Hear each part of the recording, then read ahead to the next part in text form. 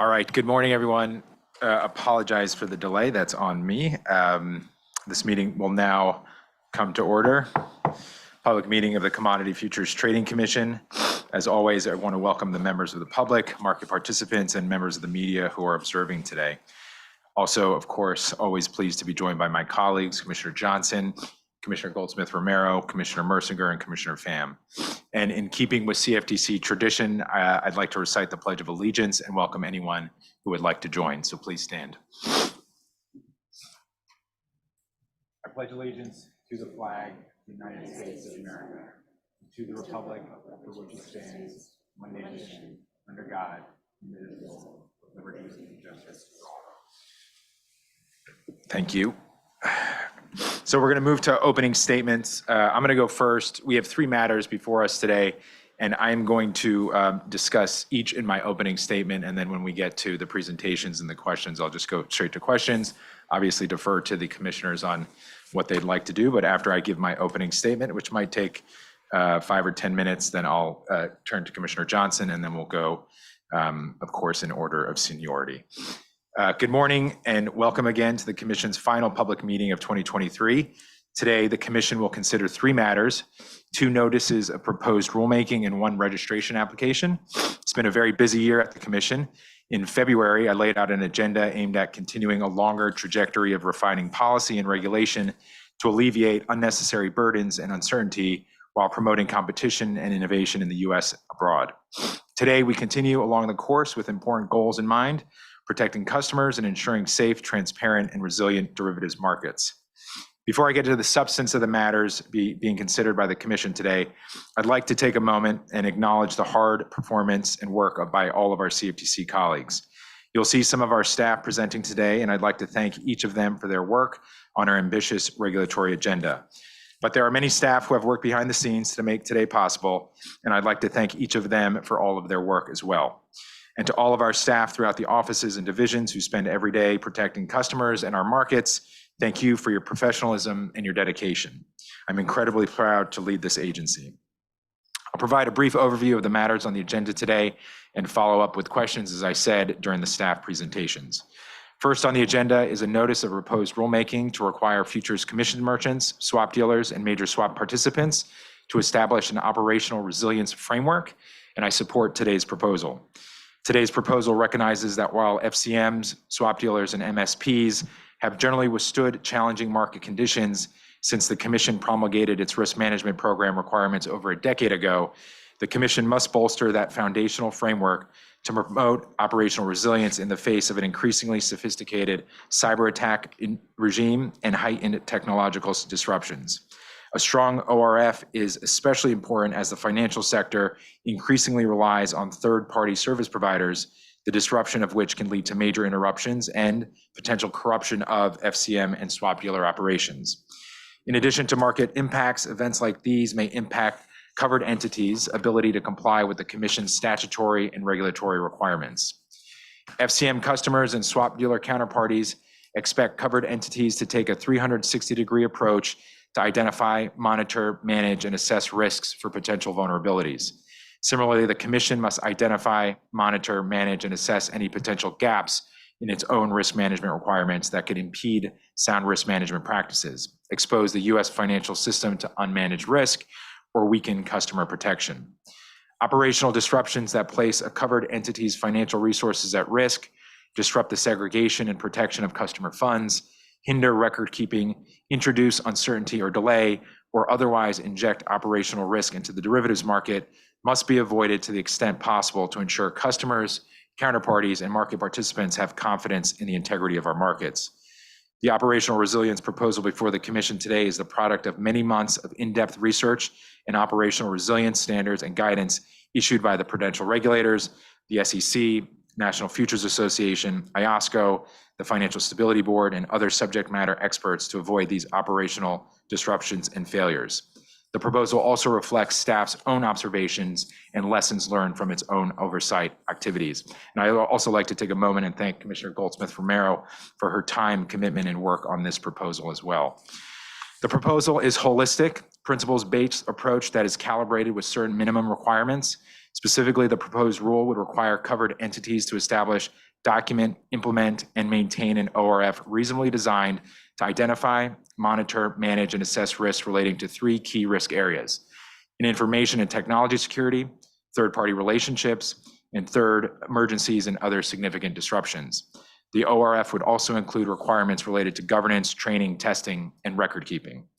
The proposal would require covered entities to establish risk appetite and risk tolerance limits and would allow these registrants to rely on an information and technology security program, third-party relationship program, or BCDR plan in which the covered entity participates with one or more affiliates and that is managed and approved at the enterprise level. Testing would need to be risk-based and include, at a minimum, daily or continuous vulnerability assessment and annual penetration testing, among others. The proposed rule would also require certain notifications to the Commission and customers or counterparties. The Commission is also proposing non-binding guidance that FCMs and swap dealers could consider to identify factors, actions, and strategies as they design their third-party relationship programs. The Commission recognizes that covered entities subject to this proposal include many different business models.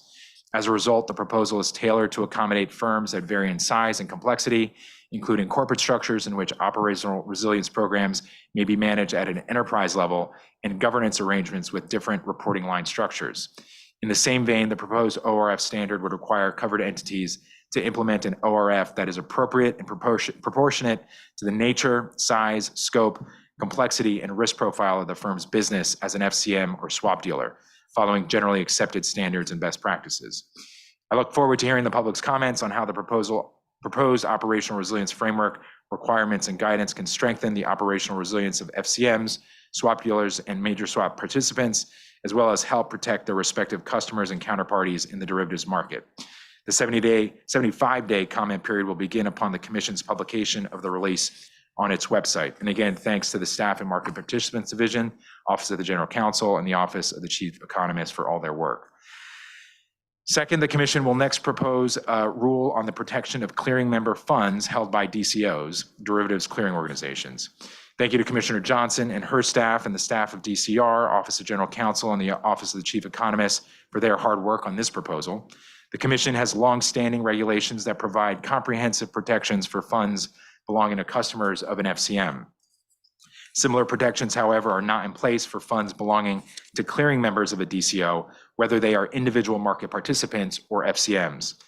Today's proposed rule would implement a regime for the protection of clearing member funds that is mostly analogous to the regime currently in place for customer funds.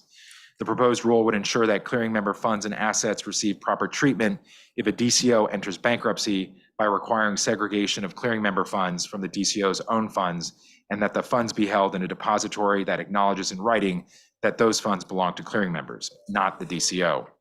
I fully support the Commission issuing this notice of proposed rulemaking on the protection of clearing member funds. In retrospect, the Commission's initial focus on the custody and safeguarding of customer funds was largely responsive to the historical prevailing model in which all or nearly all clearing members of a DCO were FCMs. However, the Commission has since granted registration to a number of DCOs that clear directly for market participants without intermediation of FCMs, including in most cases, market participants who are natural persons or individuals. Additionally, many DCOs that use the traditional FCM clearing model have at least some non-FCM clearing members. The growth and evolution of the non-intermediated clearing model necessitates the closure of the gap in our regulations that lack of a regime for the safeguarding and protection of clearing member funds that is present. The proposal of safeguards and protections for clearing member funds that are comparable to those applicable to customers is sound policy. Lastly, I am pleased that the proposed rule would in essence codify the no action exemptive relief previously given to 4 DCOs and would permit DCOs to hold customer funds at foreign central banks and use a modified acknowledgement letter. Today's proposed rule would extend that relief to the clearing member funds. Permitting DCOs to hold customer and clearing member funds at a central bank allows them to take advantage of the credit and liquidity risk management benefits that central bank accounts provide. Again, sound policy. I look forward to hearing the public comments on the proposed rule. The 60-day comment period will begin upon the Commission's publication of the release on its website. Finally, the Commission will consider the application of Binomial Clearinghouse, LLC, for a registration as a DCO.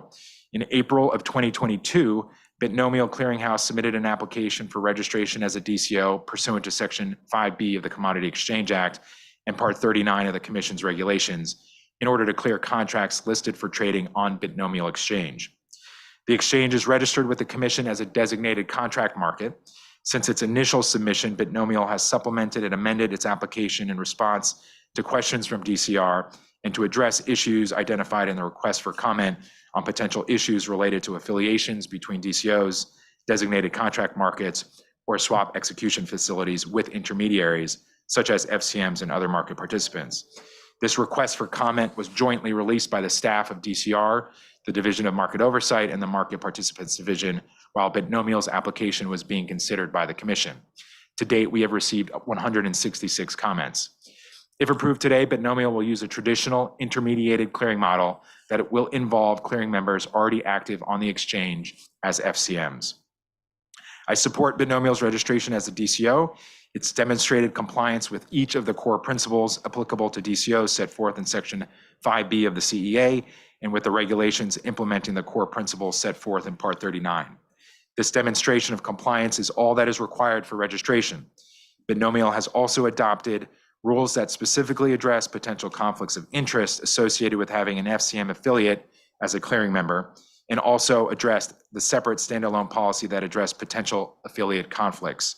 Moreover, Binomial has agreed to publicly disclose its affiliate relationships, including the affiliated FCM. The disclosure would cover all the affiliated entities that are owned by Binomial, including the exchange, the clearinghouse, and the affiliated FCM, and would fully describe the relationships with each entity has with the others. The disclosure will be posted on Binomial's website, provided to clearing members, and also provided to customers of the affiliated FCM. As previously stated, these additional measures not required by the CEA, its implementing regulations or the core principles, were voluntarily implemented by Binomial in response to the issues identified in the request for comment. In addition to the three matters on the agenda for today's meeting, the Commission has also included two other matters in the public announcement for today: a notice of proposed rulemaking regarding swap data record keeping and reporting requirements, and a notice of proposed rulemaking regarding capital and financial reporting requirements for swap dealers and major swap participants. The Commission will be making an announcement regarding disposition of these other matters in the coming days. Again, I want to thank everyone and staff for all their work. Most importantly, I want to thank all the commissioners for their work, their commitment. We've had a lot of work to do over the past couple of weeks. They've stayed steady, engaged, and I appreciate their commitment to all of this. So look forward to today's meeting.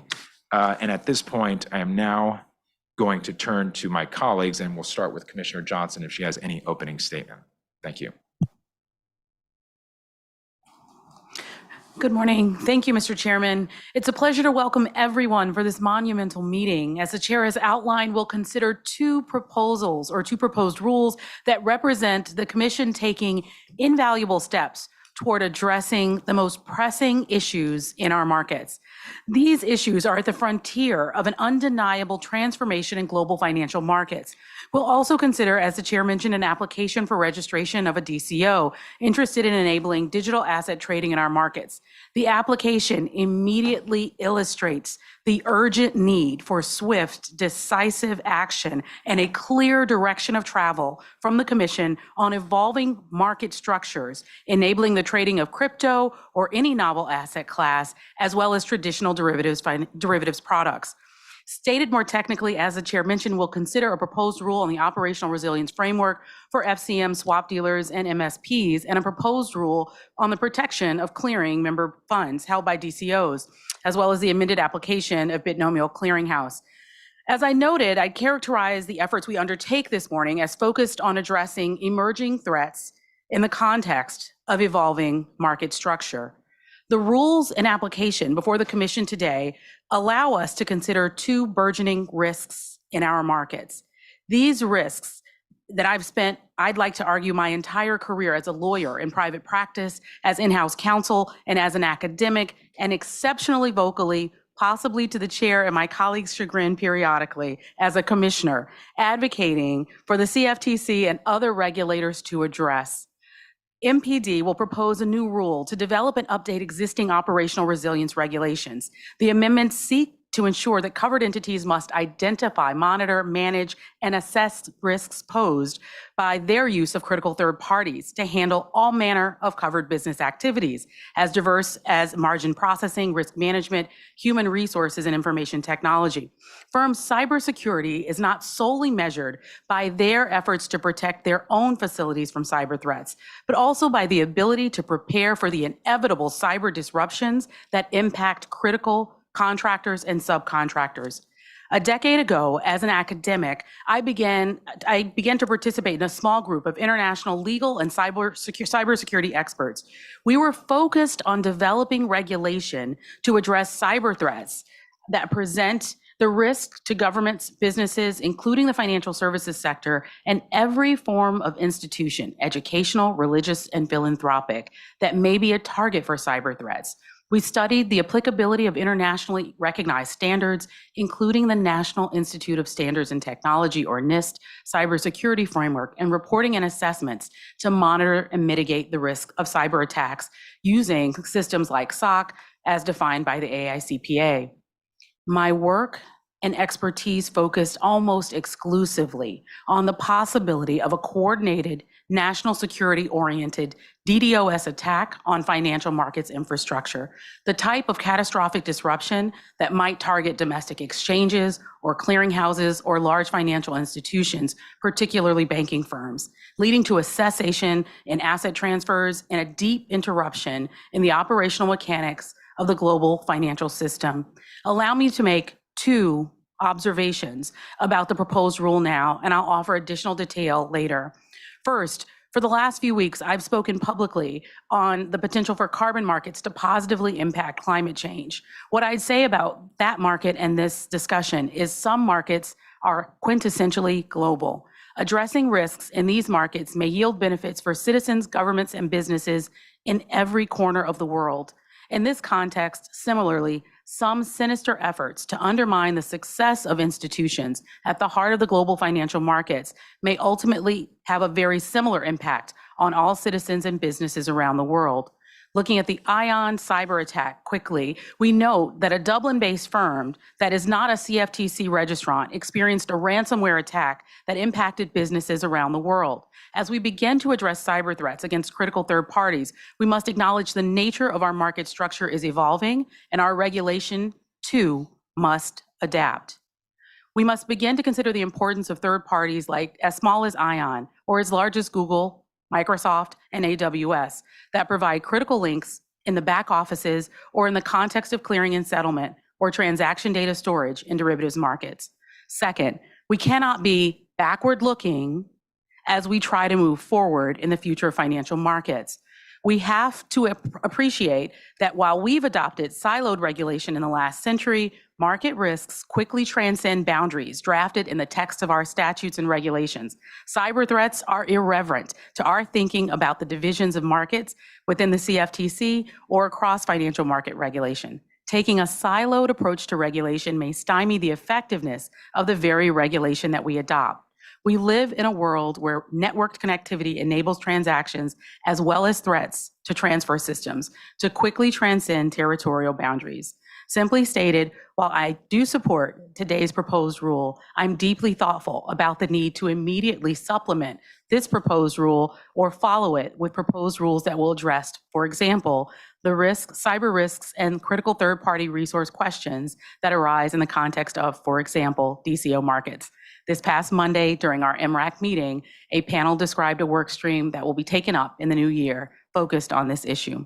I'll say very quickly now and much more later about the proposed rule that relates to clearing member funds held by derivatives clearing organizations. I'm a tremendous advocate of this rule because I believe that this rule closes an important gap in the context of financial markets regulation, in the context of our regulation, by requiring clearing member property to be segregated from the DCO's own funds and acknowledging the same in a separate writing, requiring member property to be treated as belonging to the clearing member while permitting the use of it as part of the DCO's default waterfall, consistent with the DCO's rules and agreement with the clearing members. And finally, permitting or ensuring the use of clearing member funds as we would apply the same regulation in other contexts. Here, I'm specifically referring to 1.25 and limitations on commingling, as well as a requirement for reconciliation of balances.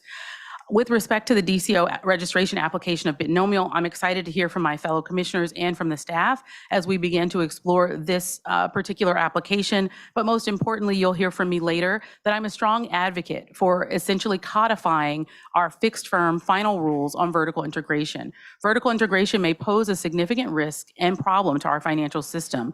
The risks and problems merit the commission launching a rulemaking. A rulemaking would advance precise regulatory text and clearly articulate regulatory expectations to facilitate compliance. I advocate for a careful analysis regarding the scope of the CEA and implementation of limitations or conditions as relate to the use or adoption of vertically integrated market structures.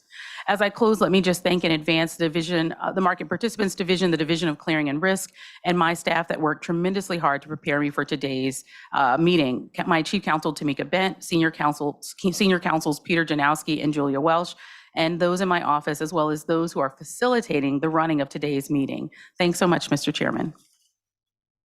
Thanks, Commissioner Johnson. Now turn to Commissioner Goldsmith-Romero. Thank you, Chairman. Good morning. This is our last meeting of 2023, a year where derivatives markets have remained stable despite bank failures and geopolitical events. We can't take that stability for granted, and we must ensure that markets and critical market infrastructure remain resilient. We have our first cyber and operational resilience rule for swap dealers and FCMs that I'm excited about today. FBI Director Wray has spoken about how cyber actors seek to cause destruction in U.S. critical infrastructure sectors, which include agriculture and energy. Cyber resilience has been a top priority of mine.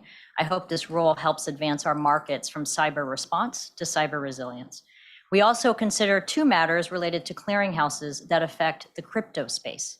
Clearinghouses play an important public interest role. They are critical market infrastructure intended to foster financial stability, trust, and confidence in U.S. markets.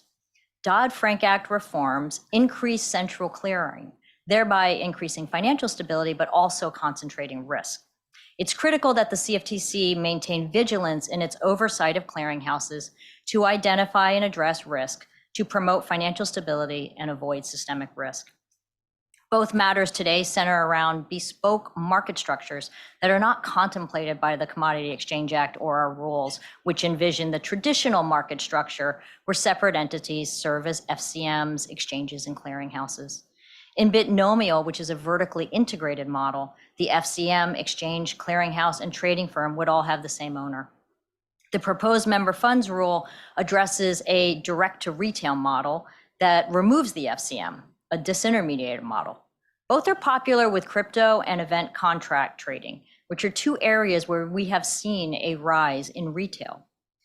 When we break from the traditional market structure, we lose critical checks and balances. So it takes a careful assessment to determine whether and how we could replace those checks and balances. On the member funds rule, I've asked for more time for the CFTC to work on this important rule. It would be our first rule for a disintermediated structure. I am strongly in favor of strengthening customer protections for retail, including banning commingling of funds. However, under this disintermediated market structure, retail lose their status as customers, which has serious consequences that we should explore. We received this proposed rule late afternoon on the Wednesday before Thanksgiving 3 weeks ago. There was no advance engagement with commissioners on the content, in contrast to the cyber rule where there was significant engagement. These are really important issues, including what happens when we lose the checks and balances from taking out the FCM. Anti-money laundering and countering terrorist financing is critical, but that requirement is with the FCM, not the clearinghouse. And this is important given crypto's role in funding illicit finance, including terrorism, and recent stories about Hamas's use of crypto. I also do not know if retail realizes the position they are put into, so it's important to explore disclosures. Additionally, although FCMs are required to hold funds in regulated entities, that requirement is lost once the FCM is removed. These are just some of the issues that I think our time would be well spent exploring over the next couple of months and consider as part of this rule. Binomial's application would be the first commission vote to approve a vertically integrated model. I do not understand why we are considering approving this when we just conducted a public consultation on vertical integration, received 166 comments, and are in the middle of that analysis.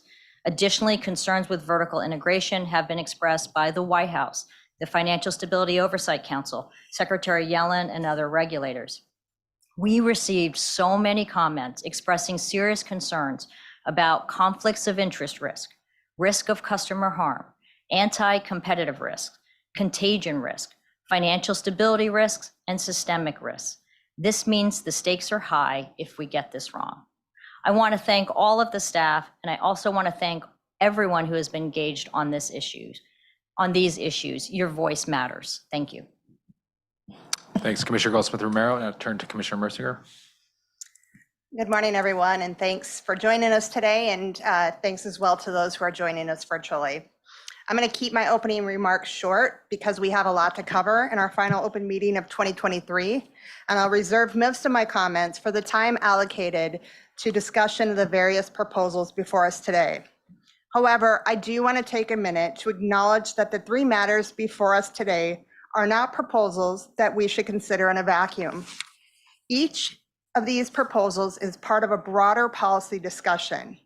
While it's sometimes better to tackle a big problem bit by bit, I do not believe that it's the best approach when it comes to policy concerns implicated by the proposals currently before us. I'm also not someone who normally likes to ponder for extended periods of time on a problem. Instead, I prefer to tackle the issue head on. But as the former head basketball coach of the UCLA Bruins said, John Wooden said, never mistake activity for achievement. Of course, there are examples of activity that contributes to the broader efforts of achievement. For example, I do not object to the proposal before us today on future commissions, merchants, and swap dealer operation resilience. This proposal takes a number of important steps to strengthen our regulatory requirements around planning and preparing for potential operational disruptions and mitigating the impact should those disruptions become a reality. I think we can all agree that this policy area will continue to be a priority and a topic for future discussions. And because this is a policy priority that goes far beyond our own regulations, I hope we remain engaged in these discussions with our regulatory counterparts, both here and globally. However, where we are rushing to act in a space that warrants further discussion and work, I fear we risk negatively impacting our broader efforts, or worse, we mistake the activity for achievement without doing the hard work of tackling the policy concern on the whole. This is counter to providing regulatory clarity, which should be an overarching priority for the agency. I look forward to further discussing the three proposals before us today. And I do want to take a minute to express my sincere appreciation to all of the staff, including my own team, who worked tirelessly preparing for today's agenda. Much of this work was done over a holiday break, over the weekends, late into the evenings, and especially last night. A simple thank you does not seem adequate, but please know that I'm truly grateful. Thank you. Thanks, Commissioner. And finally, Commissioner Pham.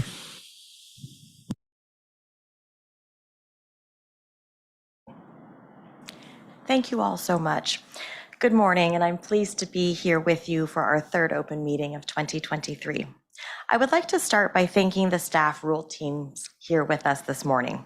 I appreciate your time and dedication and look forward to the presentations today. I'd also like to thank the rest of the CFTC staff, the chairman, my fellow commissioners, the work of Commissioner Goldsmith-Romero's Technology Advisory Committee, and the work of the other advisory committees in informing some of the important discussions and issues that we're going to be addressing today. I do appreciate the concerns raised by my fellow commissioners, Goldsmith-Romero and Mercier, and I look forward to the substantive discussion we will have over the course of this meeting. And so I will reserve my remarks on each individual proposal at that time. I'd also like to thank the entire CFTC staff for all of their hard work in 2023. Over the course of these three open meetings, we have heard and will hear from over a dozen rule teams comprising over almost 50 staff members. The CFTC is a small but mighty agency, and I truly want to recognize the time, contributions, and effort of our dedicated staff. In addition to the presenters, each rule involves the work of additional staff in our Office of the General Counsel, Office of the Chief Economist, and cross-divisional task forces, working groups, and simply staff going out of their way to help other staff. In addition, we have facilities, IT, and support from our Secretariat's office, which may be the most 24/7 hardest working part of the commission sometimes. When looking at it that way, it is not unreasonable to estimate that each rule can involve the work of, again, dozens and dozens of CFTC staff members contributing each in their own unique way to get to the final product. I would also be remiss in not thanking my own team for all of their hard work. I couldn't do what I do without the contributions of each of them.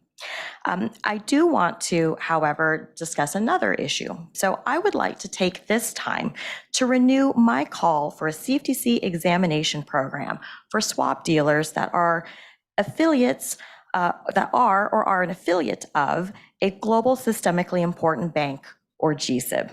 Such a CFTC examination program would allow us to partner more effectively with the NFA to oversee our registrants and systemic risk, similar to how the SEC and FINRA work together to examine broker-dealers. I'll repeat some remarks that I've made in the past. Every other major regulatory authority has established an examination program that is conducted by supervisory staff, i.e. examiners.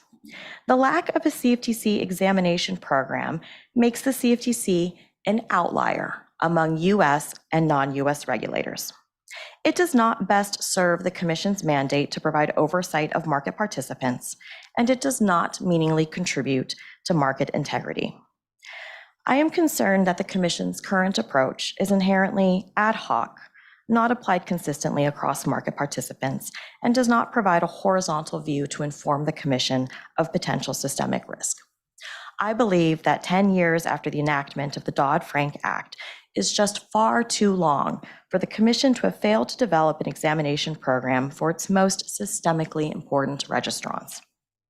There is no substitute for ongoing oversight by supervisory staff with the requisite expertise and experience to actually understand and ensure that our registrants have robust risk management and compliance programs. Bank examiners undergo years of specialized training and certification and often have more than a decade of examination experience before being assigned to cover a GSIB. I want to encourage that the Commission and the Market Participants Division gets the budget needed to stand up such an examination program and obtain the talent and resources needed to develop a first-class examination team and program. But I would like to take an opportunity to highlight recent efforts by the Market Participants Division and staff. Consistent with my call for the development of a CFTC swap dealer examination program, MPD examination staff has initiated the first limited horizontal review of swap dealers regarding their compliance with the CFTC's capital regime as a tool to enhance not just our understanding of how firms have implemented these regulations, but also our ongoing oversight of NFA as the self-regulatory organization for swap dealers. It is my hope and expectation that this is the first step in our development of a comprehensive program designed to complement, not replicate, that of the NFA.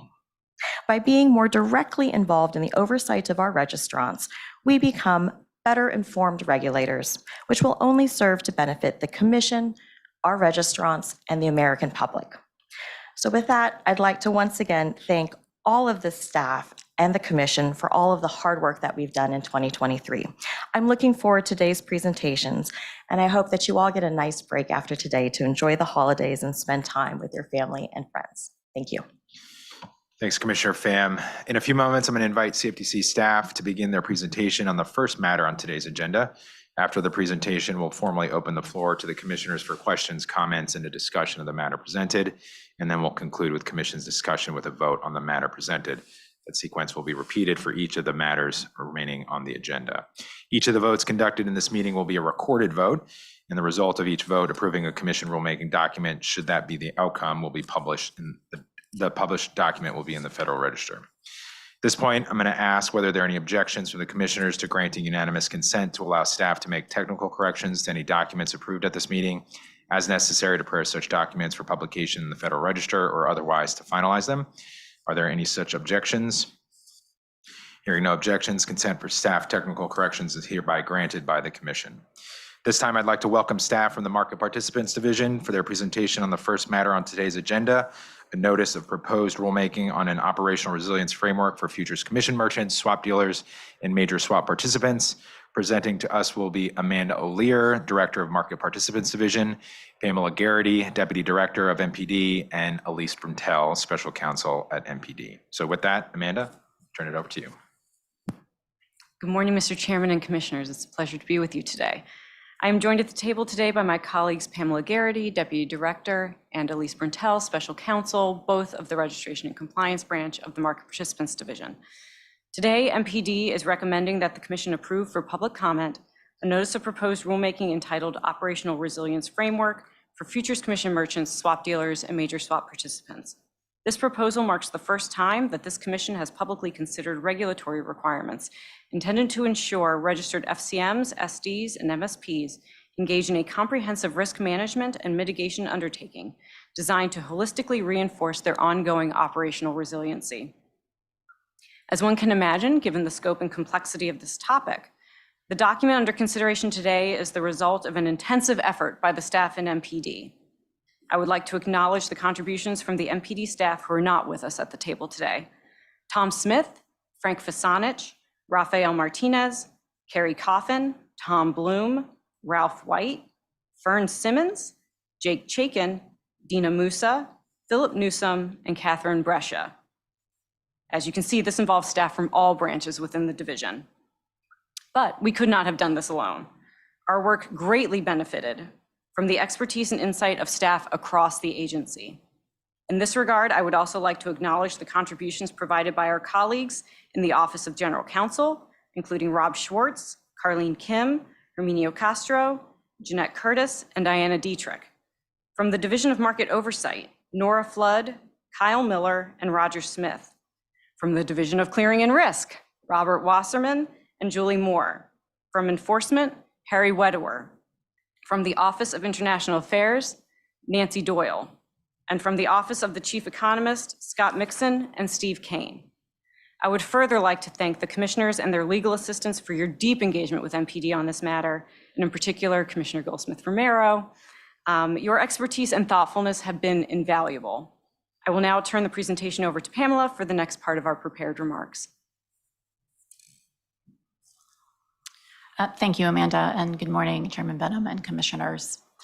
In 2012 and 2013, the Commission adopted rules requiring that futures commission merchants, swap dealers, and major swap participants establish risk management programs, or RMPs. And for purposes of our discussion here today, I'm going to refer to swap dealers, MSPs, and futures commission merchants as covered entities. The RMP rules require that covered entities design their RMPs to monitor and manage the risks associated with their CFTC activities. Such risks include, but are not limited to, market, credit, liquidity, segregation, settlement, capital, and operational risk. Taken together, the RMP rules support a unified Commission objective to require covered entities to establish comprehensive risk management practices to mitigate systemic risk and promote customer protection. In the decades since the RMP rules were adopted, covered entities have encountered a wide variety of challenging conditions, including Brexit, the LIBOR transition, the COVID-19 pandemic, the invasion of Ukraine, and general interest rate increases to tame inflation. Throughout this period, the Commission has, through its various oversight activities, observed that adherence to its RMP rules has supported covered entities' ability to withstand and recover from market challenges. Nevertheless, we believe that these types of recent events have highlighted the need for more particularized risk management requirements designed to promote operational resilience for covered entities. As the use of technology and associated third-party service providers has expanded within the financial sector, so too have the sources of operational risk facing covered entities, notably the potential for technological failures and cyber attacks. MPD staff believe that the requirements for covered entities that are directed at promoting sound practices for managing these risks would not only strengthen individual covered entity operational resilience, but reduce risk to the U.S. financial system as a whole and help protect derivatives customers and counterparties. As Elise will discuss in more detail in a few moments, MPD staff is recommending the Commission adopt a rule requiring covered entities to establish an operational resilience framework, or ORF, that is reasonably designed to identify, monitor, manage, and assess risks relating to information and technology security, third-party relationships, and emergencies or other significant disruptions to normal business operations. At its core, the ORF would have three key components: an information and technology security program, a third-party relationship program, and a business continuity and disaster recovery plan. The proposed ORF rule reflects a principles-based approach supported by certain minimum requirements that would be specific to each of the component programs or plans. Proposed requirements relating to governance, training, testing, and record keeping would apply broadly and support the ORF as a whole. The proposed rule would further require covered entities to notify the Commission, and in certain instances, customers or counterparties, of certain ORF-related events. Detailed guidance intended to assist covered entities in designing and implementing their third-party relationship program would be included as appendices to the rule. In developing the proposed rule for the Commission's consideration, we engaged with staff at NFA and other regulatory agencies and endeavored to leverage existing standards and harmonizing where sensible. To that end, the proposal builds on the Commission's experience establishing system safeguard requirements for registered entities, as well as the approaches adopted by self-regulatory organizations and other regulatory authorities.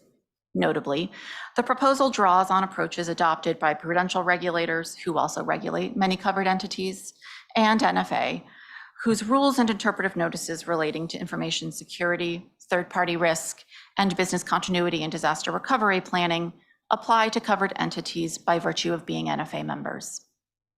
Based on these efforts, we believe that the proposed rule strikes an appropriate balance between supporting technological and market innovation and fair competition and ensuring covered entities devote the necessary thought, planning, and resources to their operational resilience.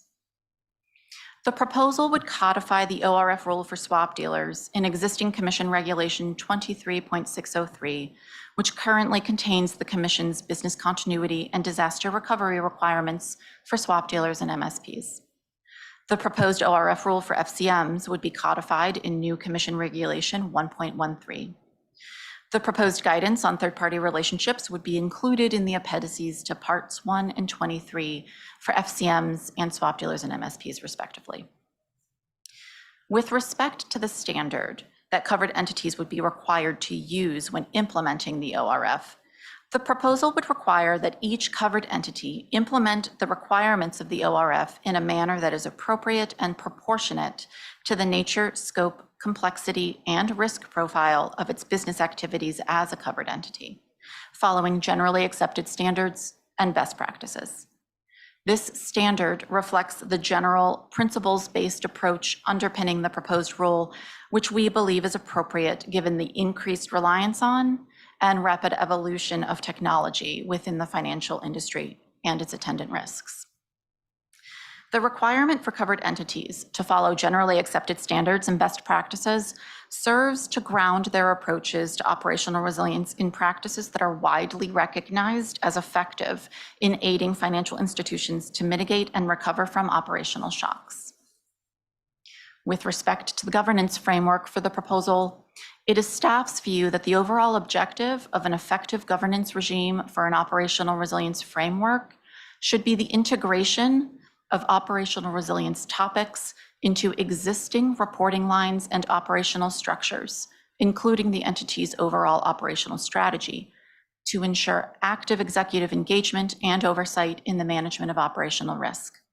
Accordingly, to ensure that senior leadership is involved in key decision-making around operational resilience and is ultimately held accountable for implementation of the ORF, the proposed rule would require covered entities to have their senior leadership annually approve the ORF and implement procedures for internal escalations to its senior leadership if certain circumstances were to occur. In recognition of the wide variety of corporate structures represented among covered entities, however, the proposed rule would give covered entities broad flexibility and discretion to identify the appropriate senior level individual or body to provide such approvals and receive such escalations. The proposal's governance requirements would also have covered entities establish and implement appropriate risk appetite and risk tolerance limits with respect to the 3 enumerated risk areas, and that such risk appetite and tolerance limits would be required to be reviewed and approved in writing on at least an annual basis by the entity's senior leadership. Finally, staff felt that it was critical to acknowledge that many covered entities function as a division or affiliate of a larger entity or holding company structure, and that in such instances, operational risks stemming from information and technology security, third-party relationships, and emergencies or other significant disruptions are generally monitored and managed at the enterprise level. Accordingly, the proposal would allow covered entities to satisfy the requirement to have 3 component programs or plans addressing the 3 enumerated risk areas through their participation in consolidated programs, provided that the consolidated program meets the requirements of the proposed rule and is approved by the covered entity's senior leadership. So with that broad explanation of the framework surrounding the ORF, I'm going to turn it over to Elise to discuss the particular requirements for each component. Elise. Thank you, Pamela, and good morning. As Pamela mentioned, the proposed ORF would include 3 key components: an information and technology security program, a third-party relationship program, and a business continuity and disaster recovery, or BCDR plan. Each of these components would need to be implemented consistent with the appropriate and proportionate standard that Pamela just discussed, following generally accepted standards and industry best practices, and also meet certain minimum requirements detailed in the rule. Those minimum requirements themselves are derived from our review of generally accepted standards and best practices. I will now discuss each of these components and the general requirements in brief. Under the proposed rule, the Information and Technology Security Program would need to be reasonably designed to identify, monitor, manage, and assess risks related to information and technology security as defined under the rule. Under the rule, information and technology security would be defined as preservation of confidentiality, integrity, and availability of covered information, and the reliability, security, capacity, and resilience of covered technology. The proposed definitions of covered information and covered technology themselves would focus on the technology used by covered entities in the context of their covered businesses and the sensitive information contained and transmitted therein. The minimum requirements of the proposed Information and Technology Security Program would include a risk assessment designed to identify, assess, and prioritize risk to information and technology security, conducted at least annually, but also consistent with the appropriate and proportionate standard. Controls reasonably designed to prevent and mitigate identified risks to information and technology security. In this respect, the proposed rule follows a similar approach adopted by prudential regulators by providing covered entities a list of categories of various controls for them to consider, but does not mandate any particular controls. Third, and finally, the Information and Technology Security Program would need to include an incident response plan, reasonably designed to detect, assess, contain, mitigate the impact of, and recover from an incident. In broad terms, the incident response plan would need to identify the persons relevant to incident response and how they should be involved, procedures for documenting the response, and the remediation of weaknesses. With respect to the third-party relationship program, covered entities would need to describe how the risks attendant to each of 5 stages of the third-party relationship cycle are addressed, including pre-selection risk assessment, due diligence for prospective third-party service providers, contractual negotiations, ongoing monitoring, and terminations. The proposed rule would further require covered entities to establish heightened due diligence requirements for prospective third-party service providers and heightened monitoring for those critical third-party service providers that are onboarded. Finally, the third-party relationship program would need to contain an inventory of third-party service providers engaged to support activities to the covered entity, identifying those that are critical third-party service providers. The BCDR plan that is included in the proposed rule is based largely on the existing BCDR requirement for swap dealers and MSPs in 23603. There are some modifications. Most of the changes are designed to streamline the requirement and incorporate the terminology that is proposed as part of the broader ORF rule. The most significant change is that it would eliminate the requirement for covered entities to include an independent audit every 3 years of their BCDR plan, as staff's experience has indicated that this requirement is redundant of existing review and testing requirements. While this would be a new requirement for FCMs, the requirement also would align very closely with the existing BCDR requirements for FCMs under NFA and CME rules. As Pamela and the chairman mentioned, the proposed ORF rule and its components are supported by broader overlaying requirements, including testing and training.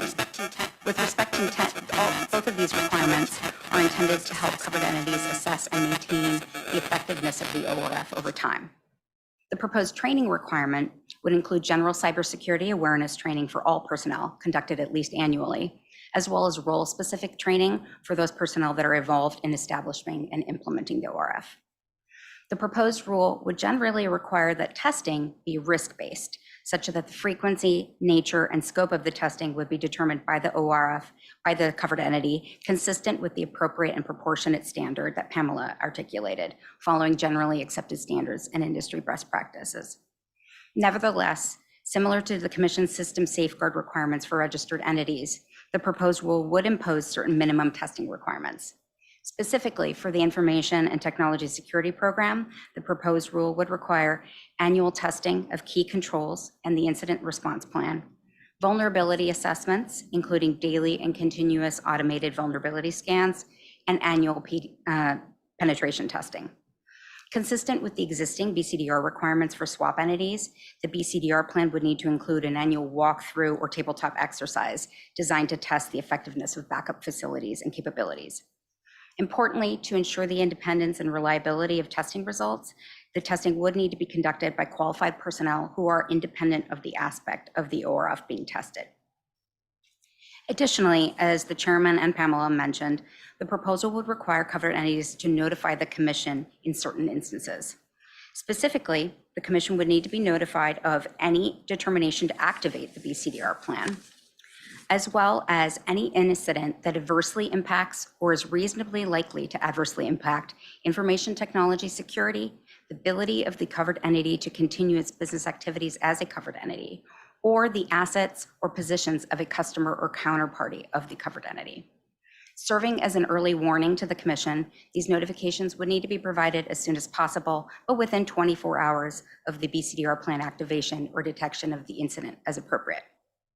For customers and counterparties, covered entities would need to notify them as soon as possible of any incident that is reasonably likely to have adversely affected the confidentiality or integrity of the customer or counterparty's covered information, assets, or positions. In this case, the notification would need to include any information that affected customers could use to understand and assess the potential impact of the incident and take necessary responsive action. Finally, as Pamela mentioned, the proposed rule would include guidance that designed to help covered entities in implementing their third-party relationship programs. The guidance would offer factors, actions, and strategies for covered entities to consider in implementing their third-party relationship programs. The degree to which the guidance would be applicable to any covered entity would depend on its unique facts and circumstances, and therefore may vary depending from relationship to relationship. Each covered entity would also therefore need to assess the relevance of the guidance as it applies to its particular risk profile and its third-party relationship program. Finally, the guidance is not exhaustive and is also non-binding. In closing, I'd like to echo Amanda's comments and thank everybody in the other divisions as well as staff of the commissioners for your help and interaction on preparing this proposed rule. Our interactions with you have very significantly benefited the development of this proposed rule. And we think that will be reflected in the comments we receive on this rule. Again, thank you for the opportunity to present, and we look forward to your questions. Thank you, Elise. Thank you, Pamela. Thank you, Amanda.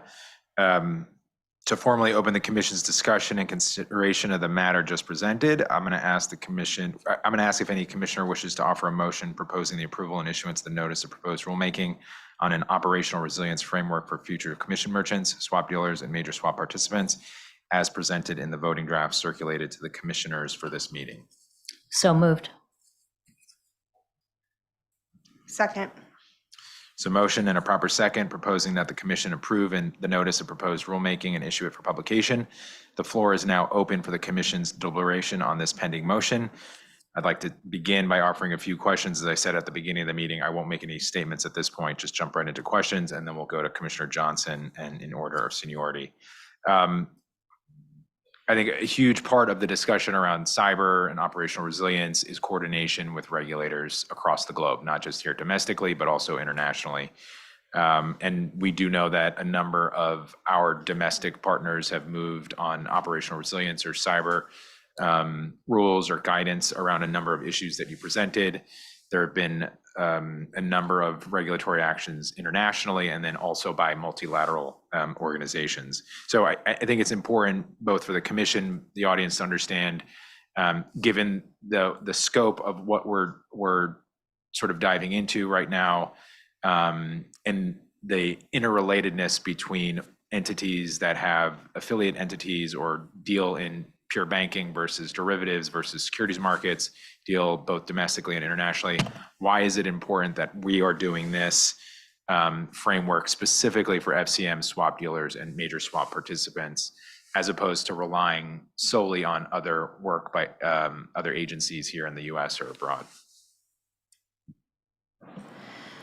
Thank you for the question.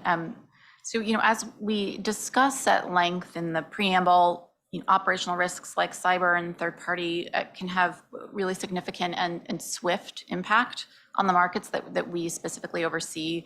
And many, if not, dare I say, all of our swap dealers and FCMs have been managing some or all of the ORF's risk areas, either in response to other regulatory regimes or just because of an independent decision that they need to do that for their business. The CFTC currently lacks an ability to get direct full transparency from swap dealers and FCMs into their full operational resilience practices. It's staff's view that we have a discrete regulatory mandate with respect to our specific registrants, the swap dealer and the FCM businesses. And those specific concerns may not be solely addressed through a prudential regulatory regime or even through the SRO rules that are in place.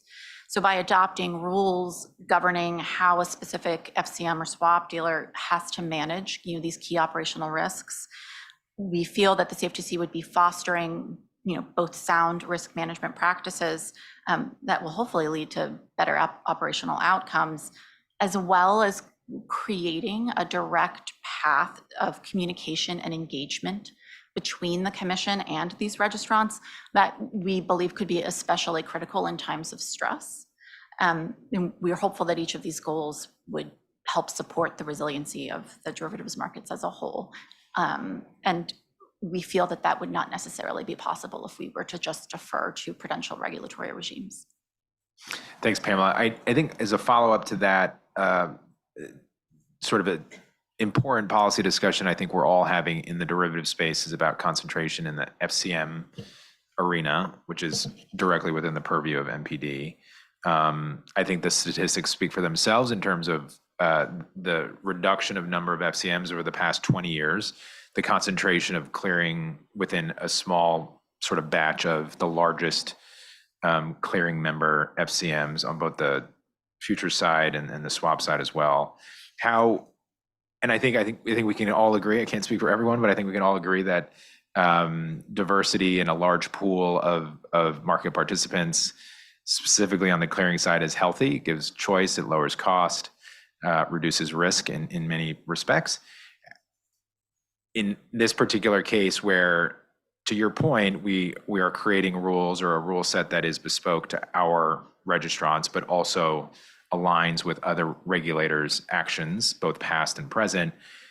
How are we addressing, some of the smaller FCM participants that may not have, but definitely do not have the resources necessarily to implement some of these very high cost regulations? And not suggesting that that should be a reason not to implement. If, as we pointed out, cyber is critically important and everyone has to elevate their sort of game, so to speak, and meet standards that are equivalent across the board. But I do think we have to be mindful of some of the smaller entities, which are extremely valuable to some of our smaller commercial end users.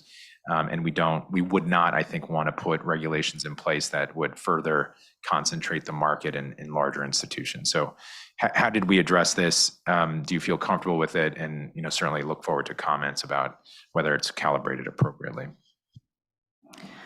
Sure. So this was also top of our minds, over the last year and a half or 2 years that we've been thinking about this.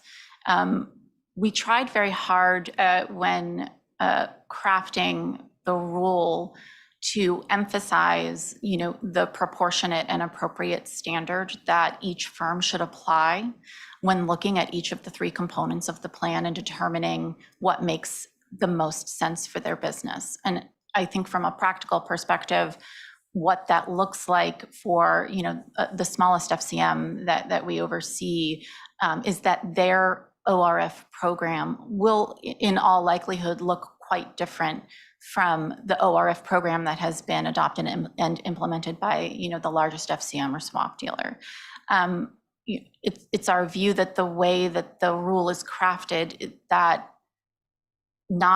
this is certainly not a one-size-fits-all approach, and that there is an acknowledgement from the commission within the rule that as long as a very small, focused FCM can illustrate its analysis and determinations as to the ORF program it did adopt, and whether that means that they rely on, third parties to conduct testing, for example, as opposed to building, in-house, kind of complex testing structures or what have you.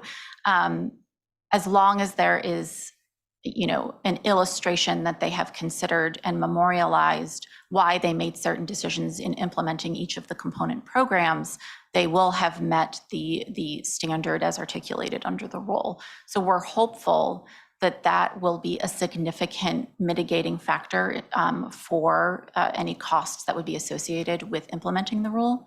But we are also, looking forward to the notice and comment period to see the feedback. And I invite Elise and Amanda to jump in with anything. Thanks, Pamela. I'm going to stop there. Again, thanks to the three of you. And I know a lot of people here on the dais, but also within the entire agency that worked on this. We're looking forward to the comments. It's an important milestone, I think, for the agency to get this rule out in proposed phase. And we look forward to hearing back from all stakeholders so that we can get this right, given the environment that we're all living in, particularly in the financial services space and how it impacts our economy and our safety and national security. This is obviously a tremendously important rule, and we look forward to getting it done. So thanks again. Commissioner Johnson, I'll turn to you for any comments and questions. Thanks so much, Mr. Chairman. Cybersecurity concerns are an ever-increasing threat. The rising cost, frequency, and severity of cyber threats presents one of the most critical issues facing city, state, and federal government authorities, businesses in every sector of our economy, education and philanthropic institutions, and significant infrastructure, including national security resources. In his remarks at the Cybersecurity and Consumer Protection Summit, former President Obama noted that cybersecurity is one of the most serious economic and national security challenges we face as a nation. In March of this year, President Biden released the National Cybersecurity Strategy to secure the benefits of a safe and secure digital ecosystem for all Americans. In the formal announcement, the National Cybersecurity Strategy noted that in this decisive decade, the United States will reimagine cyberspace as a tool to achieve our goals and in a way that reflects our values. In endorsing the strategy, President Biden explained that cybersecurity is essential to the basic functioning of our economy, the operation of critical infrastructure, the strength of our democracy and democratic institutions, the privacy of our data, communications, and national defense.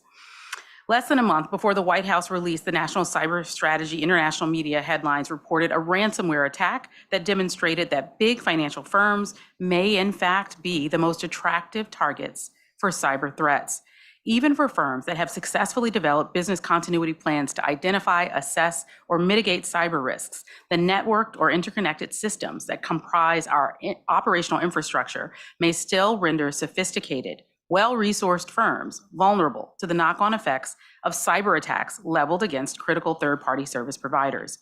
In January of 2023, the ransomware attack on critical third-party ION cleared derivatives, disrupted trade and settlement and reconciliation in derivatives markets. At a March 8th, 2023 meeting of IMRAC, we held a first of its kind convening focused on the interconnectedness of our markets and the potential for this interconnectedness and correlation to amplify contagion in the event of successful cyber attacks. I could recount the details of that meeting or the after action report published by the FIA following that meeting, but you're familiar with all of these. You've studied them carefully and they're clearly reflected in the context of the rule that is brought before us. For over a decade, as I mentioned at the outset of the meeting, I've advocated for reforms that increase cyber resilience in the financial markets infrastructure. Exactly 10 years ago, at a risk management conference alongside then Commissioner Luis Aguilar of the Securities Exchange Commission, I advocated for congressional and executive branch designation of financial markets infrastructure as critical infrastructure resources. The following year, I mentioned earlier in my remarks, I joined a group of thought leaders focused on cyber protections for financial markets. More recently, my staff and I met with the White House Director of National Office of Cyber at the White House. During this meeting, we outlined existing cyber regulations for the director and began a continuing dialogue regarding a comprehensive whole of government response to cyber threats. This brings me to our proposed rule for today. You all have carefully outlined the details of the proposed rule. And as I mentioned, I'm very much in favor of the proposed rule. Rather than repeat what you all have shared, I'd like to use the remainder of my time to focus on a few questions that my staff and I had and have raised in the context of our conversations with you, but also in the context of the IMRAC meeting that took place this past Monday. At the IMRAC meeting this past Monday, December 11, 2023, as the chair just referenced in his remarks, we focused work streams on a few issues that directly relate to the cyber resilience rulemaking.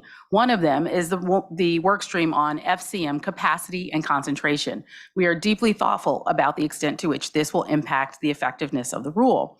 We're also focused in a second work stream with respect to CCPs on the cyber threats that might be relevant for CCPs and improving cyber resilience through addressing critical third-party service providers of CCPs, which brings me to my first question.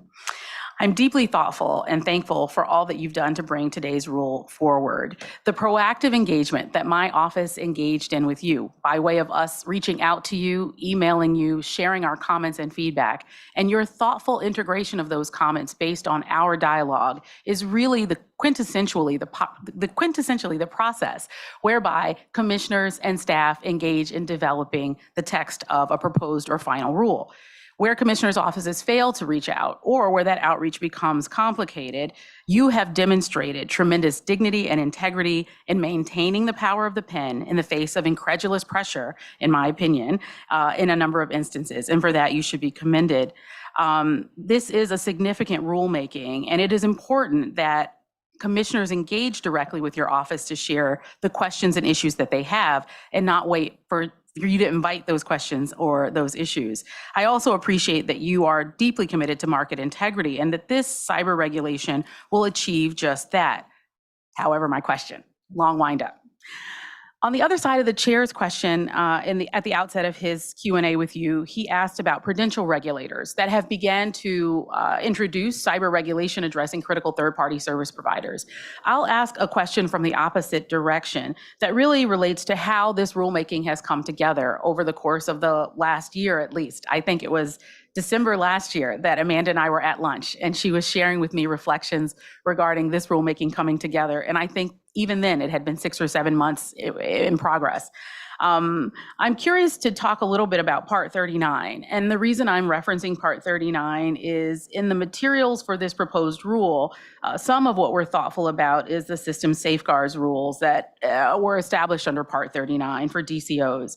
What I'm hopeful for, ultimately, if I could just cut to the chase, is that I could persuade the chair and my fellow commissioners, not sure that I have enough capital to get there, but to acknowledge and appreciate the need to follow this rulemaking quickly with a rulemaking that addresses a similar set of issues in the context of DCOs.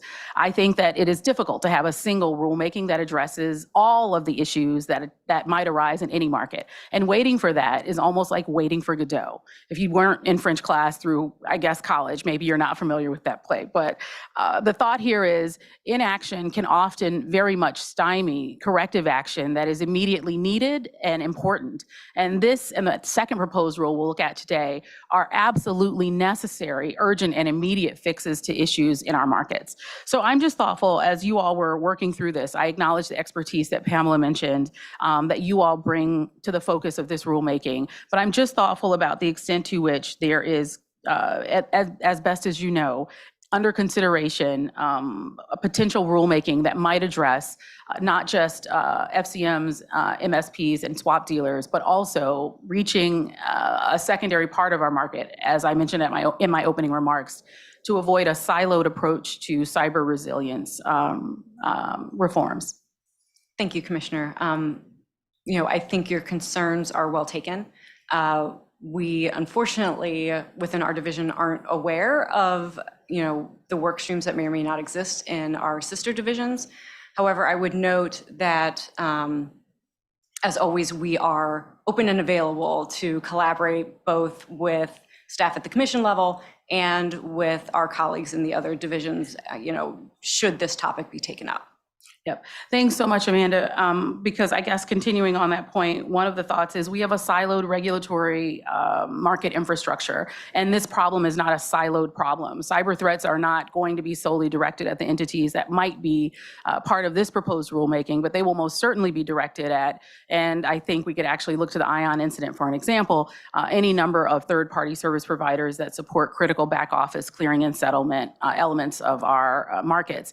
I think it would be foolish and inappropriate to not approve this rulemaking simply because we don't have a single comprehensive rule on the table. It is imperative that we begin to chip away at this problem, but I think it's important that we not leave any elements unaddressed. So to that end, I just commend the chair, DCR, and my fellow commissioners to begin to be thoughtful about that possibility. I'd also share that we at IMREC are prepared to take up the cause as well and support the development of that styled rulemaking. I have just one additional question for you guys, if I may. I'd like to draw your attention to a few different parts of the NPRM in which the rule defines when covered entities must take certain actions. So the examples I'm thoughtful about are for internal escalations, a test that relates to circumstances that exceed the tolerance limits, incidents that require notification to the commission, customers, and counterparties, for incident response plans, a test that's incident to events that may significantly impact regulatory obligations, for BCDR test that's activated when there are significant disruptions. And mostly I'm highlighting that across these instances, we're using different language. I can imagine in the context of rulemaking, again, attempting to take a significant chip into a pretty big problem, it's really tough to harmonize the discussion across regulation.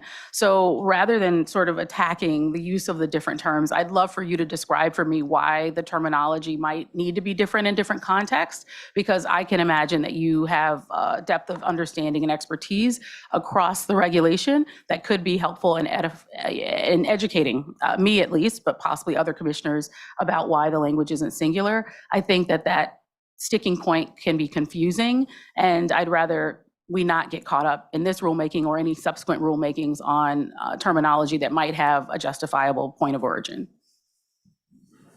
Thank you, Commissioner. As you recognize, we have spent a lot of time putting together this rulemaking, familiarizing ourselves with the existing regulatory landscape for operational resilience, including the prudential regulatory requirements, NFA. To the extent that the proposed rule includes notification requirements, what we have tried to do is put together notifications that are both logical and tailor them closely to the circumstances that the commission is trying to address. So in that sense, we have worked very hard to try to align where possible and make sensible within the scope of the commission's regulatory regime, but the tailoring maybe leads to some of the differences in language. So one example might be, we have a definition for incident, which is predominantly used for purposes of the incident response program. And in that case, the definition is particularly broad because the notion of the incident response plan is to catch those instances that could lead to harm either to the markets or market participants. But when you get to the nature of the commission notification, it is more narrowly tailored because in that instance, we are looking at the notification as an early warning to the commission of those incidents which are either actually going to have harm or reasonably likely to have harm, either for information technology security, the markets, or customers and counterparties, which are directly related to the commission's concern and regulatory mandate.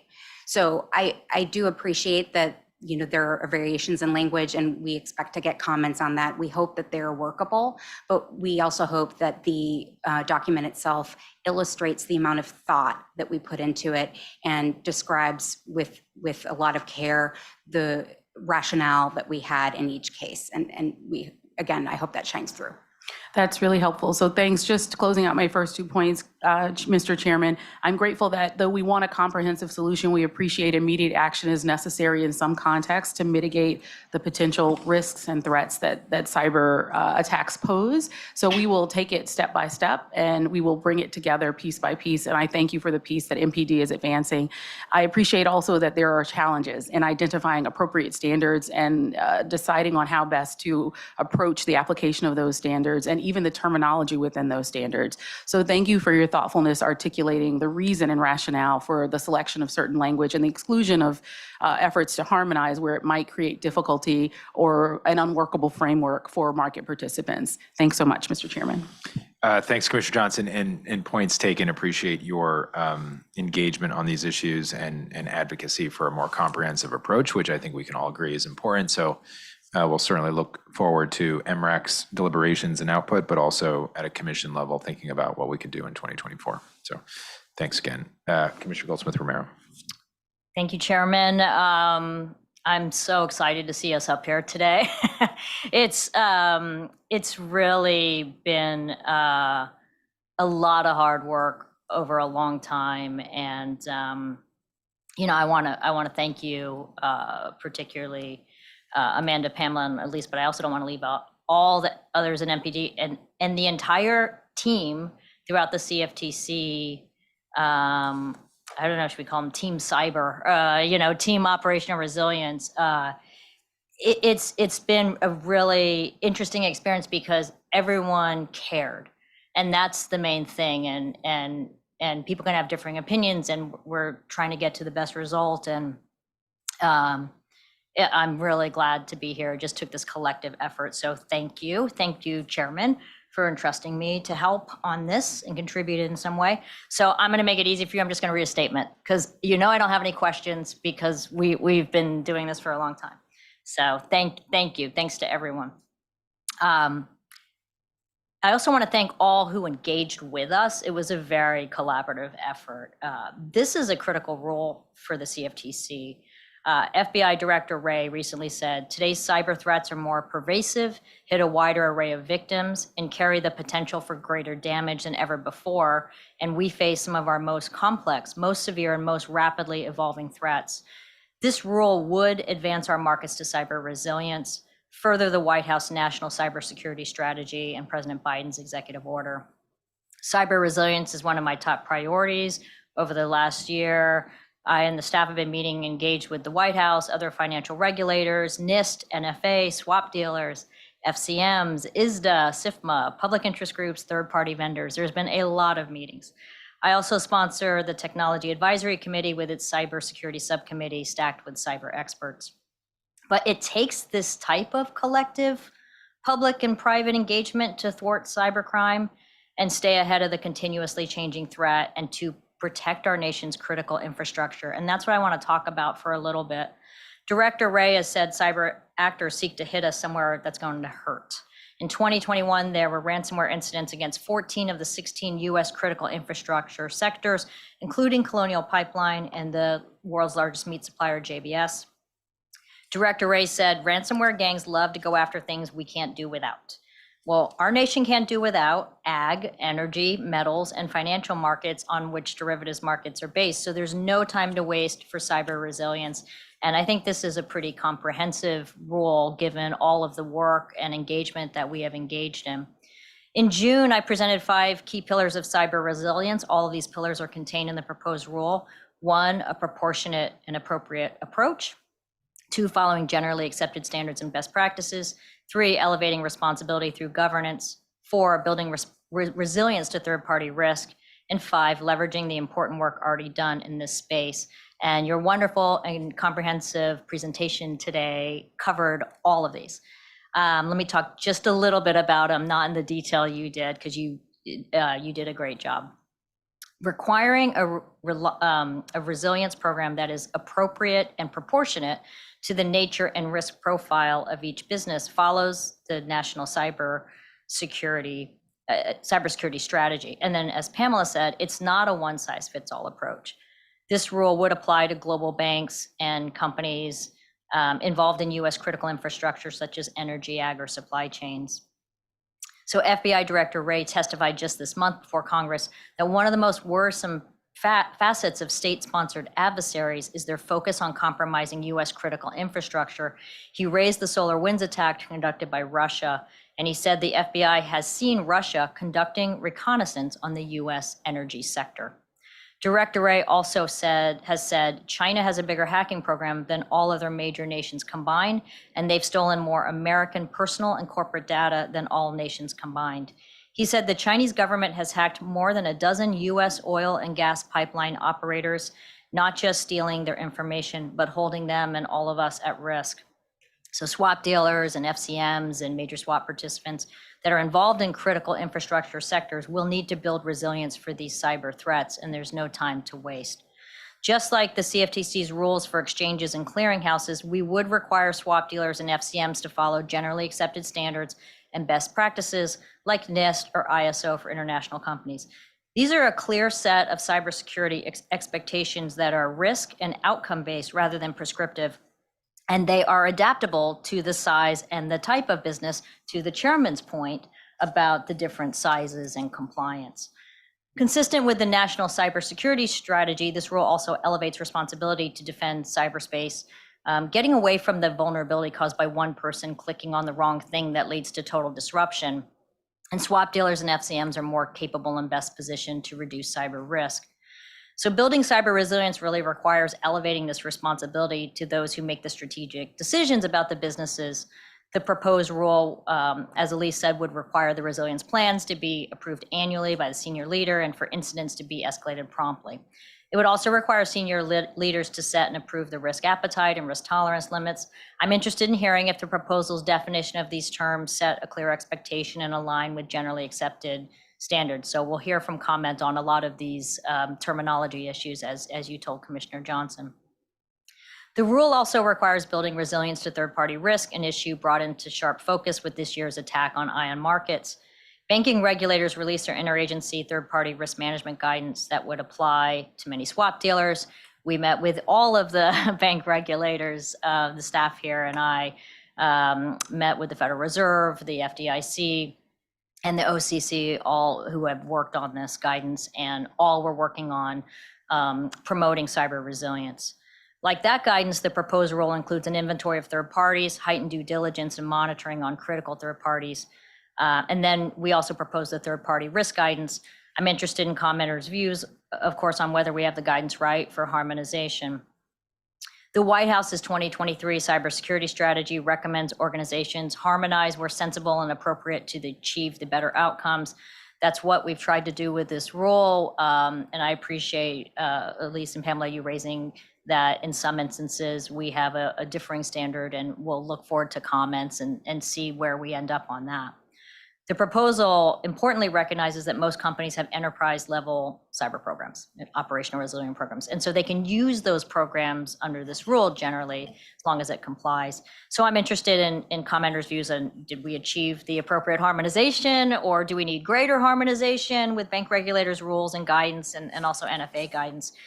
We endeavored to do it, so we'll look and see what the comments say. In closing, we're stronger together. We want to work with our swap dealers and our FCMs and our market participants, our major swap participants, to help strengthen their operational resilience prior to any disruptive event. Should an event occur, resilience requires rapid collaboration among all who are potentially affected, as well as the CFTC, to contain any potential damage and keep critical markets functioning. So we propose notifying the CFTC as soon as possible, but no later than 24 hours after detection. I support immediate notification to the CFTC. A two-way flow of information can really play a significant role in the ability to build resilience, which really means the ability to quickly recover after an attack. The proposal would also require notification to customers and counterparties as soon as possible of the attacks that affect them. An early notice helps minimize the impact of an attack by allowing them to secure their personal data, monitor affected accounts, and make alternative arrangements for accessing critical funds or markets.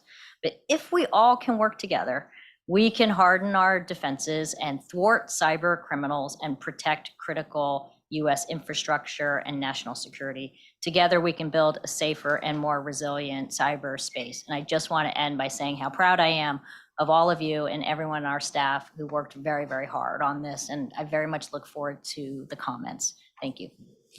Thanks, Commissioner. Commissioner Mercinger. Cybersecurity, third-party relationships, and business continuity and disaster recovery are three of the most significant operational risks for futures commission merchants and swap dealers. And as the dust settles after the operational stresses of the pandemic, now is the time to apply the lessons we have learned and to update our rules to meet future challenges. Through the pandemic, one major lesson I think we all learned was the importance of regulatory coordination. When the topic is as broad as operational resilience, coordinating with our fellow regulators is essential. And I appreciate the references to cooperation with the National Futures Association, foreign regulators, and prudential bank regulators in their proposing release. And I hope we can use this opportunity to work collaboratively with our peers going forward. Just a couple of quick questions. First of all, thank you for working with my office and addressing some of our concerns. I think this made the rule stronger and certainly improved the proposal. And I know you guys worked on this for a long time, and there was a lot of collaboration that went into it. So I really appreciate all that. And I appreciate how broad the proposed rule is. But I always think that we have to remember that we don't regulate in a vacuum. And many of our registrants have multiple regulators. So as we consider this rule, I think it is important to remember that these registrants are subject not only to commission oversight, but also, in most cases, to prudential regulation by bank regulatory agencies. For large bank-affiliated FCMs, the Federal Reserve plays a key regulatory and supervisory role in all the areas touched on in the framework. So quick question, have you looked at the Fed's work in this area, and how do we make sure we don't duplicate those efforts? I'll invite Elise to jump in if you'd like more specifics on the extent to which we did look at the prudential, regulatory regime. The answer is we did, quite significantly, in acknowledgement of the fact that a significant proportion of our FCM swap dealer population is part of an enterprise that is prudentially regulated. I think the way that the rule is constructed allows, in our view, really wide latitude to allow a swap dealer or an FCM to utilize and leverage existing enterprise-wide programs. And so, again, to try and put more of a practical spin on the way that we envision the rule would work in practice is, if a swap dealer or an FCM is part of an enterprise where they are prudentially regulated, presumably there is either all three or a portion of the three required component plans or programs that have been adopted at the enterprise level. And so while we felt that it was, kind of beyond what we thought would be appropriate given our specific concerns for swap dealers and FCMs to allow like a wholesale kind of substituted compliance regime where we would just defer to those enterprise-wide programs. The rule would allow a swap dealer or an FCM to continue to participate in that enterprise-wide program so long as its senior leadership has looked at that plan or program and determined that it, meets the requirements under the rules. So there are risk assessments occurring, there are controls that have been adopted and are in place, testing is ongoing, and that it is appropriate to the specific risk appetite and tolerance limits that the swap dealer or FCM has identified. So if doing that assessment, the senior leadership determines that the program that's in place to comply with prudential requirements adequately meets the specific swap dealer FCM's needs, they attest to that fact, and that's their ORF program. So we would go in upon, or NFA would go in upon examination, and that would be the discussion that would occur. So we're hopeful that approach to reliance on consolidated programs would allow significant leveraging, if not total, kind of continuation of the enterprise-wide programs for swap dealers and FCMs. And I would say, just kind of piggybacking on that, with respect to examinations, right? We are already implementing regulations with respect to entities that have multiple regulators. And both we and NFA are very comfortable coordinating with those regulators, discussing, exam focuses that they may have had recently so that we're not duplicating efforts, right? We want to be additive rather than just reproducing what's already been done. So I would anticipate that same ethos with respect to our examination structure would continue. Thank you. And how will the CFTC coordinate with other banking, market, and international regulators in implementing these rules?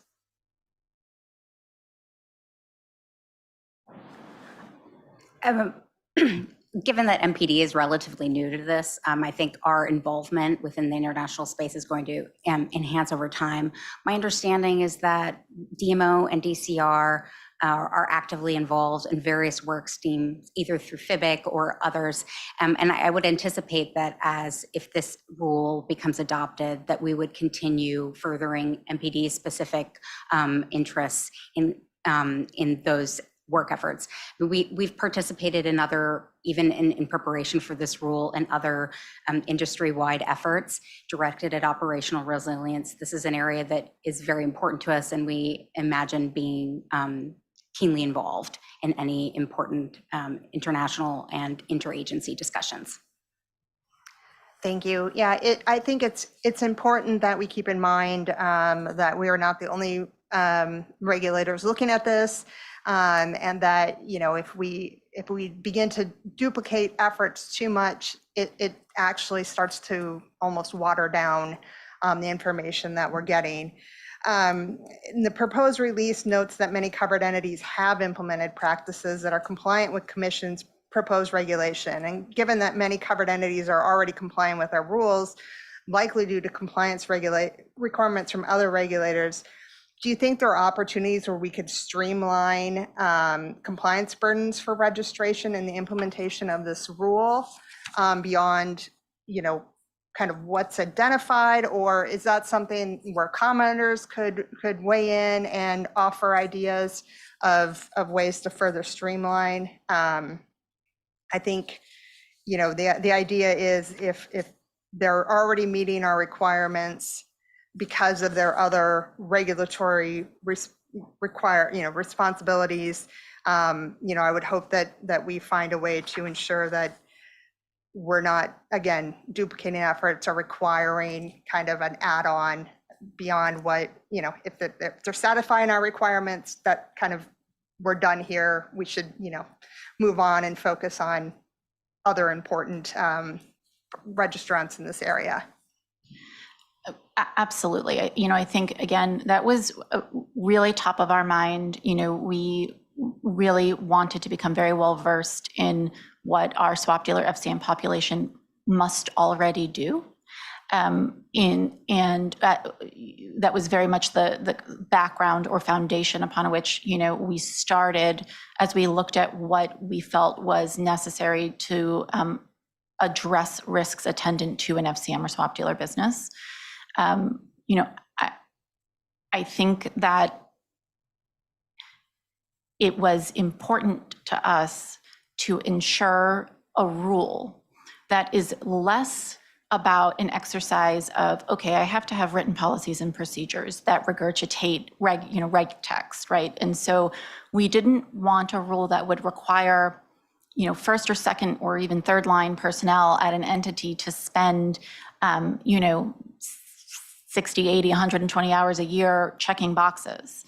We wanted the rule to encourage foundational, holistic thinking about operational resilience practices that are already in place but specific to the FCM or swap dealer business, or we wanted the rule to encourage additional foundational risk management thought on practices that could be adopted.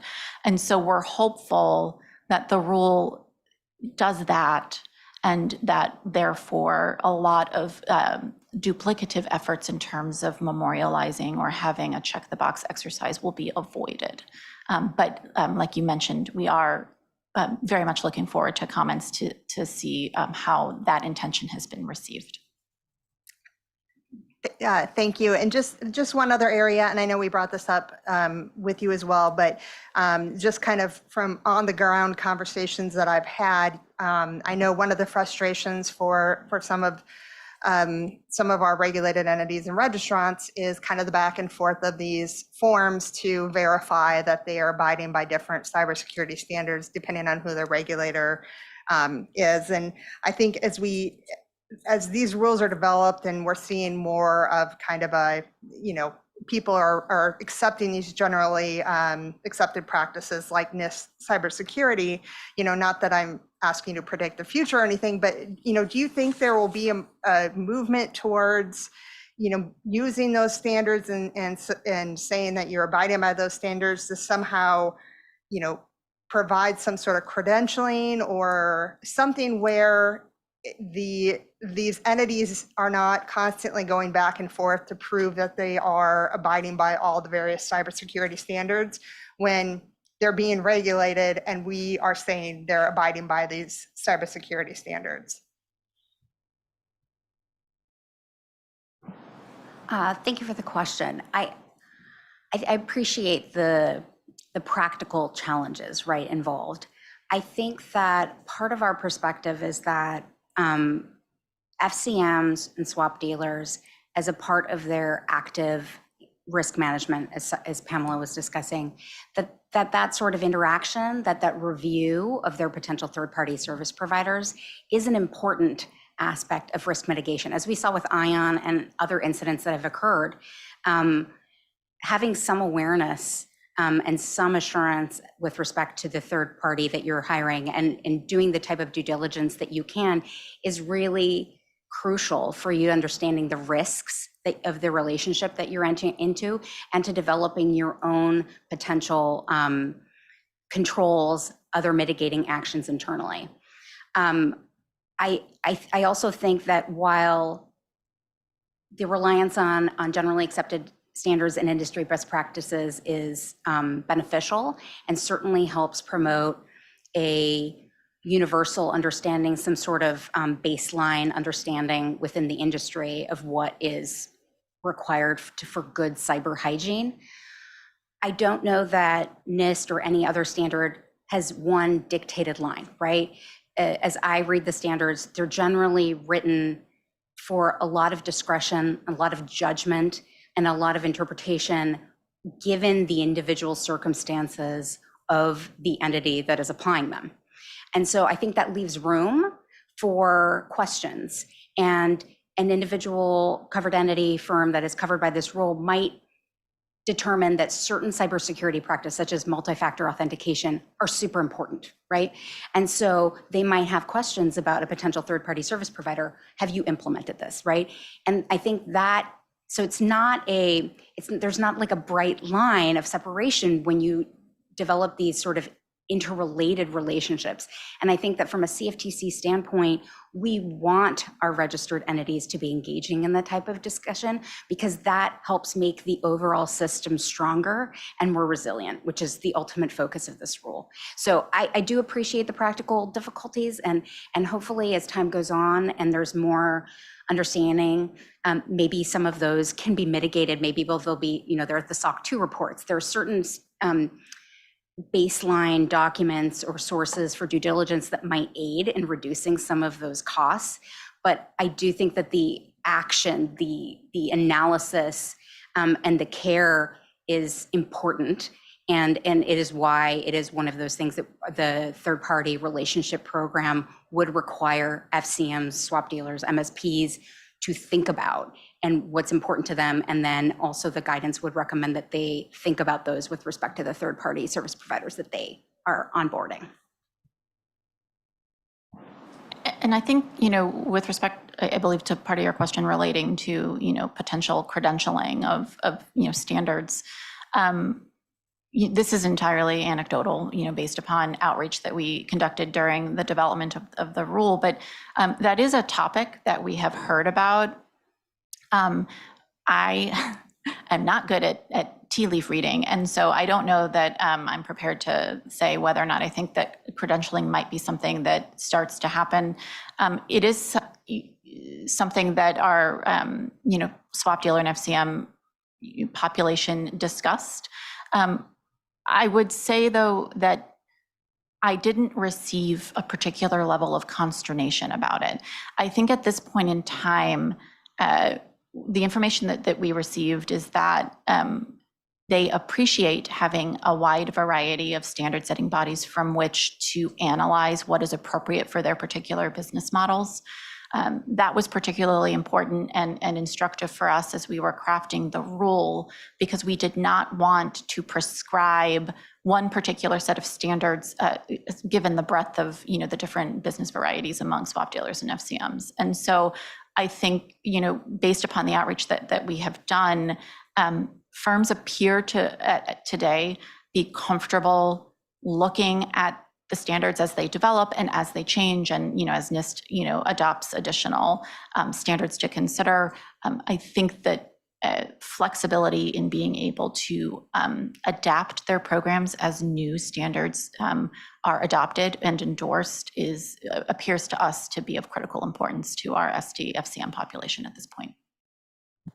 Thank you. That's a really helpful answer. And I think my thought on this is I don't want to make this process any easier for anyone. However, I also don't want a situation where the job of kind of the chief information officer or the chief cybersecurity person is just passing these forms back and forth and not actually engaging in those conversations, but rather literally checking boxes. So it's something to keep an eye on. I think hopefully if commenters see it as an issue or they have ideas for solutions, they will speak up. But I think overall this is a good proposal, and I'm happy to support it. And thank you all for all your hard work on it.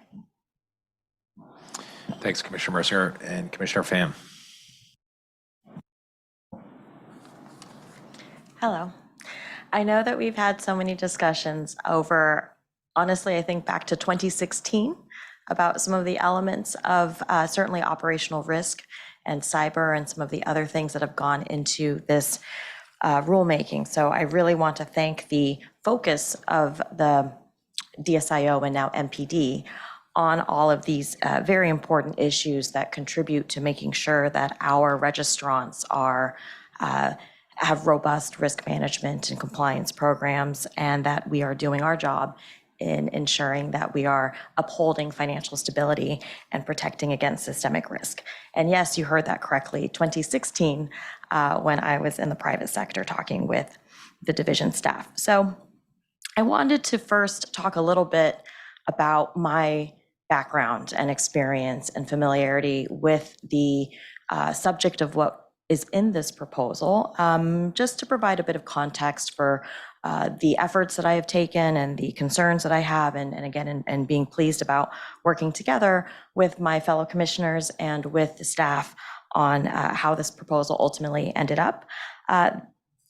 I bear with you in being patient as I do that.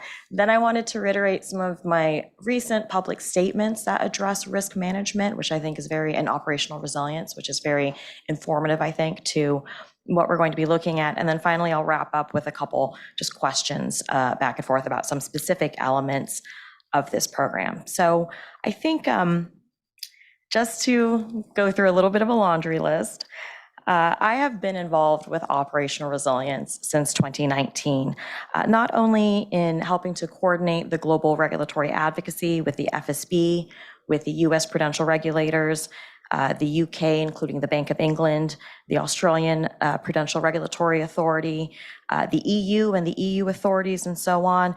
But I also was on the enterprise-wide Operational Resilience Program Steering Committee. And I've implemented enterprise-wide programs across a global financial institution, across all regions, and both institutional or wholesale and consumer businesses. So you can see how what we're talking about today really hits home and is very close to my heart. In this laundry list of things that I have done, I've enhanced the swap dealer and FCM risk management programs. I've drafted a risk appetite statement that is enterprise-wide.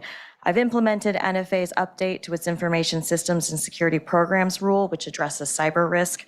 I've participated in tabletop exercises, drills, and simulations of responses to cyber attacks. I was the lead from compliance on the third-party risk management program for cross-asset activities or other programmatic respects across the global markets business. I've enhanced the BCDR policy and procedures and integrated it with the enterprise-wide continuity of business program. I've delivered training for respectively 9,000 and 17,000 employees across nearly 100 countries and multiple languages. I used to have a compliance monitoring team that reported directly to me. I helped to design and implement the Volcker independent testing program, again, enterprise-wide, and I was part of global regulatory notification protocols for cyber or other incidents. And also, of course, I've been examined on each one of these. So I'm pleased to see that the CFTC is continuing its work consistent with international regulatory standards and just frankly, best practices for regulators in looking at operational resilience. So as I've done before, I've remarked on the many years of work by policymakers, such as the Financial Stability Board, the Basel Committee on Banking Supervision, the International Organization of Securities Commissions, and other regulatory authorities around the world to implement laws, regulations, and standards for operational resilience. Regulated entities, including the vast majority of our swap dealers and FCMs that are part of banking organizations, have implemented comprehensive enterprise-wide operational resilience programs. Operational resilience, as noted by US prudential regulators in 2020, encompasses governance, operational risk management, business continuity management, third-party risk management, scenario analysis, secure and resilient information system management, surveillance and reporting, and cyber risk management. The benefit of the CFTC's principles-based regulatory framework is that it can more quickly anticipate and adapt to changes in risk profiles or the operating environment. That's why I believe our rules must be broad and flexible enough to be forward-looking and evergreen, because it is simply not possible to prescribe every last requirement for the unknown future. Accordingly, swap dealers and FCMs must be vigilant and address new and emerging risks through various risk stripes as appropriate, whether from changing market conditions, technological developments, geopolitical concerns, or any other event. I believe in continuous improvement for not only our market participants, but for the Commission and its regulations too. And that's why, again, I would like to thank the staff for being proactive in thinking about these issues and trying to get in front of what we are looking at today. I also would like to give a shout out to some of my former colleagues by saying that across the industry, risk professionals and compliance professionals have a critical role in safeguarding our markets. In the past, I've discussed the importance of utilizing existing risk governance frameworks and risk management disciplines to identify, measure, monitor, and control emerging risks and new technologies. For example, operational risk management includes technology risk, cyber risk, and third-party risk. Businesses must also consider strategic risk and compliance risk in light of technological developments. And again, I really want to emphasize that our registrants must be vigilant in addressing new and emerging risks through various risk stripes as appropriate.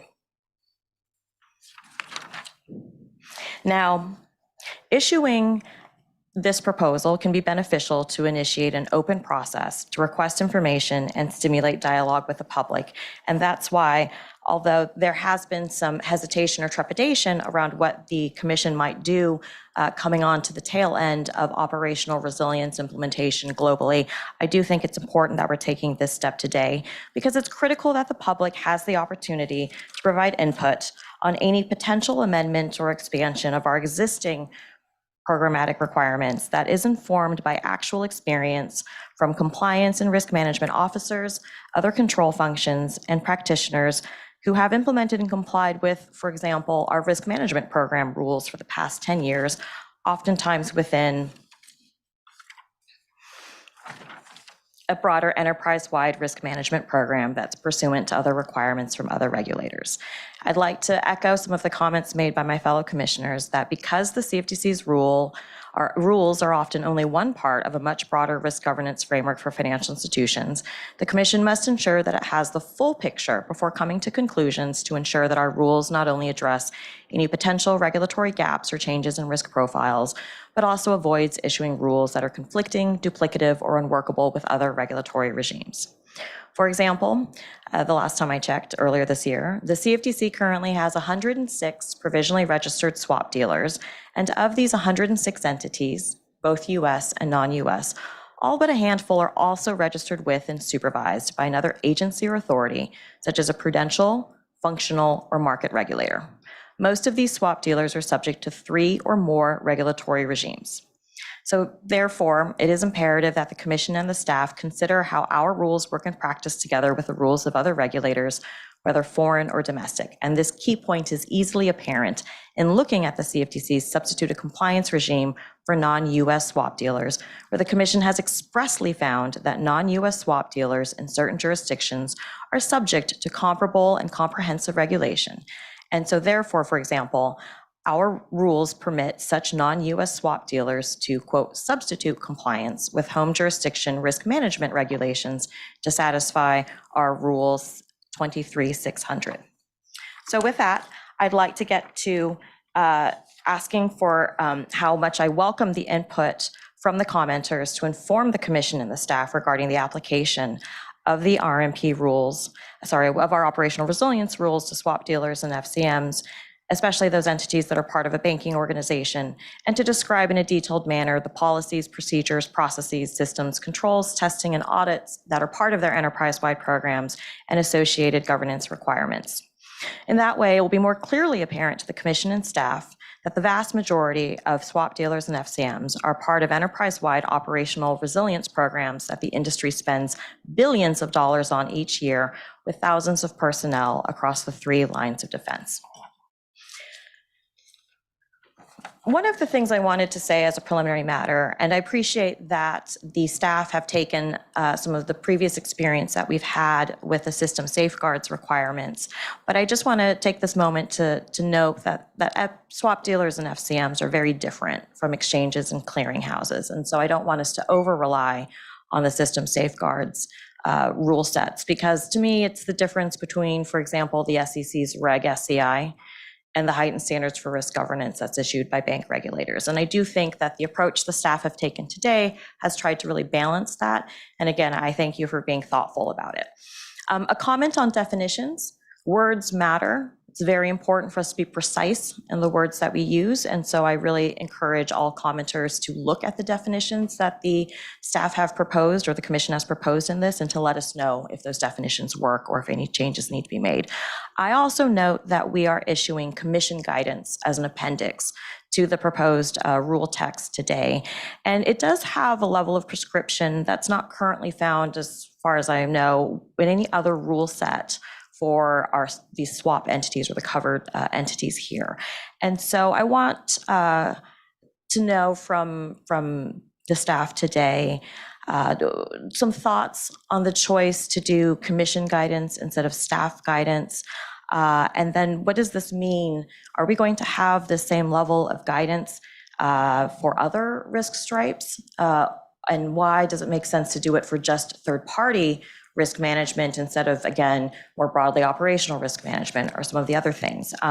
As a preliminary matter, I will say that I do think that this would be more appropriate as staff guidance because it would allow the staff to keep it up to date more easily to adapt to changes in the emerging risks or to make sure that it's appropriately tailored to risks that the commission is identifying. That's similar to how, for example, the bank regulators would update their examination handbooks or update their circulars in order to address emerging risks. So again, why to doing this as commission guidance, which would have to go to notice and comment rulemaking, could take a year or two in order to update, instead of staff guidance, which could be updated more flexibly to address emerging risks. I'll start and then I'll invite my colleagues to chime in. Thank you for the question. Given that this is the first time that the commission is addressing third-party service provider risk, we felt that it was important for us, both from a substantive standpoint, to provide guidance, which, as Elise noted, is non-binding at the commission level, because this is the first time that the commission and the staff are providing our thoughts as to how our registrants should be thinking about this very important and growing risk, as businesses become more complex and they need to rely on more complicated structures that often necessitates reliance on third parties because they just quite simply do not have the resources to develop bespoke systems in-house. I would say that putting it out for comment as commission guidance preserves the possibility of finalizing as commission guidance. Should, however, we receive commenters who articulate a preference that it is more workable from their perspective, that it be staff guidance, that is certainly something that we would take into consideration, and we would have discussions and engagement with all of the commissioners' offices. And should that be the decision that the commission would like to pursue and put it out as staff guidance, we would obviously follow that direction.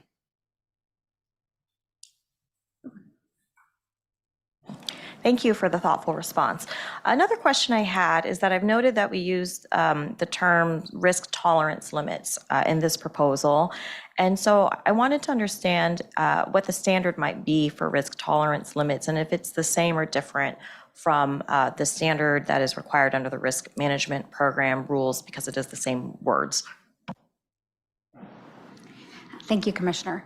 So under the RMP rules, you're right that the term risk tolerance limit is used there, but there isn't a particularized definition. And we take care within the scope of this document to indicate that the definition that we're providing is intended for the scope here. That being said, we think that the definitions that we provided for both risk appetite and risk tolerance limit are significantly and substantially in line with the existing definitions that we've identified.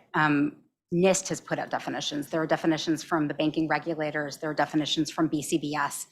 We attempted in putting together our definitions to pull from those the most salient portions of them, the most universal portions, to try to identify definitions that we hope are consistent with existing practices and broadly workable without added terminology that might add more complications.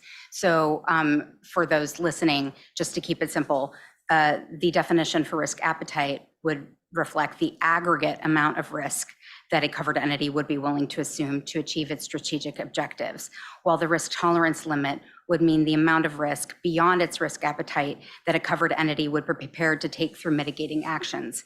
And there's an example within a NIST document that intends to illustrate how they have defined the terms. And they give the example of a risk appetite statement might be, we intend for email to be available for 24-hour period. And the risk tolerance limit would be, that email should not be down for more than 5 minutes. And we think that that example is in line with the definitions that we've proposed, and we hope that they are, again, sufficiently clear and workable and also consistent with how covered entities are applying them within their scope of business, that we're hopeful that this is not a turn of world. That is not our intent. So we, like you, welcome the comments and hope that we are accurate in our assessment and our intention. Thank you for that. And again, I really appreciate the work that you put in to do a more holistic type of assessment of the other regulations and rule sets and standards that are out there in this space. The next thing I wanted to ask a question about is the annual attestation requirement. So I've implemented annual attestations, I think, which required maybe nearly 1,000 sub-attestations. So it is no small thing to require a annual attestation from a senior officer, for example. I would really appreciate commenters addressing what language should be used for this annual attestation requirement, because that is very important when you consider the liability that senior officers or other officers would be taking on in signing any such sub-attestations, which we don't require sub-attestations, but in practice, our registrants will implement a sub-attestation program in order to make sure that they have assurance that they can actually provide the attestation to the regulator. So I really would like to see from commenters a discussion of the specific attestation language that would make sense here, and to make sure we are not inadvertently driving everybody away from compliance or risk as professions and careers. The last thing is that I wanted to say that I really appreciate, and that is particularly in light of the fact that we have just recently brought our first ever enforcement charges and allegations for individual liability for a CCO for willfully aiding and abetting a violation of the Commodity Exchange Act and its regulations thereunder. And so in light, again, of the very real criminal and civil liability associated with signing attestations, I think a very thoughtful approach to that is necessary. So going to substitute compliance, I appreciate the discussion that's in the preamble regarding substitute compliance, and I think the very practical and pragmatic way that the commission and the staff are taking here in recognizing the importance of a home host regulator approach, particularly for which is essentially prudential requirements for an operational resilience program. And I also want to again note the leadership that the CFTC has taken on the international stage, not just with the CFTC's longstanding chairmanship of the policy standing group for CPMI IOSCO, but in particular, I would like to recognize Chairman Behnam and previous chairman's leadership in IOSCO and chairing either IOSCO itself, vice chairing IOSCO itself, and some of the different IOSCO task forces and standing groups and things like that. So it's when Dodd-Frank was implemented, relations were strained, and I think that's putting it mildly, with the US and other jurisdictions around the world with the approach we took to implementing Dodd-Frank. I think tremendous work has been done in the last 10 years to really improve, again, having a harmonized and coordinated and collaborative approach to, again, ensuring that our substitute compliance regime works with mutual recognition regimes around the world,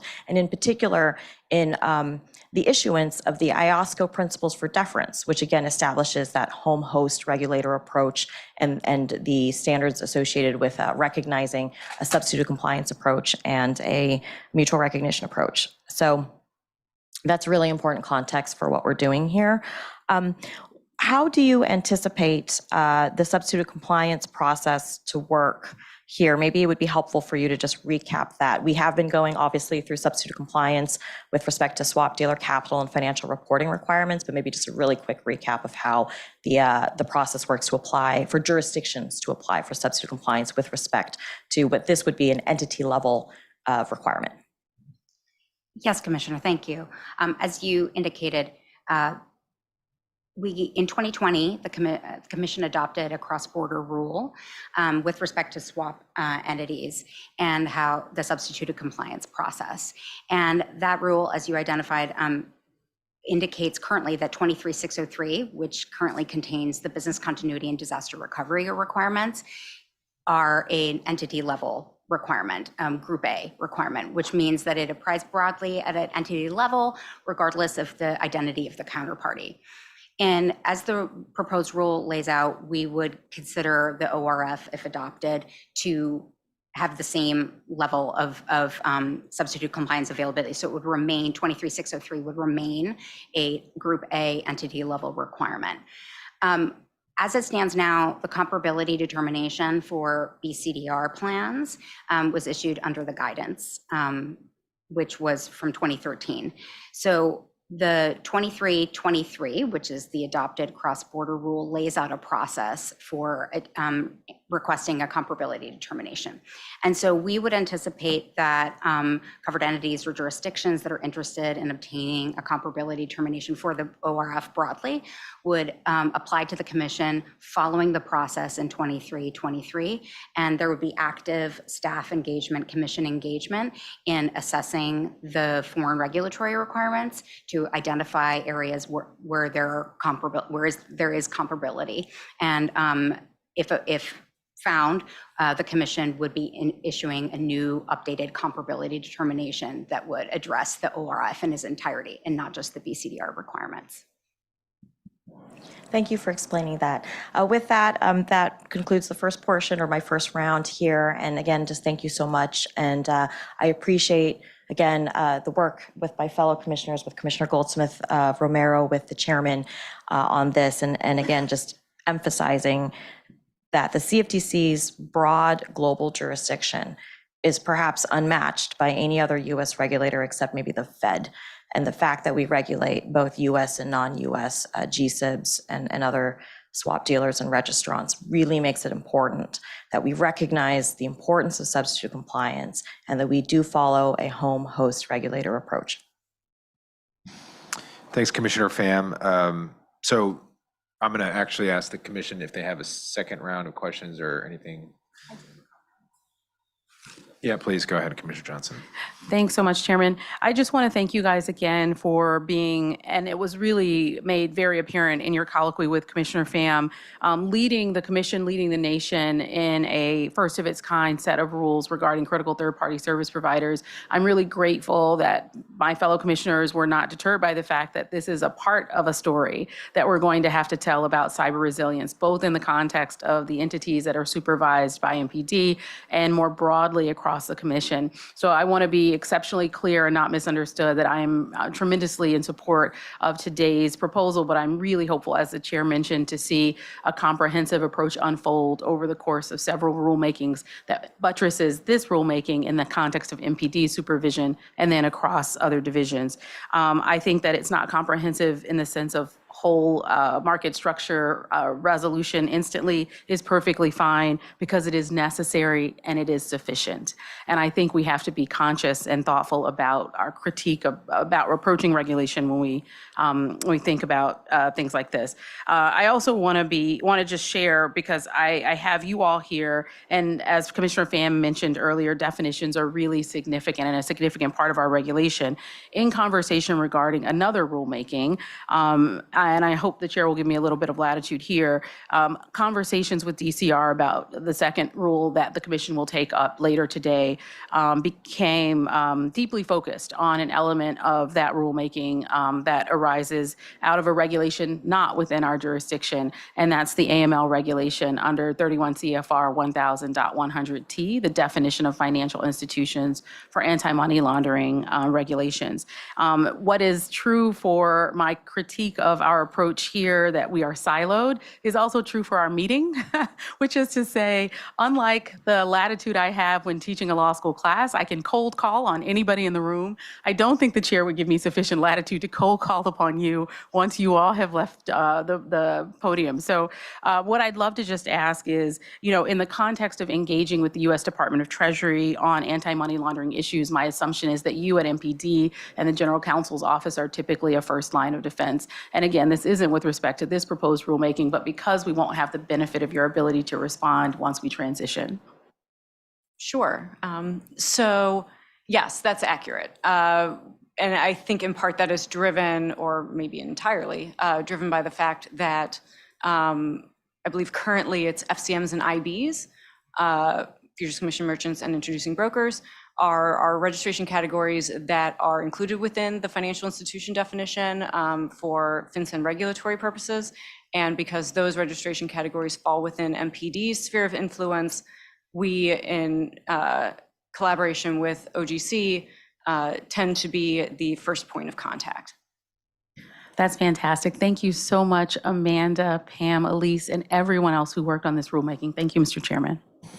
Thanks, Commissioner Johnson. And if there's no further discussion or debate, we'll proceed to vote on the pending motion providing for the approval and issuance of the notice of proposed rulemaking on an operational resilience framework for futures commission merchants, swap dealers, and major swap participants as presented in the voting draft.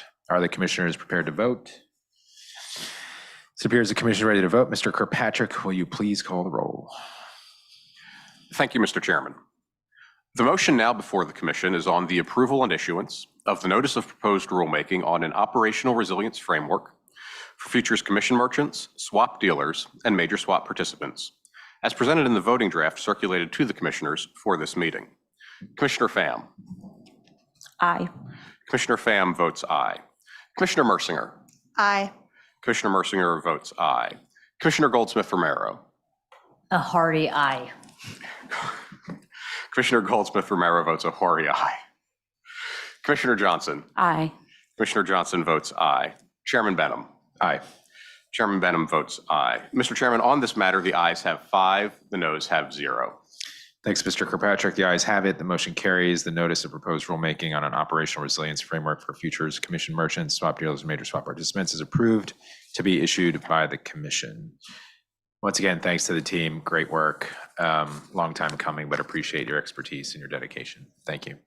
So at this point, it's 12:03. Why don't we take a 12-minute recess? We'll kick back at 12:15. We'll give time for the teams to turn over, a little bit of break for the commissioners, and we will get back at it shortly for the second rule by DCR. Thanks. Sure. So let's go to 12:20. So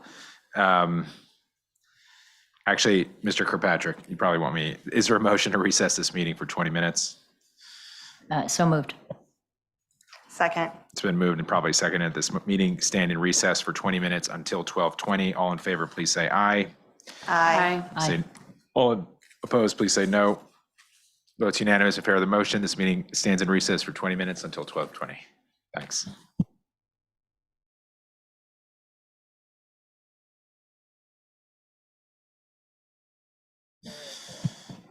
All right, calling this meeting back to order, and we are going to jump right into the second proposal, protection of clearing member funds held by derivatives clearing organizations or DCOs. And with us today is the Director of DCR, Clark Hutchinson, Eileen Donovan, Deputy Director, DCR, and as well, Bob Wasserman, Deputy Director. So Clark, with that, I'm going to turn it over to you for the presentation by the division. Thank you. I was going to say good morning, but I think it's good afternoon. So good afternoon, Mr. Chairman. Good afternoon, Commissioners. This afternoon, I will be providing an overview of the Notice of Proposed Rulemaking, or NPRM, you are considering that proposes protections for clearing member funds held by a derivatives clearing organization, or DCO. As you know, the Commission has long maintained regulations providing comprehensive protections for funds belonging to customers of FCMs. However, similar protections are not in place for funds belonging to clearing members of a DCO, whether those members are individual market participants or FCMs. This NPRM would revise Regulation 3915 to provide these protections for clearing member or proprietary funds.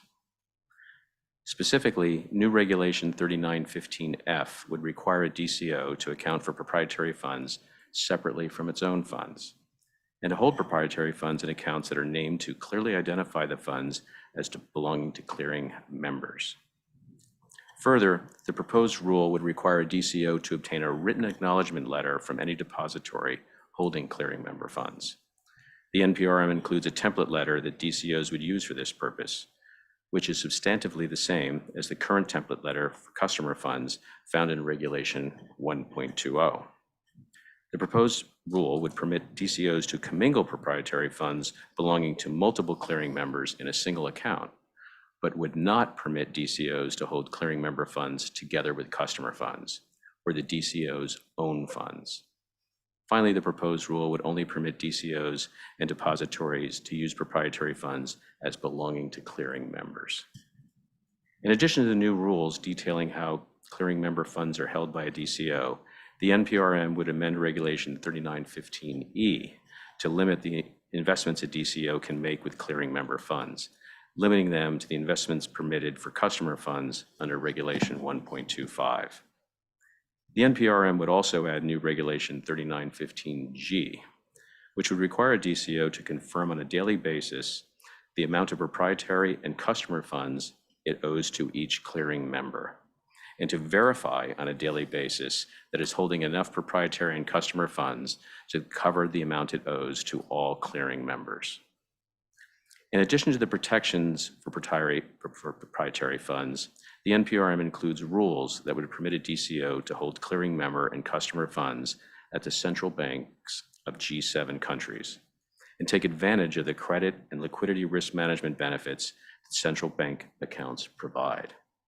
Because certain central banks have requested modifications to the existing template acknowledgement letter for customer funds, the NPRM also includes a modified written acknowledgement that a DCO would need to obtain from a G7 central bank that is holding clearing member or customer funds.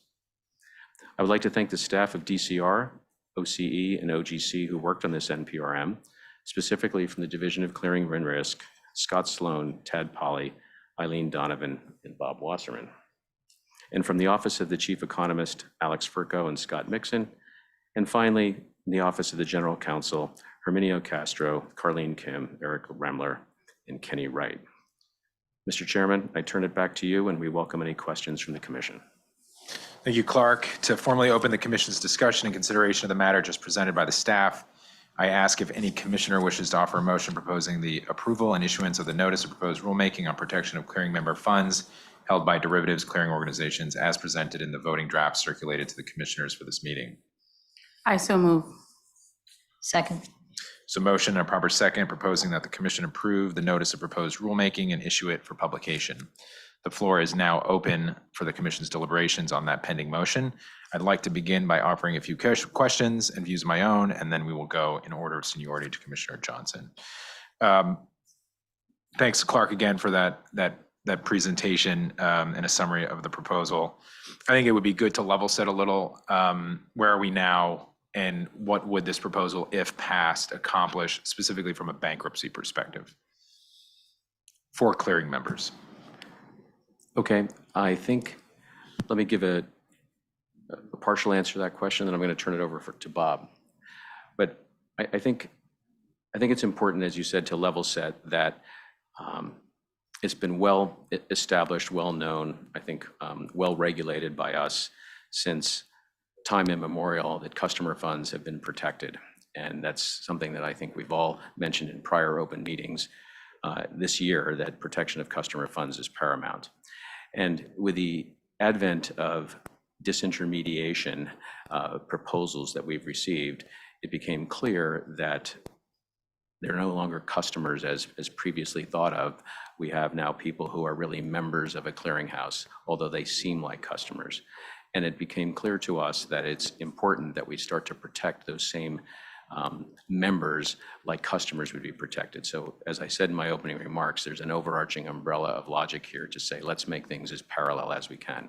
And so in making things parallel, it's relatively easy to talk about what I just said concerning, say, acknowledgement letters, segregation, those kinds of principles that are available with customer funds. However, there is a slight deviation with respect to protection in bankruptcy, in that the bankruptcy laws that Bob can talk about specifically do have facets that protect customers differently than perhaps those of members. And Bob, I need you to fill that in for us, please. So the way I like to think of it is that the commodity broker provisions of the bankruptcy code and our Part 190 regulations basically reserve customer property, and in the case of a DCO, they're looking separately at the customers of the clearing members on the one hand and the members of the clearinghouse on the other, and those are separate pots in the bankruptcy of a DCO. That property is protected in bankruptcy and is reserved, again, respectively, for the member customers or for the members themselves. But the bankruptcy provision can only protect that which is actually there, right? You can have a full interest in an empty pot, does you no good. And so therefore, essentially those bankruptcy provisions and the day-to-day segregation provisions work hand in hand so that the day-to-day segregation is what makes sure that the money is there every day, day in and day out, so that in the event of a bankruptcy, essentially there'll be money there to be distributed, again, separately to the customers, the members. So right now, under our current requirements, you don't have those explicit day-to-day requirements for the proprietary side, the member side. We do have some very nicely done and very, detailed protections on the side of the customers of the members, but we don't yet have that. And especially, Mr. Chairman, you mentioned this at the beginning, now that we're seeing clearinghouses who have as members natural persons, it becomes increasingly important that we make sure that that money, those funds are there in the event of a bankruptcy. Thank you. Bob, that's essentially daily reconciliation, right? Both daily reconciliation, the actual requirement of segregation. Yeah, the daily reconciliation is basically making sure that, okay, how much do we, you have the money segregated, great. By the way, do we have enough? And so every day making sure that, yes, indeed, we do have enough. And that is being put in, again, both on the member side, but as well on the member customer side. Yeah. So I appreciate that. And Clark, to your point about what we are seeing as an agency, and I think more specifically DCR as a division in terms of applications and technology, disrupting markets, disrupting market structure, this is an important proposal. It's an important proposal because I think there are a lot of outstanding questions about policy, risk, and the law, and we have to sort of balance all three of them. We have to do it deliberatively, and we have to do it in a manner that addresses these risks. But we also have to stay true to what the law is right now and the implementing regulations. But I do think this is a very positive step, and I'll emphasize step because there are probably more steps to take in the future going forward, particularly what we've experienced in the past couple of years. And I think it has accelerated without question. I would assume the three of you agree with me, but it just feels like in the past 2 or 3 years, we've seen an advent of new market participants with new ideas about how markets should function and what they view as the most efficient sort of execution models for their business, whether it's in traditional finance or obviously we're seeing this in a lot of the crypto space. So applaud this proposal, certainly support it. I'll ask one more question. I've been talking about no action letters a lot since I've become chair. And within the context of this particular matter, DCR has issued no action letters to DCOs regarding the use of modified acknowledgement letters for customer accounts maintained at a central bank. How does the NPRM address the exemptive and the no action relief that has been previously granted within this area?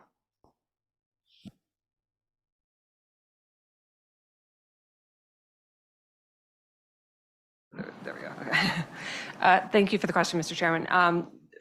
This would eliminate the need for those letters. We have, over the past decade, since the customer protection regime was put in place, issued 4 no action letters to 4 different DCOs for different central banks. One, to let them use the central bank in the first place, because under Regulation 149, a central bank is not a good depository. So we had to do an exemption for that piece of it, and then also do no action relief to allow them to modify the acknowledgement letter for use by a central bank. So with this rulemaking, those letters would be superseded and we wouldn't need to do any more. That's great. One last quick question, sort of a little caveat to what I said earlier. Foreign DCOs, obviously we had a lot of discussions with the previous panel about coordination and the impact of international rules and regulations, but given the importance of foreign DCOs, how would this proposal, if passed, apply to foreign DCOs? I think the issue there is that, once again, bankruptcy and the segregation work hand in hand. When we were doing the bankruptcy changes back in 2019, 2020, we realized that you don't want to have conflicting bankruptcy proceedings with respect to the DCO. And so our focus was on where we were requiring the segregation, namely for the customers of FCM clearing members.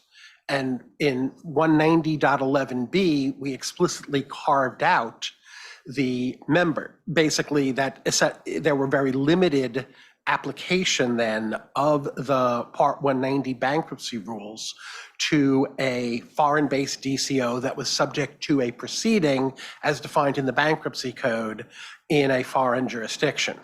And so having that exception there, it makes no sense to essentially apply requirements in the segregation that would essentially not flow through to the bankruptcy protection. And, as well, raising issues of, are we basically going to tell Eurex how it is they should be saving, the Stuttgart Bank's funds? And so therefore, essentially the carve out in 39.15H basically, again, interlinks with the carve out in 190.11b. Thanks, Bob. And I think it was important to highlight that important piece given the previous treatment of foreign funds and foreign DCOs. So I just wanted to make that clear for everyone who's listening. So with that, thanks again to the team. Look forward to hearing more questions from the commissioners, but I'll turn it over to you now, Commissioner Johnson. Thanks so much, Mr. Chairman. Let me start with a little bit of background, if I may. I think most of you know that at March 30, 2022, several of us on this dais were sworn in as commissioners of the CFTC. In a hearing a few weeks before that, however, I'm not sure if you had time to watch, I expressed that promoting the integrity and stability of our markets and protecting customers, particularly vulnerable and marginalized individuals who participate in our markets, is among the most compelling reasons for me to serve in this role. In the early 1800s, my family migrated to a small town in Indiana and created businesses, acquired real estate, and originated small loans for businesses in the community. As is true for all businesses, relationships and trust are key in the success of each. Since the very beginning of my tenure, in many speeches, statements, and interviews, I have called on the Commission to advance customer protection measures. I'm very pleased to support this proposed rulemaking as it advances the protection of clearing member funds or property held by derivatives clearing organizations. In my capacity as a CFTC Commissioner, I am excited to lead in these developments and that my colleagues are in support of the same. I've worked closely in coordination with the Chair's office, the Division of Clearing and Risk, and my fellow commissioners and their staff. Our collective engagement reflects years of dialogue with market participants, CFTC staff, other market and prudential regulators, members of Congress, academics, and public interest advocates.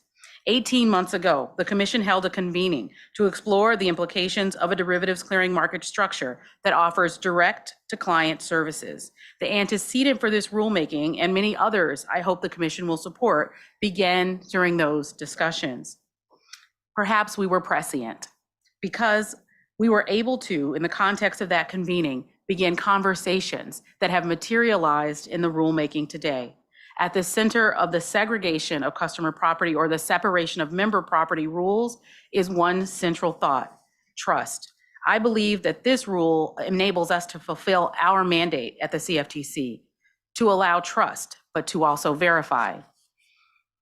I'm pleased to support the Commission's notice, a proposed rule that will ensure DCO separate or segregate the funds or property of their members and designate accounts held on behalf of customers or members accordingly. Today, the Commission acts to ensure that there are parallel protections in the market for any asset class, applying existing regulation to novel market structures where market participants may seek to offer novel financial products. This approach offers effective protection for the property of clearing members, regardless of whether the clearing member is a large systemically important banking organization or an individual retail investor. This NPRM ensures that clearing member property is easily identified, as Bob mentioned, in the context of bankruptcy, and receives proper treatment in the event that a DCO enters insolvency or bankruptcy proceedings. I would begin to quote the statute, but I'll only say a few things because Bob has the entire statute in front of him at his desk. Section 4D of the Commodity Exchange Act and Part 1 of the Commission's regulations establish a comprehensive regime to safeguard the funds belonging to customers of FCMs. This happens in the context of intermediated DCOs.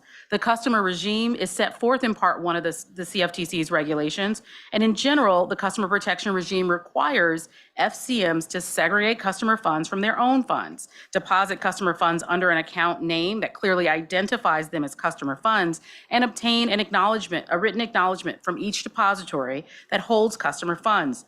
However, as Clark mentioned, the customer protection regime does not apply to funds of any person that clears through a DCO directly as a clearing member. Section 5B.C.2.F of the CEA and Core Principle F, CFTC Regulation 39.15, as Clark mentioned, applied to the treatment of clearing member funds and assets held by a DCO in relation to cleared contract proprietary funds. These provisions require a DCO to establish standards and procedures that are designed to protect and ensure the safety of proprietary funds. Under Section 8A.5 of the CEA, the Commission has the authority to adopt rules it determines are reasonably necessary to effectuate, among other things, the DCO core principles. In this context, I'm hoping we are prepared to act and move forward effectuating core principle F. The protections afforded by this rulemaking apply to the proprietary funds of the Futures Commission merchants, both business funds as well as customer funds at an intermediated DCO. They also will acknowledge proprietary funds of a sophisticated clearing member of an intermediated DCO that self-clears. But finally, and for purposes of thinking about most recent events, these rules will address protection of proprietary funds of retail clients that may be a direct quote-unquote customer of a non-intermediated DCO or a clearing member going forward. One significant motivation, in my humble opinion, for taking the steps that we're taking today would be the illustration of the bankruptcy and significant risk management corporate governance failures at FTX. They illustrate the magnitude of losses that customers may experience in the absence of regulation that prohibits commingling of customer funds or member property. It acknowledges the need to impose obligations for the creation and indication of funds or where property is designated on behalf of customers. In November of 2022, FTX Ltd, Alameda Research, and about 130 FTX affiliated entities filed for bankruptcy in the United States. Contemporaneous with the bankruptcy filings, allegations surfaced regarding the operational infrastructure of the failed FTX affiliated entities and the use of omnibus accounts that had commingled customer funds with the FTX enterprise resources. The media reported that FTX could not account for more than several $1 billion in customer funds. In coordination with DOJ, SDNY, and the SEC, the CFTC charged Sam Bankman-Fried, FTX, and Alameda with fraud and material misrepresentations in connection with the sale of digital asset commodities. In a federal courtroom more recently in the Southern District of New York, jurors found Sam Bankman-Fried, former CEO of FTX, guilty of misappropriating and embezzling billions of dollars in customer funds deposited with and held in custody by FTX in connection with their crypto trading platform. Alongside the criminal action by DOJ, a civil action initiated by the CFTC remains ongoing. In our complaint, we allege that from May 2019 to November 11, 2022, Mr. Bankman-Fried controlled both FTX, a centralized digital asset derivative platform, and Alameda, a digital asset trading firm that operated as a primary market maker on FTX. FTX held itself out to be the safest, easiest way, quote, the safest, easiest way to buy and sell crypto, close quote. In other words, tapping into the fear of missing out that it characterized many crypto investor demographics. Mr. Bankman-Fried and FTX solicited customers on the premise that the FTX platform could be trusted and represented the highest quality of standards. We now know that that was the farthest thing from the truth. What I'd like to highlight in the context of FTX is that that promise of safeguarding and segregating customer funds rests at the center of our markets. Today's proposed rule brings forward and again in parallel those protections for funds held by clearing members in certain DCO structures. We could spend our time exploring LedgerX, the entity that FTX acquired, in the context of seeking to apply with this commission to further its operations. But there is no need, because today we take the steps to close a gap that would have existed even at the time of FTX's application. We could explore MF Global and Peregrine and the losses of customer funds that many years ago motivated us to shore up our customer protections in the context of Part 1 and ensure that customer funds would no longer be commingled with or risked in the context of a bankruptcy of an FCM. Moreover, Dodd-Frank Reform Acts brought greater integrity to financial markets, but also, as we've mentioned earlier in today's meeting, increased certain areas of concentration and concern. And as a result, today's rulemaking is all the more imperative. I'm grateful for the opportunity to have worked with DCR. I appreciate the staff of the commission across the board. You are tremendously effective in executing your duties. You are knowledgeable in all matters, policy, regulation, and the law, and we are grateful for the guidance that you offer. We're thoughtful, however, about a few issues, and we'll raise them in a statement that we believe could be important questions for commentators responding to the proposed rule to answer, and we're hopeful that over the course of today's dialogue, other commissioners will demonstrate that they too are interested in hearing answers to those questions. With that, Mr. Chairman, I will pause, solely wanting to thank, before I go, again, individually, Clark, Eileen, Tad, and Scott, as well as Scott Nixon in OCE, and Rob Schwartz and his team in OGC. Thanks, Commissioner Johnson. Commissioner Goldsmith-Romero, I'll turn to you. Thank you, Chairman. Thank you to the staff too. I'm glad we're taking up these issues of disintermediation. I remember when I arrived and learned about the FTX model with LedgerX, its clearinghouse, and I remember Clark and you and I and Eileen and we started talking about this, just sort of how this worked and what would happen with these customers. And I know for so long we were really focused on the risk to the clearinghouse and being fully collateralized, but it's great that we're talking about like this idea of what's going to happen to these regular people. And so I struggle with this idea. I have struggled with this idea for some time that's like, we can't use the term customer because they're not customers. And like you said, Clark, our rules are there to protect customers, but it's like regular people, it's just retail. And so we normally have the FCM that has all these customer protections. And so when we lose that, it's like, I think if I have this right, you tell me if I have it wrong, we're basically sort of putting these regular people in like retail in the role of like an FCM, typically as a member. And so one of my questions is like, do you think they understand that? Do you think that the regular people, the individuals who are involved in these matters understand that they're not a customer, that they don't have this access to all the customer protections and that they're considered members and what that means? Well, I think I'm a regular person. And at the same time, I've spent my career learning about what it is that we talk about. So in this regard, I might know more than a regular person on this subject. Yeah. On the other hand, there are lots of things in my life, like my phone, where I'm a very regular person and I can barely do more than turn it on. So I'm not very skilled at those things. So when I think about people who are trading in a disintermediated environment, I don't know who they are. And I am sure you're right. Some have no idea. I think that's logical and we should say that out loud. On the other hand, I think there are some that absolutely understand Okay. what that means. And I just want to also point out that prior to this rule, members were not always banks or FCMs. There were individuals who were members of clearinghouses, who were market makers, who were proprietary traders, who filled orders in the old days back in the pits. And they very much understood what that meant. So I think your question's right, but I don't think it's quite as simple as you state. And that's one of the reasons why I think this rule is so important, and I think that's where we agree. Yeah, I mean, I don't think it's simple either. I mean, I think we're seeing this rise in really not those other group people you were talking about, but retail, it's event contracts, it's crypto. We get comments from a lot of these people on our rules, and so you can see kind of who they are. Do we require disclosures so that they understand they're losing their customer protections? They're not a customer, they're considered a member? Not today. No. I mean, that's the kind of thing if we're really going to try to, I think you said, close the gap, make it as parallel as possible. I mean, first of all, I mean, I think they should know that they're in this situation, don't have the customer protections, and I think it's something we should consider.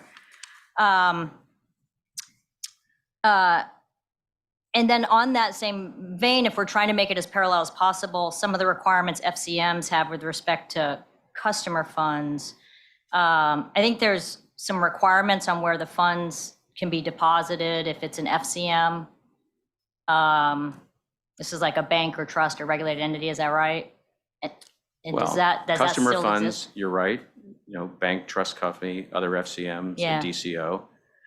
And I'm guessing you're asking about how that applies here? Is that your question? Yeah, like are we having, if we're making it parallel, are we having the same limitations? I think the FCM has to put the customer funds in a bank or trust or other regulated entity. Are we going to require that here for these member funds, like the individuals in a disintermediated context where it's held with some regulated entity like a bank or a trust? Well, I'm gonna step back for a minute. I think you identified a good point just a minute ago. In a disintermediated model, there are no FCMs. Right. And we know that FCMs do a lot of things, not just customer funds, but daily reporting to customers. I'll just say a panoply of things. And it is true that without an FCM, the question should be asked, who's going to do all that stuff that an FCM would do? And I think we recognize, as you rightly said, there's a gap. So I think we should just also say that out loud. We recognize that there's a gap. FCM functions that are not being done in a disintermediated model. I think our proposal today is an attempt to say, let's take a bite-sized chunk here about the protection of funds for people that, whether they're regular or not, are quasi-customers, but they're not customers in the sense of how we know it, and at least protect the funds. So the funds are protected. That's a good first step. But it is absolutely true that there are gaps that remain. And I think those gaps need to be addressed. And I think in a member property NPRM, which is really about the segregation of money, we didn't go to the step of saying, let's also address every other gap that might exist in a disintermediated model. So to take that philosophy and go a step further, where you talk about where should these funds be invested, there's also a gap, but it's not a gap necessarily with FCMs. I think it's a gap with evolution. And I'll just give you a little, humble story. So my grandfather, after World War I, between 1920 and 1968, worked for the Irving Trust Company. The Irving Trust Company was a classic trust company of being a bank and checking accounts and all the things that we know banks do, in addition to being a trust company that handled trusts and wills and the things that trust companies do. But it was a combination bank and trust company. And with 4D being as old as it is, and with the CFTC citing 4D, since really the conception of the CFTC, it was thought that trust companies were analogous in many ways to banks and did the right thing. Today, we know, however, with the advent of crypto, that there are trust companies that look nothing like my grandfather's trust company. And we recognize that some are better than others. We recognize that crypto has different ways in which it needs to be held, protected, so on and so forth, and even licensed across states. So we recognize that by just plowing member property funds into the same definition as customer property funds actually may not be as helpful as we might first think it to be. So we have deliberately left out the prescription that customer funds already have, and we have relied on core principle F of its strictures to say that in and of itself provides protection. And I think you're right, there's a leftover that we need to address as a commission about those gaps that FCMs, with them no longer being there, what are we going to do about it? And I think the placement of customer funds and actually proprietary funds needs to be re-examined, because what was once considered a good regulation might now need to be modified. And that requires a lot of effort, I think, that we are willing to take on as a commission, I hope, to explore what is a safe bank these days? What is a safe trust company these days? Are these the right prescriptions for the deposit of anybody's funds for safety and soundness? So I understand what you're saying. I'm sure you identify with lots of what I've said, but it's a deliberate point here that we've left things out. No, and I get that. You're talking about we might need to relook at our requirements as they exist now to see if they're correct. But the point is, we're not making this the same requirement. So my concern is, like, Ledger X could have put those funds with Alameda, and I don't know that that's getting us safety. And so I'm just wondering, why not for right now put it for the same that we do for customer funds, where it's got to be with a bank or trust, and we keep it in the regulatory perimeter. Because I am worried once we set this up, it's going to be much harder to lose those funds, and I get worried about that. Go ahead, Bob. When you look at both 3915 and core principle F Roman 1, there is this requirement in a manner by which to minimize the risk or loss of delay in the access by the DCO to the assets and funds. And so I think it may be less clear if we were to basically say, yes, a bank or trust company, at which point if somebody puts it in a trust company that is perhaps less safe, we have arguably endorsed that, as opposed to, I think the approach Clark is suggesting is that before we say anything and then have people take what we do say and extend it too far, basically, we should very thoughtfully look at this question of what are safe custodians and depositories? What do we really want in the 2024, by the time we get to it, environment, as opposed to the 1968 environment? Yeah, no, I appreciate that. I think we need to do the work. I mean, I think if we're going to be setting up a depository system here, we got to do the work for that. Then I want to turn to AML. I know my time is short, but I do want to raise this. Obviously I care a lot. Everyone cares a lot about protecting against illicit finance. My understanding is the FCMs do the AML, CTF, KYC, but not the clearinghouses. So can we require the clearinghouses in a disintermediated model to do this? I think that's the right question to ask. We think that needs more work to be able to answer that question definitively. And so that's why we're asking it as a question. We look forward to people giving us opinions on that question. And it speaks to that gap I mentioned earlier, that I think that needs to be explored as part of the gap that's provided by FCMs not being in place in a non-intermediated model. Do we have an analysis? Have we done an analysis at least of, like, the legal authorities and all of that? I didn't see one in the rule. No, we didn't put it in the rule. We have had extensive conversations with our colleagues in the Office of General Counsel, and I think we've taken the view that it requires more work to answer your question directly, and that's why we posed a question rather than putting it in the rule itself or the proposal itself. How much time would it take to do the analysis? Well, everything takes time, and this is one step at a time. I mean, I think we need to do the analysis. I mean, I'm concerned we're going to have regular retail people's funds commingled with Hamas, cartels, And then if Treasury comes in and sees it, if DOJ comes in and sees it, it's seized. And so I just think, you know, I got this 3 weeks ago, and it's like, there's some more analysis that needs to be done. I'm not saying we have to solve the entire disintermediated issue, because there's a lot of challenges, but there's some, I think. Last thing, I have a lot of. Bob? Oh, go Let me ahead. Sure. Speaking of our colleagues at the Department of the Treasury, it Sure. may be that in terms of our authority to require DCOs to do this, in addition to the current requirements we have for FCMs, Yeah. some of this may require some action by the Secretary of the Treasury to give us the authority, because essentially, you know, this is something that is, you know, the AML and the money laundering issues go beyond our sort of core responsibilities and what the CEA provides. Some of it comes, of course, under authorities that the Treasury has. And so it may well be, as a result of this analysis, that what we need to do is contact our friends at the Treasury to say, could you please explicitly give us the authority to do that, at which point we'd be able to.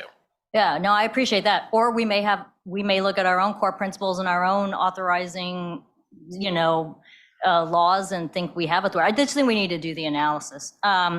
Lastly, you know, this is just some of the issues that give me concern over the disintermediated model.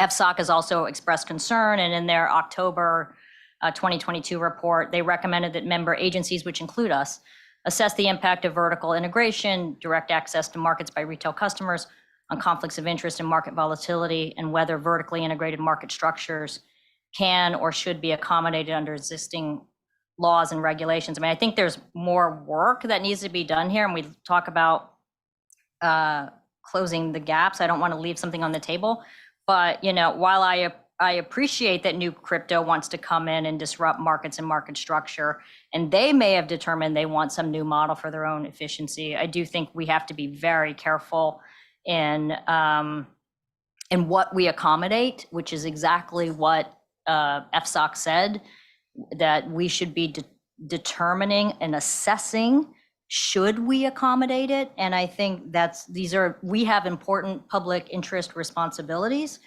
And, you know, there's a number of issues here. I've asked for more time. I asked for this to be pulled.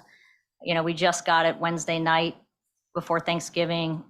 So, you know, I certainly support trying to protect these funds, but I support a lot of other protections here that I think we could add in, hopefully in pretty quick time, or at least start doing the analysis and see where things go. Thanks, Commissioner. Good points, good questions. I think we can all agree that those are things we want to do. I think, Clark, you and I spoke about this rule back in the spring, I think, of 2023, so probably 8 months ago, and we see how long things take. Amanda's in the audience. We know how long the cyber rule took.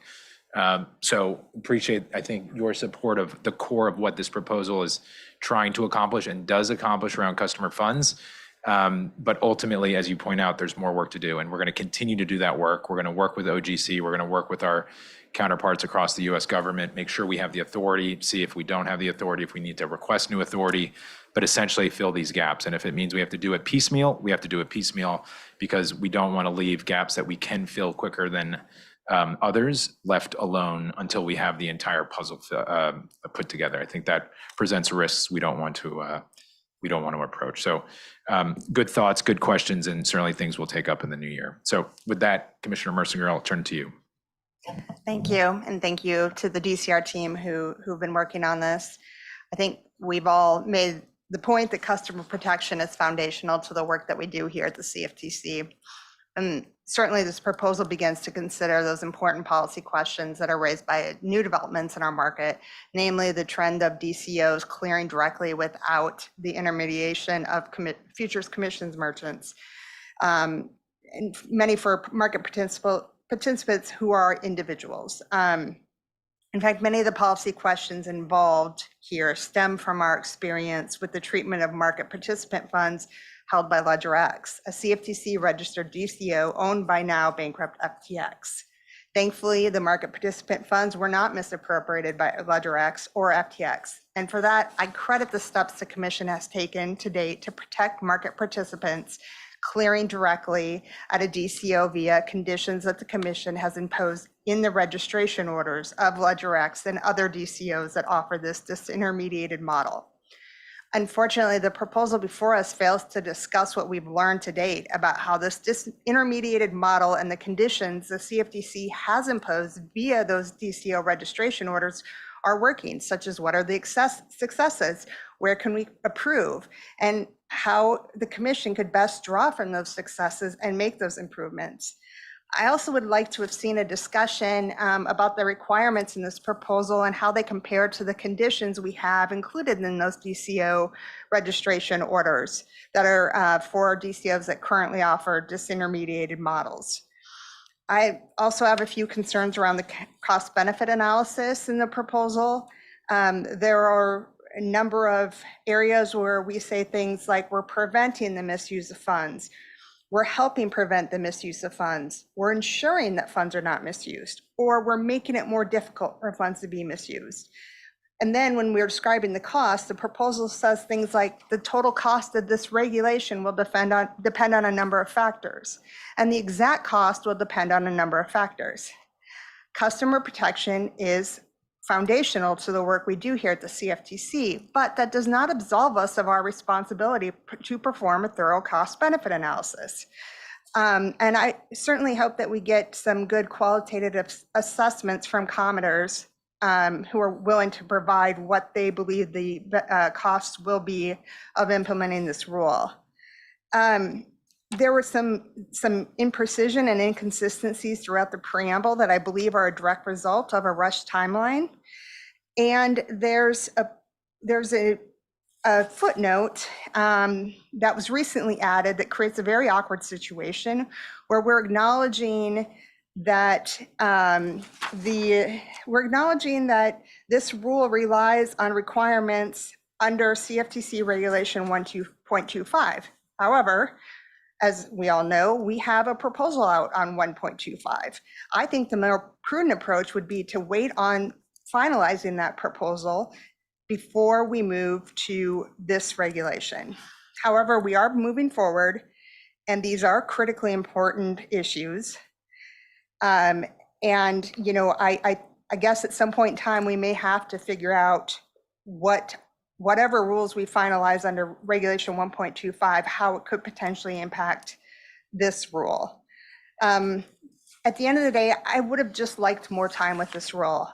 Not a lot, I think, but certainly some additional time would have provided me the opportunity to dig down a little bit deeper and work through some of the inconsistencies that we were concerned about, some of the language that we had concerns about, and get to a good place. With that said, I know everyone worked really hard on this. Again, I know it was over weekends and holidays. I know Commissioner Johnson and her staff put a lot of time and effort into this as well, and I really do appreciate everything that has been done so far. So with that, I am going to ask a few questions. I'm going to start with the requirements that we have in our existing DCO, direct clearing DCO registration orders, and what the proposed rule would codify. So of those conditions imposed on disintermediated DCOs, what of those are included in today's proposal? So the disintermediate DCOs do currently have in their orders a condition requiring them to treat their members' funds as member property under the bankruptcy code, but that's only as far as the order goes. It doesn't require a written acknowledgement. Truthfully, we have required that anyway in the application process, but it was never codified anywhere, so that would take care of this.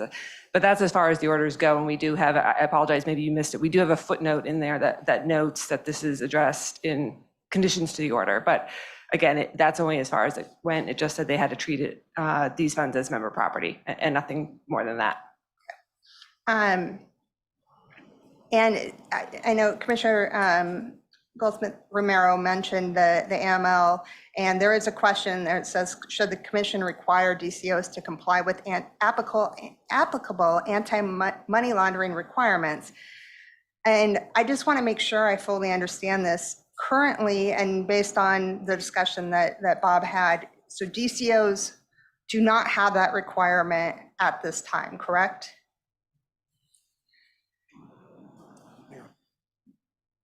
No. That's correct, yes. Okay. And I would just say, perhaps the question should be, whether the commission should adopt anti-money laundering requirements that would apply to all DCOs. But as you said, this is something we need to work with Treasury on. But to Christie's point, we didn't do an analysis on this, and that's something we should look at. Proposed 39.15E would require a DCO to invest proprietary funds only in a manner that would be permitted for customer funds under Regulation 1.25. So I mentioned in my statement, there's a footnote that was recently added to the proposal that acknowledges that the commission recently approved proposed amendments to 1.25. The footnote states, sorry to read this in its full, but based on comments received on those proposed amendments, if appropriate, the commission may consider further amending 1.25 either in the final rule as a reproposed rule to ensure that the regulatory text provides clarity on the application of 1.25 to a DCO's investment of proprietary funds as permitted under 39.15E. Can you explain that further to me?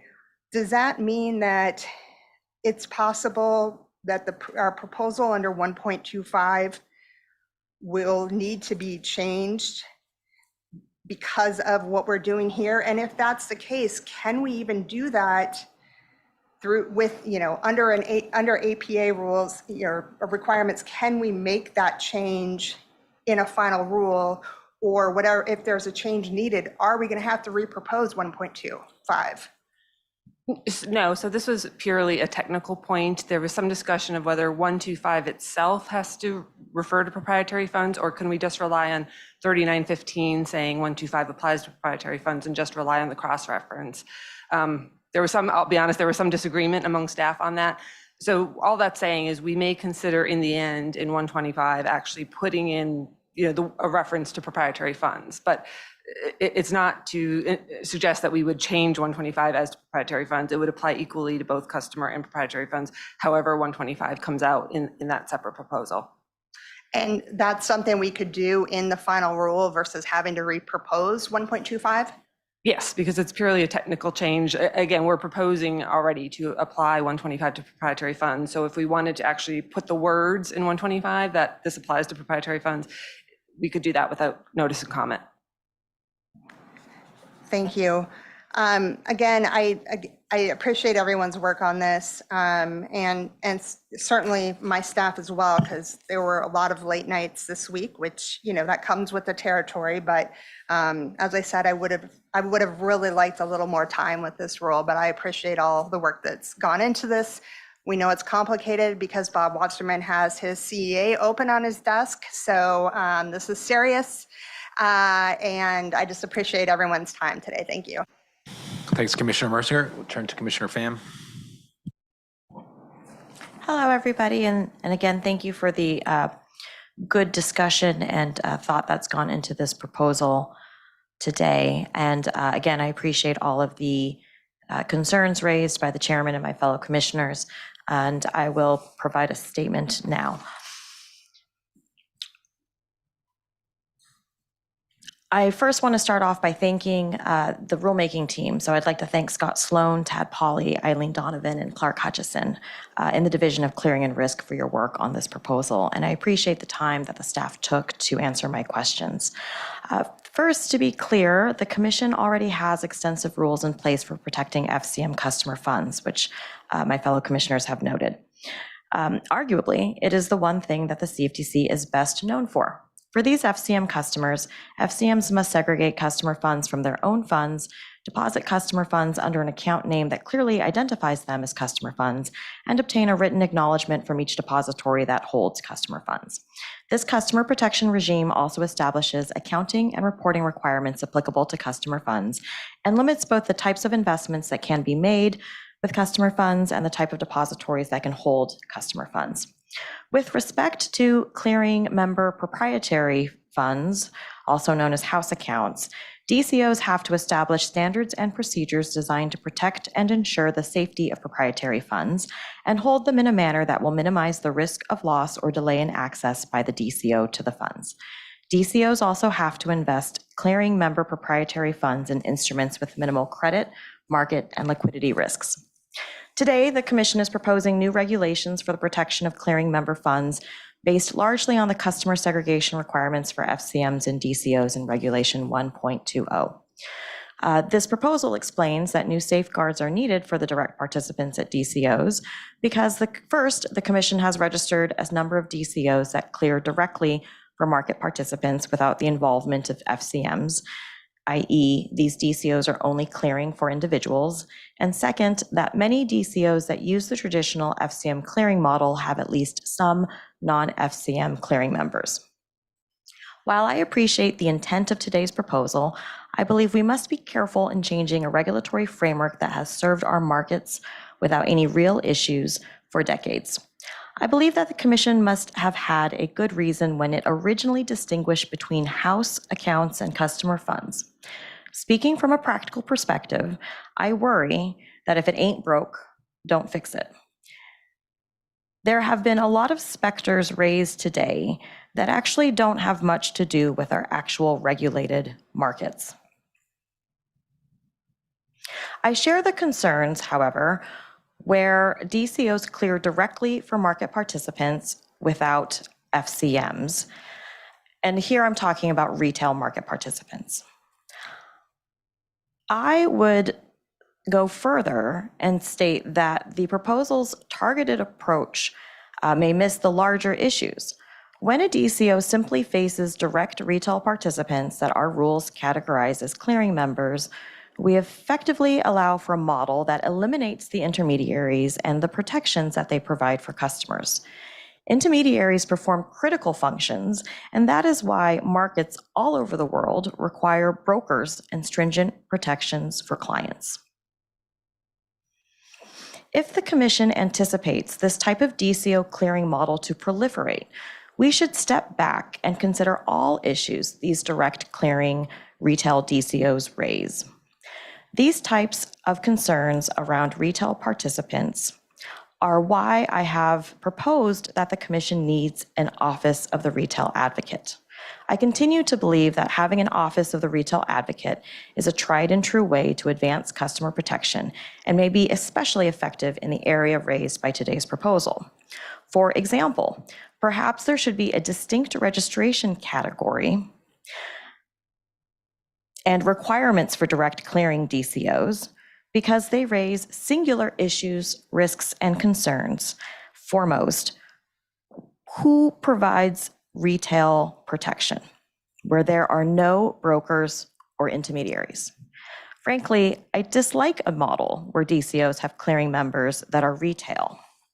And I think that a DCO that has an affiliated FCM that similarly only provides services for retail participants on an affiliated DCM and DCO could have such an FCM provide those customer protections and would therefore not disrupt our existing regulatory framework and the current scope and application of the Bank Secrecy Act. I believe the Commission should further study the direct clearing model for retail participants, together with the increase in retail binary option contracts. I hope that my proposal for an Office of the Retail Advocate comes to fruition and that this is one of the first issues that it tackles. Again, I thank staff for their hard work on the proposal, and I look forward to the comments on the proposed amendments to clearing member funds requirements. Thank you. Thanks, Commissioner Pham. So we'll do a second round quickly. I just want to point out on this AML issue, the anti-money laundering issue, we got an interpretation from OGC, the Office of the General Counsel, that we do not have authority. Is that fair to say? And that analysis has been going on. I just want to fill this gap that no analysis has been done. If that's what people heard, I don't know. Perhaps that's what I heard. I just want to fill this gap or resolve this question that there has been some analysis about authority regarding AML. So Herminio from OGC is stepping up and can answer the question. Yes, yes. Thank you for that question. We certainly have been looking for our authority and under the BSA what we can do, and we still conducting and continue to conduct that analysis. We have some preliminary reviews, but we haven't foreclosed our ability to continue to explore the possibility of having some authority within the CEA.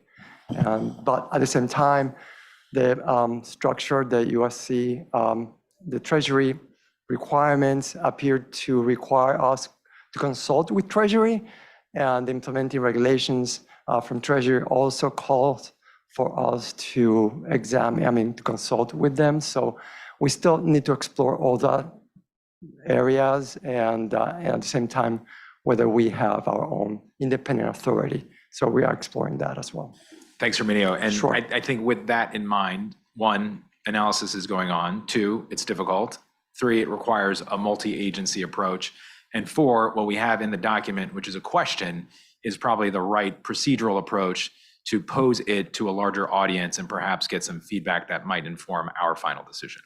So appreciate that, and every staff from DCR and OGC for that. So with that, I'll turn to Commissioner Johnson if she has any second round questions. Thanks, Mr. Chairman. I'd pick up right there and share a couple of things sort of out the gate. In the first instance, I had great conversations with DCR and OGC about this issue. Then we ultimately had conversations with MPD. So in the previous panel, I explicitly raised the question of whether or not a different division here at the CFTC might actually already be engaged with Treasury directly on the possibility of acknowledging that our markets include not only FCMs and IBs, but also other types of entities that might custody the funds of customers. So one thing I point out to Treasury in the moment, and we've actually had great phone calls with folks from FinCEN and are continuing in my office that conversation. And I know well that it sounds like others here at the CFTC, at OGC and MPD are already in conversation with FinCEN, hoping to see some gaps closed. And I think that's really important because what seems to be missed completely a little bit in this conversation is that there are DCOs operating today who could receive funds today on our watch, and those funds could be part of an illicit finance or terrorism financing network. We are sitting quietly, participating in enabling that by not taking the step of adopting the proposed rule today and moving forward to close this gap. I really applaud the efforts of the staff because, as Commissioner Mersinger mentioned, working with the tools they're given, this staff included orders or conditions, in the Ledger X order that quintessentially saved that entity from the fate of other FTX affiliated entities and saved the customers of that entity from the fate of other customers that were affiliated or had deposits custodied with FTX affiliated entities. I think that matters a lot. I think our staff has never been given the level of credit they deserve for the foresight they demonstrated by bringing forward the most critical customer protections in our intermediated regime ahead of time as thought leaders with respect to a market structure that had historically never involved as direct customers potential individual retail customers. I think that when we fail to acknowledge that we're leaving the staff out on a limb as they do their level best to bring forward those protections, that we're not only doing a disservice to the customers who we are now permitting to trade on platforms that do not have AML or KYC obligations and that will not have this separation of member property obligation apart from a condition which we have to question at some point whether or not there are campaigns to undermine the enforceability of. We are not doing our duty. We have a fiduciary responsibility to uphold the obligations in the core principle and under the CEA, and we can clearly see a gap here today. I'd like to point out one other piece with respect to the 2 DCOs. I think it's 2, you'll correct me if I'm wrong, Clark and others at the table. I'd like to just highlight something else with respect to the 2 DCOs that are operating currently in this disintermediated space, at least one of which this panel approved for operation earlier this year. I think it's important to note with respect to the AML provisions that I highlighted before, FCMs and introducing brokers were added through Treasury guidance under AML laws. But the actual definition of financial institution under 31 CFR 1000.100T, which is the place in the Bank Secrecy Act where financial institutions subject to AML obligations are defined, does not authorize the CFTC to amend Treasury's regulation, most certainly, and there would have to be a coordinated, carefully calibrated effort, possibly to include not just DCOs, but seemingly, as our markets have flourished and evolved, other institutions that might similarly be a first line of defense in preventing illicit finance or financing terrorism in our markets. I'll leave it at that, Mr. Chairman. Thank you so very much. Thanks, Commissioner Johnson. Turn to Commissioner Goldsmith-Romero for any second round questions. No, I don't have any additional questions. I think all of this conversation shows this is complicated. It's challenging. This is our first post FTX failure attempt at a rule. So let's engage. Let's engage on these issues. They're challenging, they're tough, rather than giving me something Wednesday night before Thanksgiving and 3 weeks later asking me to vote on it. It's tough. I'm happy to work with you. I'm happy to work with everyone. I appreciate all the work, appreciate the work of all the staff, appreciate the work of Commissioner Johnson, her staff, also appreciate my staff. But there's some stuff we can work out here, like disclosures, like potentially where is it safe to deposit? There's some things, even if the AML thing gets tricky, how long is it going to take to finish the analysis? So how long have we been consulting with Treasury? There's a number of things that we can do, which is why I asked this to be pulled. Lastly, I just want to say, I appreciate every commissioner and the chairman, all their views. This is all super important. We're struggling with it. It's tough. Like we all come from the same place of trying to do the right thing. It's challenging. And then lastly, I absolutely support Commissioner Pham, the Office of Retail Advocate. I'll have you know that I've been on the Hill supporting it as well. I said that as soon as you made it. I think it's brilliant because we don't have someone sitting here at the table saying, no, they don't know. They don't know the position they are in. They don't know what's going on. And to have an advocate to be able to do that, I think would be really, really helpful. So, but I do want to thank the staff. I look forward to continued work on this, but I'll tell you, with being jammed in 3 weeks, I cannot support this. I think there's a lot of missing gaps, and I worry that we're not doing enough here. Thanks, Commissioner. On the Office of Retail Advocate, fully support, and I would just encourage all of you as you're having discussions with our authorizers and appropriators that funds are helpful. Thanks. Commissioner Mercier. Thank you. And admittedly, part of the reason that I feel a little bit behind the gun on this rulemaking is because I was having many conversations on the Hill and going through a renomination process, which does take a lot of time, but that's certainly not a reason to not pay attention to this rule. I think we spent a lot of time on it, and we still have questions, and I guess that's where my concern is. And I'm just going to bring this down a little bit because I'm still kind of at the base level. Let's put aside all the different statutes and stuff. My understanding is that OGC, based on what OGC said, is we're not done with the AML analysis. Is that correct? Or we're still in that process, or we haven't fully determined that we can or cannot do this under our statute? Is that my understanding? Uh-oh, we got Rob coming to the, now it's getting serious. Thank you, Clark. Thank you, Clark. The Bank Secrecy Act is much more explicit that the AML requirements can be applied to FCMs. DCOs are not mentioned, and there's no accompanying Treasury regulation, DCOs. So we are looking at what other authority there may be. In the process of doing that, the rule was decided on a policy basis that we would save that for another day. So I think there is potential there, but when we have looked at it, it has been in the context of this rule and keeping it moving. And once it had moved to where it wound up, we've continued to think about it, but there isn't a completed analysis where I can tell you yes or no.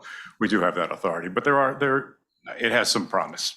Yeah. No, thank you. And I am not saying that, we had to hold this until that analysis was completely done and we had crossed all the T's and dotted all the I's, but I do think having that discussion as part of this proposal before we ask the question would have been really helpful. And again, this isn't because I didn't, pay attention to this up until now. This wasn't, part of the discussion until right now. So again, this is something that if we had a little more time, we probably could have talked through this and maybe discussed the analysis that OGC is going through and then asked the question about AML in a more specific way. And just one other quick question. With the DCOs that are currently direct to retail that have these conditions in the order where they have to keep funds segregated, what do you do at DCR to make sure that happens? What process do the DCOs go through to ensure they're abiding by those conditions in their order? Thank you for the question. Commissioner Mershner, I'm sure you're familiar through your long tenure here with our colleague in DCR, Julie Moore, and her examinations branch. And if I mention one of our disintermediated DCOs, Ledger X, for example, with conditions in their order, as Commissioner Johnson very nicely pointed out, we treat Ledger X like we treat every other DCO. And with conditions in the order, those conditions are what are examined. And Ledger X has undergone many examinations between its time of inception to where we lie now. So I can assure you that just because it's a condition in order, as opposed to, say, I'll call it a regular DCO that comports with Part 39, they're treated the same and examined the same. Thank you. And I think the point I'm trying to make here, and kind of putting Clark on the spot and doing it, is that by putting this proposal in place right now, that's not going to change what we're already doing to make sure those customer funds are where they're supposed to be for those DCOs that are registered with us, that we are examining, that Julie Moore is spending hours of her time working with and making sure they're doing what they're required to do in their order. So I just want to make it clear that we're doing what we need to do to ensure those customer funds. Yes, it's going to be stronger by having it in our regulations, but in the meantime, I'm not overly it's not that I'm overly concerned about it. I really trust the process, and I think that the examinations that we're doing, we're making sure that customer funds are protected. I understand this gets a little tricky when we go into bankruptcy, but I just wanted to point out, it's not like we are skirting any kind of duty here to make sure already that the funds at these DCOs are protected. That's correct. Do you want to say something, Bob? I, of course, speak under Clark's control, but I think there are some specifics in this regulation that, as Eileen was saying earlier, go into more detail under the order. And while I give full credit to my colleague Julie Moore and her ability to twist arms and perhaps get folks to do things that approach this, it really is much more of a much more stable and well-grounded situation if we have this in a regulation than if we have an order that has a very high-level provision and then an examination team that is very diligently pushing people to do the right thing, but lacks at the end of the day something that, the grounding of a commission regulation. And so, as the chairman has said, as others have said, there is much more to be done. But I think, making the progress that this proposal does would materially advance the cause of protecting the clearing members, including the retail clearing members that we're seeing, populating the world, as it's moving on, even just over the past couple of years. Yeah, and I don't disagree, and I think you're right that there are important, provisions in this proposal that would definitely help. I think I'm just I'm questioning the immediacy, that waiting 2 to 3 weeks or 4 weeks to get comfortable, get all of us comfortable with this rule. I think that it would be okay if we did that. But we're here today, and again, I appreciate all the work everyone put into this. I'm not saying that this is not appropriate. I'm just saying we need more time to work on this. So with that, I'll turn it back to the chairman. Thanks, Commissioner. Commissioner Pham, any second round questions? Well, first of all, I want to thank my fellow commissioners and the chairman for their support of the Office of the Retail Advocate, because I do think it's an important initiative for the CFTC. And as we've all discussed, we do have retail participants in our markets, and we do quite a lot to protect them. So I would like to sort of further that good work. And I also really appreciate all of the very thoughtful remarks and comments from all of my fellow commissioners. I appreciate what Commissioner Johnson is trying to achieve, but I also appreciate the concerns that Commissioner Goldsmith-Romero and Commissioner Mersinger have raised. And as somebody who likes to have time to thoroughly review the work of the commission, our rulemakings, our enforcement actions, and so on, and as somebody who believes that good process begets good outcomes, I'm never one to stand in the way of having more time if needed. And I think it's important to remind everyone that the commission is structured like and functionally serves as a board of directors. And as commissioners, we not only have statutory obligations, but we have a duty of care. And we are required to engage in deliberations and receive reasoned decision-making, and to make sure that we have a full and complete administrative record when we vote as a body and take actions that impact the public. So it is very important, the work that the commissions do. I've been asked in the past, what is the commission and what do we do? And I just told you, so. I do have some questions. As my remarks indicated, I am interested in the DCOs that clear directly for retail market participants. So with that, how many DCOs, if you happen to know, currently do not use the traditional FCM clearing model, where there are direct clearing DCOs for retail?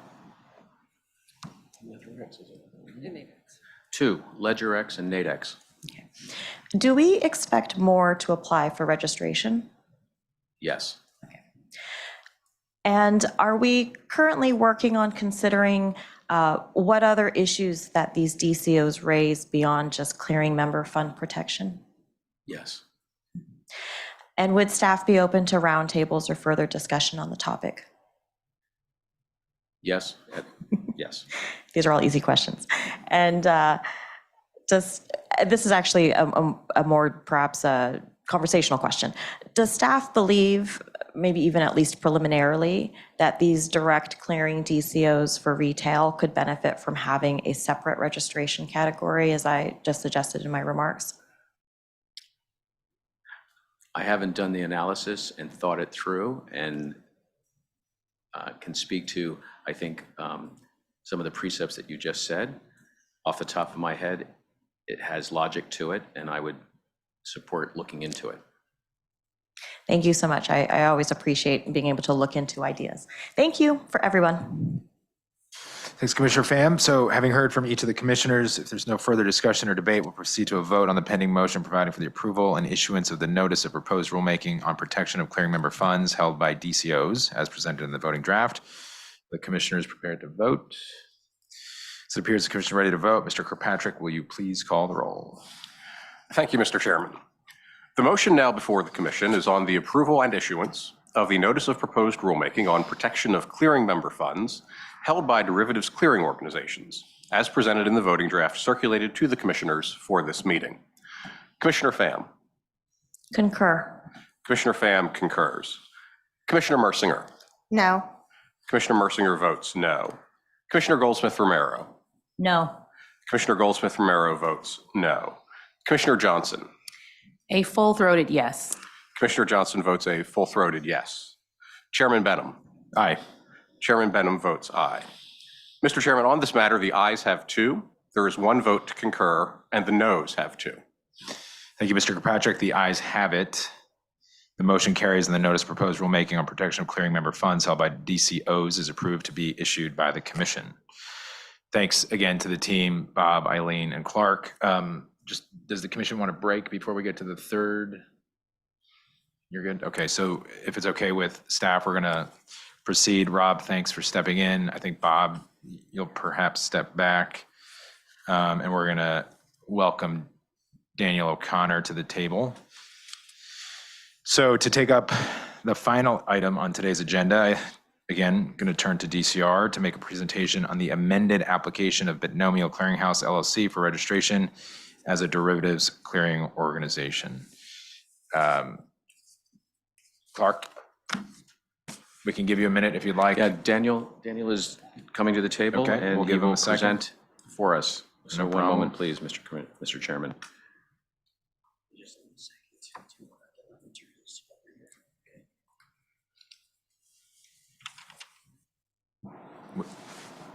No rush. We can take a few minutes.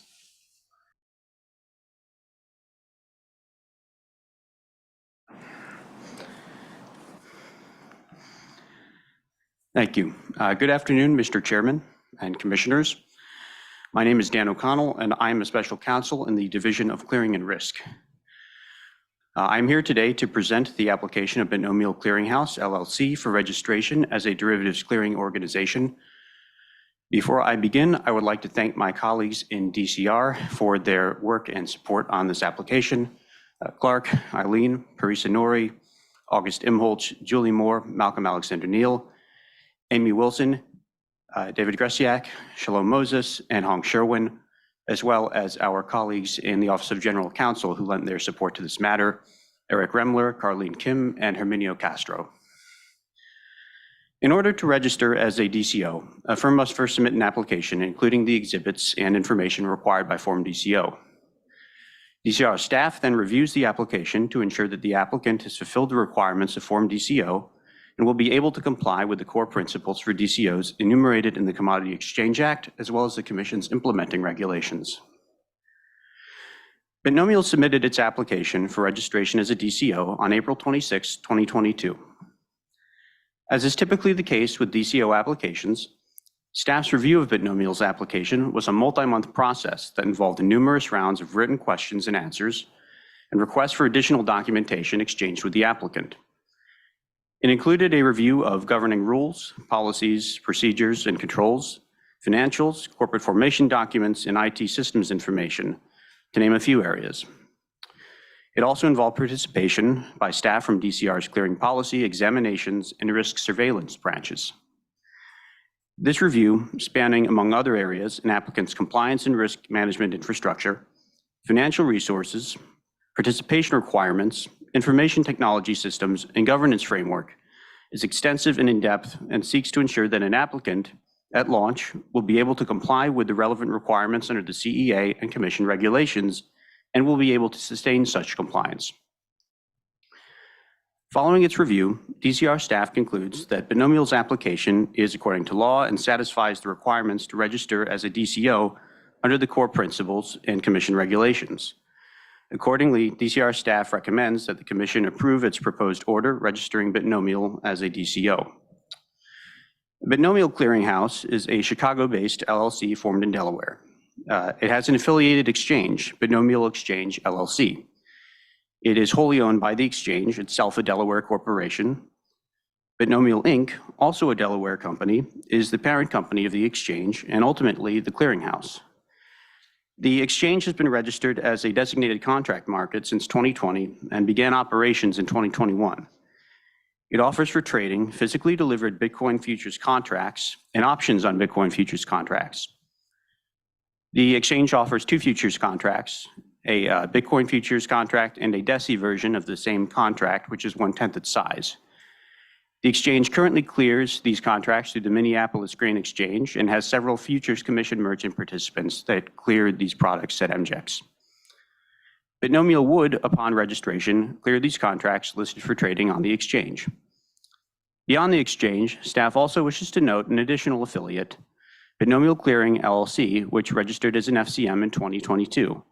It's an affiliate of the clearinghouse through common ownership, and Behnam expects it will become a clearing member as well, along with the existing FCMs that now participate in the exchange. Staff initially submitted its memorandum reviewing Behnam's application and proposed order to the Commission this past February. In June, while the application was under initial consideration by the Commission, the staff of DCR, the Division of Market Oversight, and the Market Participants Division issued a joint request for comment regarding potential issues related to affiliations between DCOs, DCMs, FCMs, swap execution facilities, and other market participants. The comment period for the request for comment closed in September, and on October 11th and 27th, Behnam amended its application to address potential issues identified in the request for comment. DCR then withdrew the application from consideration to address the amendments, and the memorandum before the Commission today incorporates DCR's review of the amended submissions. Mr. Chairman, Commissioners, thank you for your time this afternoon and for the opportunity to present this matter. We would be happy to address any questions you have. Daniel, thanks for that very thorough presentation. And now to formally open the Commission's discussion and consideration of the matter just presented by Daniel, I ask if any Commissioner wishes to offer a motion proposing the approval and issuance of the order registering Behnam Clearinghouse LLC as a derivatives clearing organization as presented in the voting draft circulated to the Commissioners for this meeting. So moved. Second it. There's a motion and a proper second proposing that the Commission approve and issue the Behnam Clearinghouse DCO registration order. Floor is now open for the Commission's deliberations on that pending motions. I'll begin and then turn to Commissioner Johnson. Daniel, you probably answered most of my questions, but if you don't mind, just a quick yes, no.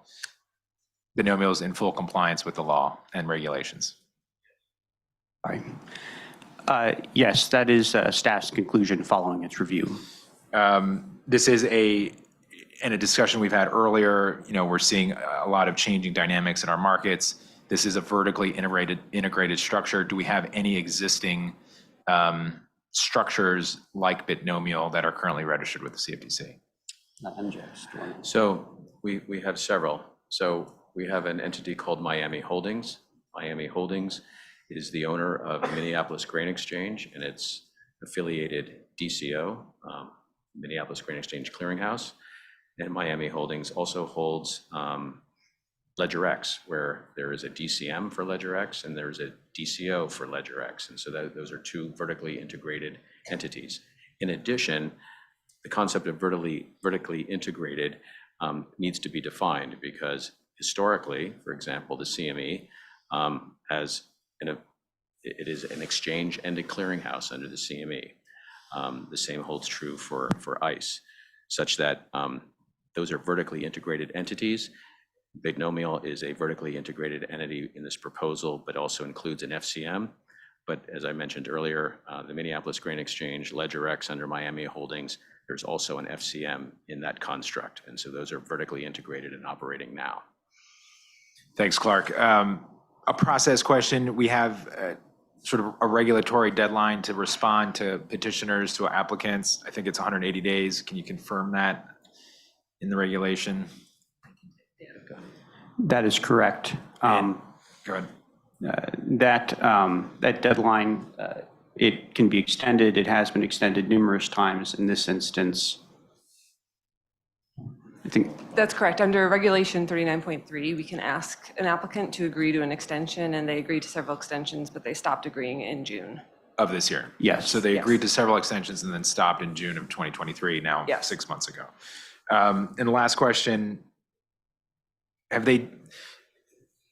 conflicts of interest obviously is one of the important issues that I think we have to address. I know the division staff has been very focused on it. Daniel, to the extent you can share briefly some of the conversations or what Behnam has done to address concerns around conflicts of interest. Yeah, so I'll start with what is currently in the core principles and the regulations. Core Principle P and its implementing regulations require a DCO to establish and enforce rules to minimize conflicts in the DCO's decision-making process, establish a process for resolving such conflicts, and describe procedures for identifying, addressing, and managing conflicts involving members of the board of the clearinghouse. Binomial has rules in place that address this, but as I had mentioned in my introduction, Binomial also voluntarily amended its application in October to respond to some of the conflicts-related concerns that were raised in the request for comment. So Binomial's DCO rulebook, it includes rules designed to ensure that members of boards, panels, and committees do not knowingly participate in deliberations and voting on matters where they're a named party in interest or have a family relationship with such a party or have related direct and substantial financial interests. But they also have rules that would serve to disclose the relationship between the DCO and its affiliated FCM. Staff has also reviewed rules and procedures designed to ensure affiliates do not receive preferential treatment and to mitigate potential conflicts related to affiliates more generally. These include restrictions on the affiliated FCM's participation in the clearinghouse, information barriers, separation of personnel, directors, and physical space, as well as composition requirements designed to ensure that the board of directors of the clearinghouse and its delegated committees have adequate representation of public directors. Thanks, Daniel. All very helpful. And I think consistent with some of the things that we would want, we obviously have asked, but to your point, they voluntarily included these things in their rule book. And to Clark's point, in some respects, not new. We have derivatives markets are by nature vertically integrated. There are reasons why that has evolved over time. And I think we've dealt with that as an agency and as a regulator quite well. But we're dealing with new issues force new ways of thinking. We put out the RFC a few months ago and continue to deliberate what we can do. Just like the previous rule on member property, continue to take steps, however small or big, to improve our rule set, to strengthen markets, and to protect customers. And today, I think, is just a step in that direction, and I support this application. So with that, Commissioner Johnson, I'll turn to you if you have any questions. Thank you, Mr. Chairman. I usually wouldn't start here, but my level of excitement is just a little bit over the top because having Dan present, I have some personal sense of pride that probably is completely not appropriate. I had nothing to do with helping him prepare for this, and I've engaged with DCR on this one as I have with every other one, but I have to acknowledge and admit Dan supports the MRAC as a DFO for market structure, or for market structure, sorry, and I am genuinely just grateful for his support and service in that role. And it's great to see him at the panel today presenting on this application. So just very excited. But I want to thank everyone else as well. So usually I would not start with this. It would be at the end of my remarks. So I have to dig to the back where I want to make sure I say very explicitly a tremendous thank you to Clark, to Eileen. Bob, you are still at the table, so I'm guessing you get a nod on this one too, but I didn't know that you would. Parisa Nuri, who also supports the MRAC as ADFO for CCP Risk and Governance. Julie Moore, who is an anchor and a rock, I think, not just for DCR, but for all of us. In that very last discussion, something that wasn't said aloud on the record, and I very much want to say it, is last year, not long from the moment we're at now, about a year ago, almost exactly, we witnessed Julie Moore pull off Herculean things in connection with the conditions in the Ledger X order that really, again, demonstrate the exceptional professionalism and commitment of DCR. She reported out on a daily basis and even more frequently at times if we expressed any need or concern regarding questions related to an entity, a registrant in our markets whose parent company was in bankruptcy. So I say all that to say very grateful for all of your help. I also want to acknowledge Malcolm Alexander Neal, Amy Wilson, David, and I'm going to mispronounce David's last name unless somebody tells me what it is, Gerziak? Okay, very good. Shalom Moses and Huang Sherwin for your tremendous efforts on this rulemaking. If I forgot anyone, please forgive me. A tremendous thanks, though, to everyone in DCR who's been working on this for a long time. Today, the Commission is considering the application of Binomial Clearinghouse LLC, Binomial, for registration as a DCO pursuant to Section 5 of the Commodity Exchange Act and Part 39 of the Commission's regulations. As was just discussed, it may be the case that we are able to acknowledge that Binomial's application demonstrates compliance with current and existing statutory and regulatory requirements under the CEA and Part 39.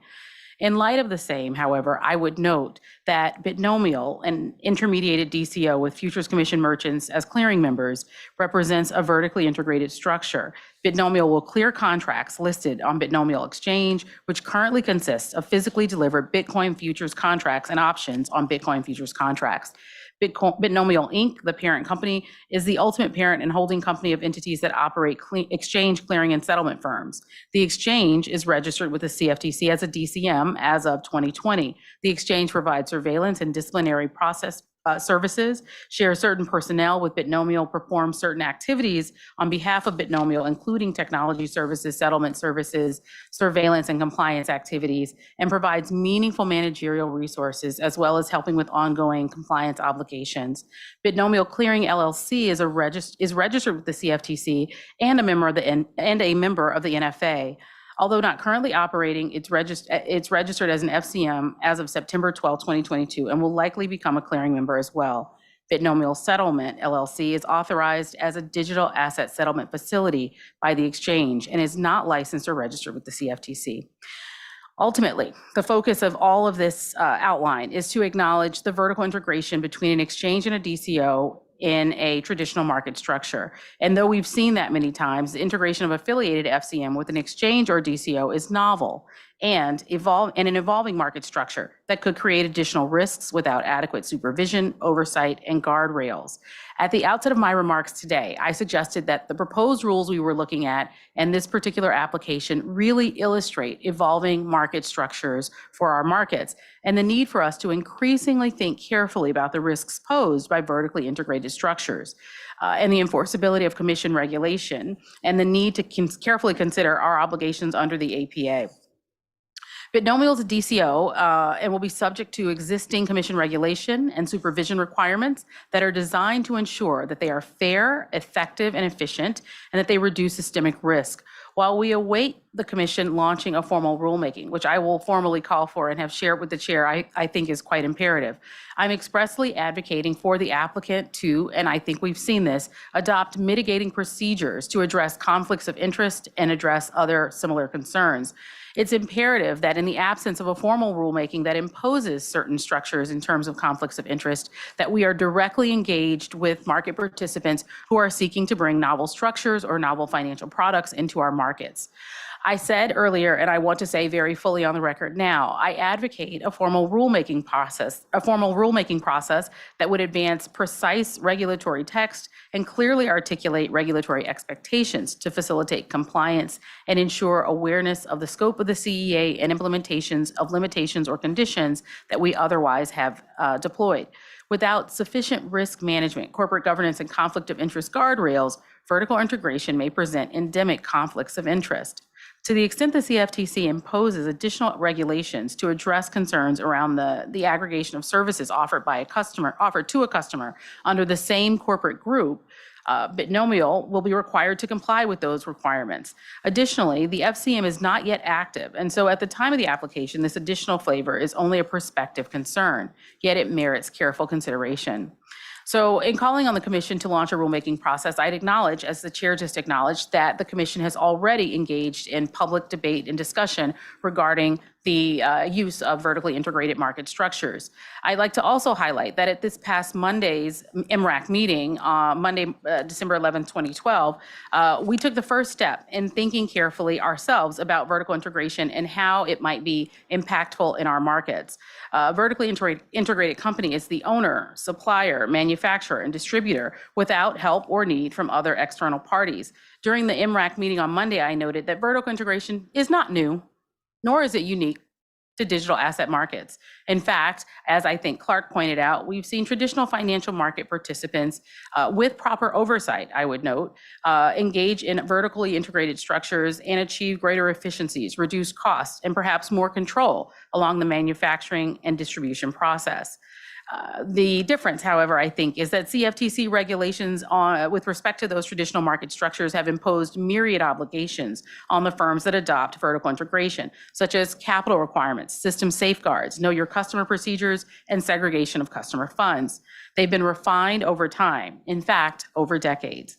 Without regulation or registration, however, there are notable risks in permitting unsupervised adoption of vertical integration. In fact, vertical integration without proper oversight arguably contributed significantly to the customer losses resulting from the collapse and bankruptcy of digital asset derivative platform FTX.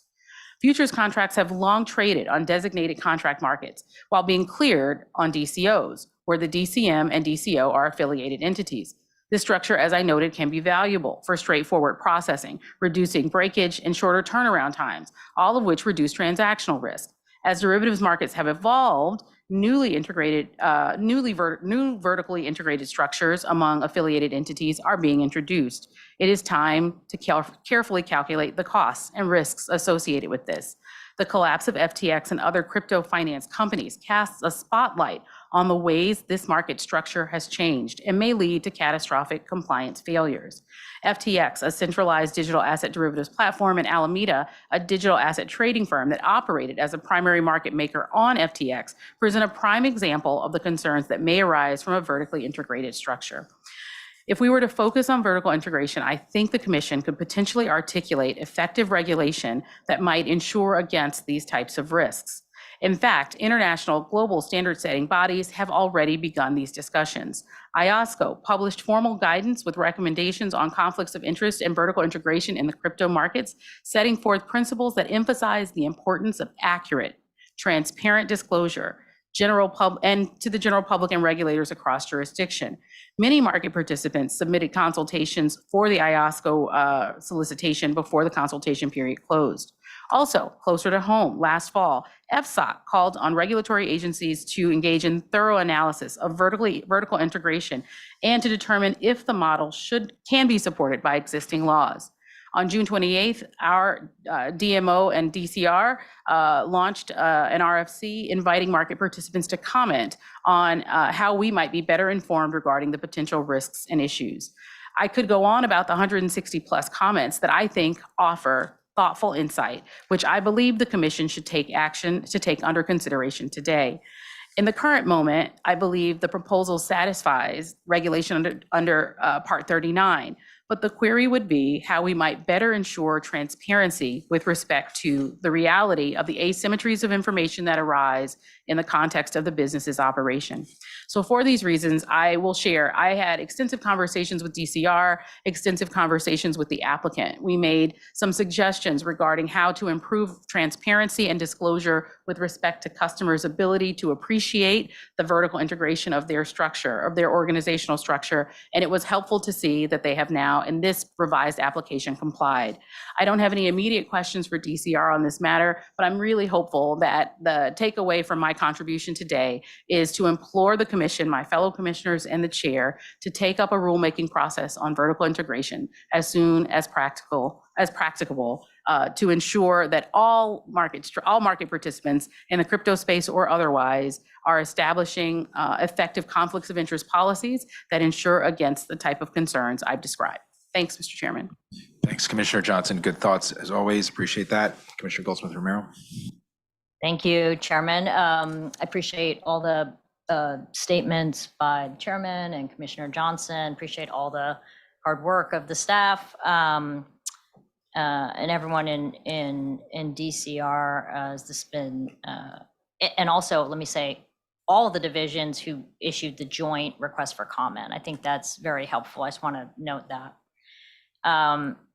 The action we consider today is precedential. It would be the first Commission vote to approve a vertically integrated market structure. While there are existing vertically integrated market structure, this happened through acquisition. My understanding is we have very little authority to stop an acquisition, and it's NFA who makes the decisions on FCMs. But so today would be precedential. Binomial does not need this as it clears from the Minneapolis Grain Exchange or has an agreement to. Presumably it could save money, but at what cost to customers, competition, and financial stability? I first voted internally to deny this application in May on the basis that the CFTC needed to analyze the risks of vertically integrated market structures and then do rulemaking, as Commissioner Johnson said, and take other action. By then, serious concerns about vertical integration in digital assets had been expressed by the White House, FSOC, Treasury Secretary Yellen, Federal Reserve Vice Chair Lael Brainerd, and Acting Comptroller Michael Hsu. So the March 2023 Economic Report of the President states, there can be conflicts of interest at crypto asset platforms. For example, some crypto asset platforms combine exchange, brokerage, market making, and clearing agency functions. This vertical integration of products and services has long been prohibited in traditional markets and leads to risk to customers. And this report cites FTX as an example. FSOC's October 22 report on digital assets discusses financial stability and investor protection implications that may arise from vertically integrated services. Treasury Secretary Yellen has said, we are also working to address risks specific to digital assets. This includes risks associated with vertical integration. Then Federal Reserve Vice Chair Brainerd said, since trading platforms play a critical role in crypto asset markets, it is important to address non-compliance and any gaps that may exist. We've seen crypto trading platforms and crypto lending firms not only engage in activities similar to those in traditional finance without comparable regulatory compliance, but also combine activities that are required to be separated in traditional financial markets. Acting Comptroller Sue said, even integration within the crypto industry itself warrants attention from financial stability regulators. The largest crypto players today want to provide an increasingly broad range of services seamlessly under one roof for their customers. While commingling these activities may offer convenience for consumers and cost savings for crypto firms, conflicts abound and the riskiest activity threatens the whole bundle. In June, we issued that public consultation, and at that time I said, I'm open to considering changes to traditional market structure, but only if it does not result in increased risk, especially to customers and financial stability. We received 166 comments just 2.5 months ago. There are more than 100 comments expressing serious concerns: conflicts of interest risk, clearing system risk, contagion risk, risk of customer harm, anti-competitive risk, financial stability risk, and systemic risk. FIA commented, this is the quote, FIA highlights the checks and balances that already exist by having a tiered system of separate registrants. The self-regulatory privileges afforded to and responsibilities imposed on registered entities under the Commodity Exchange Act and Commission regulations presuppose that registered entities have sufficiently differing interests from those of intermediary registrants, so that the registered entities themselves are able to hold the intermediaries active in their marketplaces accountable for their compliance with laws, rules, and regulations on a fair and impartial basis. This tiered and interdependent scheme of rules distribution is a critical feature of the US's well-regulated derivatives markets. FIA is concerned that collapsing this existing multi-tiered ecosystem with its inherent checks and balances without proper analysis could undo the foundation on which the self-regulatory structure is premised. ISDA commented, quote, that the current regulatory landscape is an ecosystem of checks and balances that should not be undervalued or discarded without careful consideration, end quote. Better Markets said they hold a general stance against vertical integration, citing the inherent risks and potential adverse impacts on the market and market participants. They cited two significant challenges to maintaining a level playing field and ensuring the fair and efficient operation of markets. Better Markets said, quote, these affiliations can give rise to conflicts of interest, distort competition, and compromise the integrity of regulatory oversight, end quote. It is unclear why we would risk upending this ecosystem of checks and balances for one crypto company before we have analyzed the comments and determined the appropriate regulatory response. Major concerns were raised about the many discretionary decisions that clearinghouses make. Just a few examples: decisions on margin, when to declare a default, when enforcement of its rules, all matters that could pose systemic risk and hurt customers. Many pointed to anti-competitive concerns, including views of favoritism that could lead to run risk and much concern over contagion risk. Some commenters said that some of the risk could not be mitigated. Others recommended new rules, CFTC guidance, and new requirements on FCMs, exchanges, and clearinghouses, including requirements that are not under consideration today. I agree with Commissioner Johnson that we need to be paying attention to these comments and doing some of these rules. Recommended were things like new rules on governance controls and separation of roles, rather than just having a conversation with them and them changing their rule book. There were concerns, serious concerns raised about contagion risk. Recommendations also included requiring stress testing. So for example, to determine what happens in the event that one of these affiliates like the FCM fails, what is the impact on the clearinghouse? Also, recommendations were made requiring higher capital and liquidity standards to make it much less likely that there would be a default that would impact the clearinghouse and the other FCMs. Better Markets called for the CFTC to conduct a comprehensive study. I agree. We've already started. We're right in the middle of it. Following a same risk, same regulatory outcome approach means that additional risk requires additional regulatory response. We have heard from comments that there is additional risk and that there are recommended regulatory responses. But here there would be a 2-page order with 0 conditions. We should learn the lesson from FTX's application, where we received many comments against straying from the traditional market structure. We should not take these comments lightly or ignore them. We should not approve Behnam's application before determining the appropriate regulatory action needed in light of the comments that go well beyond conflict of interest risk. In fact, given that Behnam already has a vertically integrated exchange in FCM, there are already existing risks shown in the comments that we should address before we compound these risks by also making them a clearinghouse. It would not be responsible innovation, but instead could have unintended consequences that undermine our rules and harm customers, competition, and financial stability. Therefore, I am compelled to dissent. Thanks, Commissioner. Commissioner Mercier. Thank you. And a lot of what I was going to say, Commissioner Johnson and Commissioner Goldsmith-Romero were eloquently addressed anyway. So I'm going to just start with the example I use when I've looked at this. And a lot of times I simplify things down to my own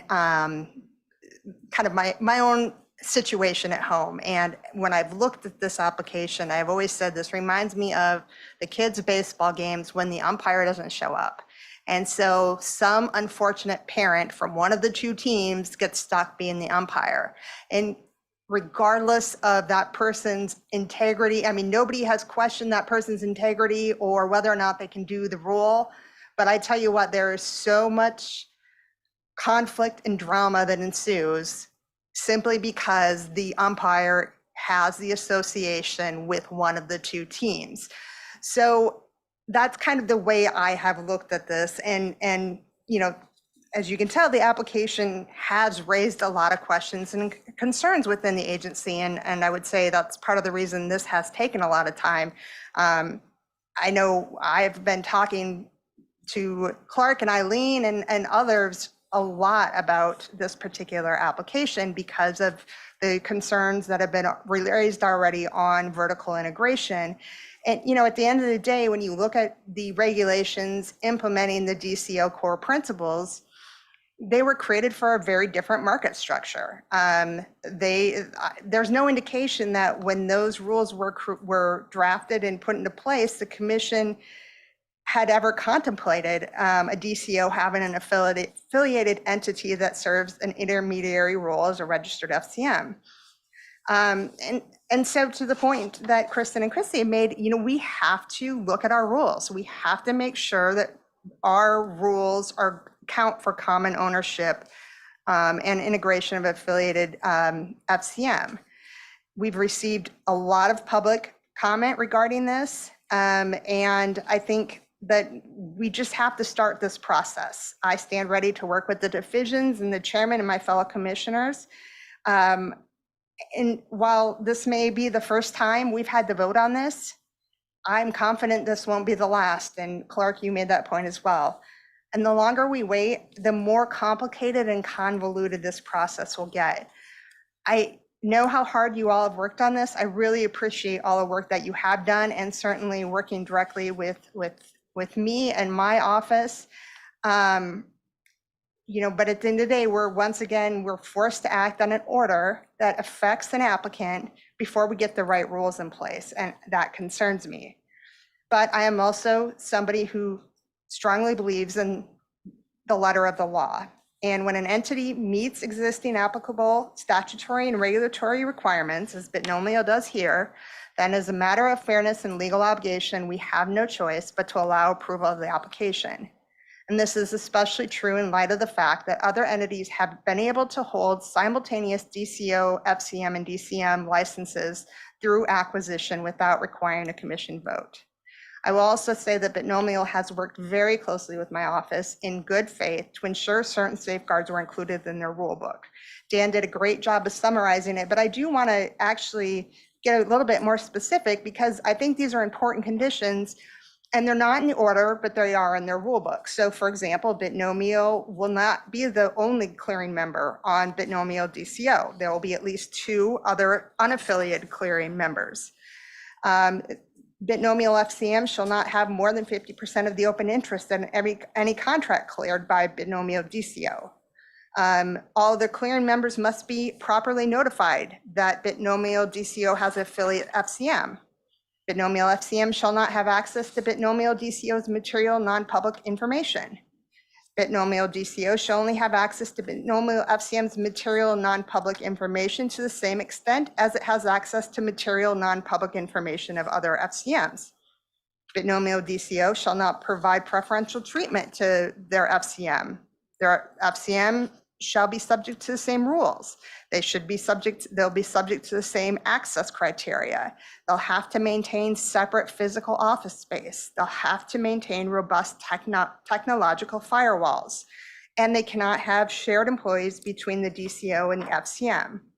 Each entity will have separate governing bodies and boards of directors and personnel, and the board of directors will have at least 2/3 of independent directors. If I got any of this wrong, please correct me. But because of the statutory obligation here and because of the good faith efforts that Behnam has made to address a lot of these concerns, I will concur on the application today. But I just want to say that voting for this today does not end this conversation. And let me be clear, I'm not going to let this go. I'm not going to just accept an RFC and an advisory as the only steps to further address these issues. We have to evaluate our existing DCO regulations to ensure they accomplish the goals for which they were established in the context of the novel, vertically integrated market structure Behnam and others present. With that in mind, I'm going to ask a couple of questions. Some of these, I think it's a little unfair to ask because they are hard questions to answer. And this won't be the first time you've heard me ask these questions. But so starting with core principle C in Commission Regulation 39.12, this has to do with the DCO's responsibility regarding eligibility for membership. This eligibility criteria must be established in a manner that is objective and permits fair and open access.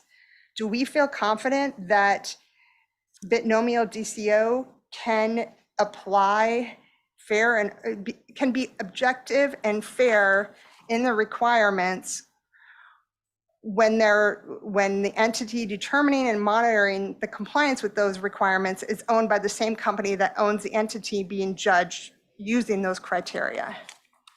Sorry, I kind of tripped over that. But basically I'm saying, do we feel confident that they can judge criteria of FCMs when they themselves have an FCM that they're judging the criteria for membership on? Well, thank you for that hard question.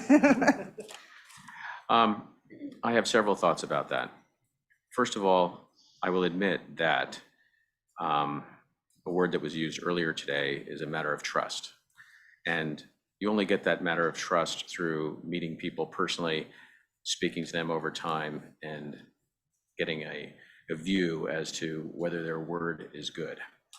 And I think as a criteria, it may not be the most robust, but it's one of the tools we have in the toolkit. And I feel confident that we've done that to the degree that that tool can be relied upon. That would be number one. Number two, it's important to note, both from a risk aspect, but also I think from a conflicts aspect, that Behnam has to have other FCMs. And I think that in accepting other FCMs, forgetting about their own for a second, criteria of acceptance of those other FCMs leads evidence to say, what are your criteria for accepting these other people? And if those criteria are robust, they can then be mirrored back to their own and saying, are you applying those same principles to yourself or not? Or is there some sort of prejudicial set of circumstances that you're applying? And I think that's a tool in the toolbox that would come under examination. And I think those are the only two logical answers I can give you at the moment. Oh, I think that's helpful, and certainly, like I said, we've talked about this before. I've asked these questions before, and you've given me good answers in the past. It's just tricky. It's tricky. It's tricky. And along the same lines, core principle H and regulation 39.17 deal with rule enforcement by a DCO. The DCO has a responsibility to enforce the rules it establishes for its clearing members. This responsibility requires ongoing monitoring and surveillance to ensure compliance. If violations occur, the DCO has the responsibility to discipline its clearing members and determine the appropriate sanction for violation. DCO must also maintain adequate arrangements for resolution of disputes. Again, to your point about trust, certainly I believe that Behnam will be serious about enforcing their rules against their affiliate FCM and disciplining the affiliate FCM if there are rule violations. But does the simple fact that it would be responsible for doing so give rise to a conflict of interest? I'm sorry, I was thinking about what you were saying, and I got the first part because I was distracted in my own thoughts, and the second part, I didn't hear your question. So would you mind repeating that? Yeah, no problem. I was, the idea that Behnam as a DCO would not, I think they are serious about enforcing rules against their affiliate. And I agree with your kind of assessment that we have to have some trust in the entities that we work with. But does the simple fact that it would be responsible for disciplining an affiliate FCM for rule violations create a conflict of interest? I think by logic, the answer has to be yes. I mean, it certainly gives rise. Whether or not they're going to behave responsibly given that rise will yet to be seen. There's an ability for us to examine to a certain extent against that and hold them to account. But I think that's I think that's a wide question. Yeah, like I said, these questions were a little unfair, so I apologize. No.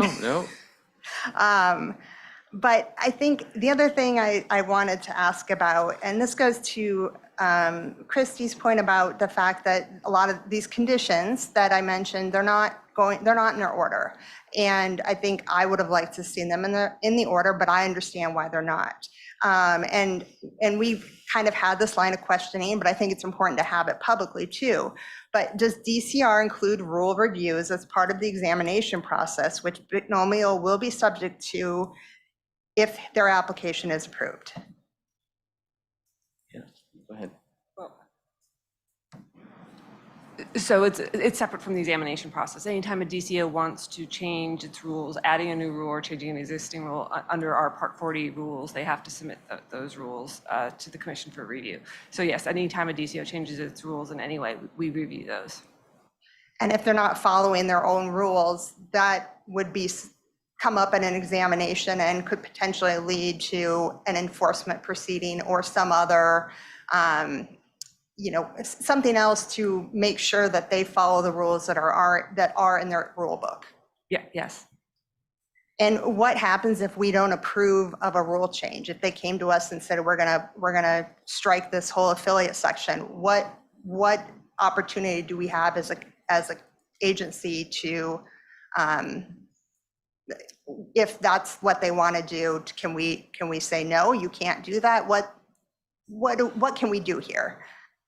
Sure. Well, I mean, ultimately, it has to be consistent. Any rule change has to be consistent with the act or the regulations. So obviously, since we don't have a rule yet on this issue, it is imperative that we do something quickly so that there are regulations in place that we could hold them to. Thank you. I think, like I said, I just wanted to have the conversation about rule approvals on the record, because while I wish this was in the order, I do think we have some backstop when it comes to it at least being in their rule book.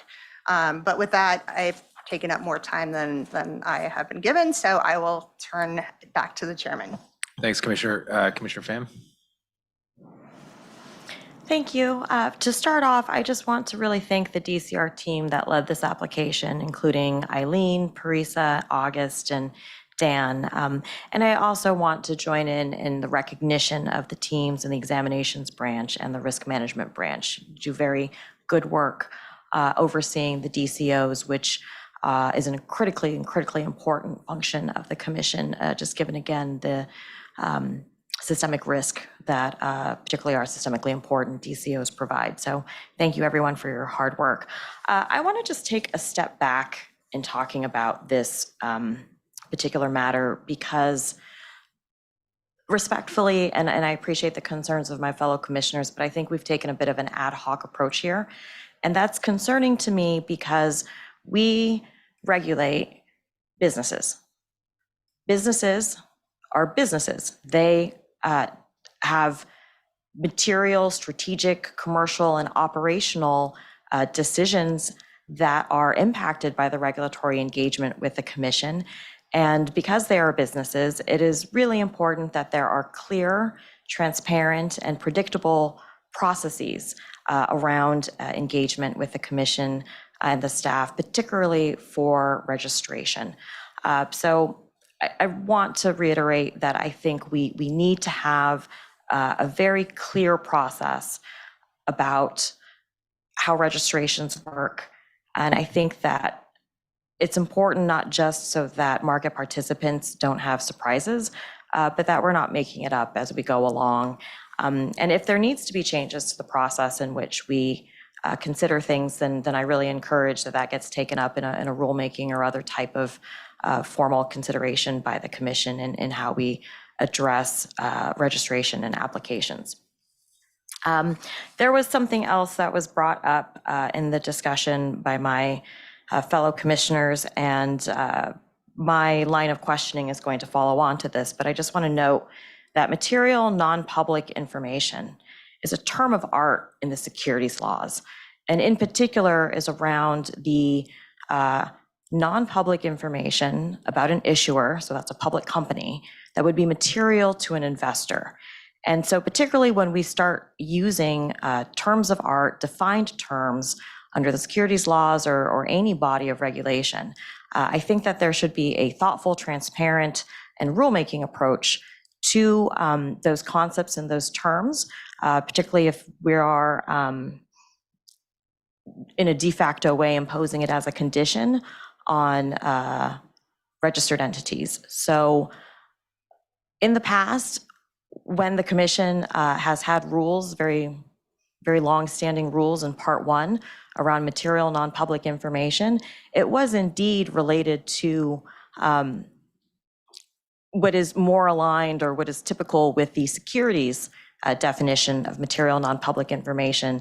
And I think what is critically important when we consider our markets, the derivatives markets, where we have producers and end users who participate in our markets and necessarily do business or transact upon their own material non-public information, we have to be very clear in drawing a line between what is it under the SEC and what is it that we are talking about. And we really need to stop blurring the lines between what is the SEC's jurisdiction and what are the securities markets and what are our markets. Because if we don't stop blurring the lines, then I don't know why we don't just go ahead and merge the agencies and be done with it. So it's very important to me that these distinctions between the securities market and the derivatives markets is made very clear. The only other time that MNPI has come up in a rulemaking or other type of context before the commission was in putting forth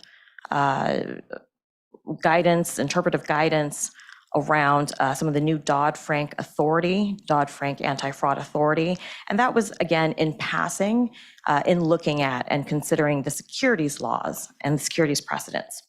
So to get back to what much of the discussion has centered upon, which is conflicts of interest.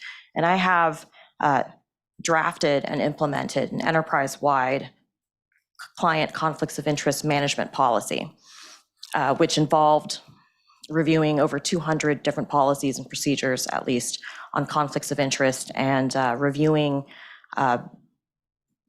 countless different frameworks to manage conflicts of interest, including information barriers and physical separation or segregation of personnel and activities. This is something that is important to me, that we are managing and addressing potential conflicts of interest in the right way. But at the same time, these conflicts of interest are not new.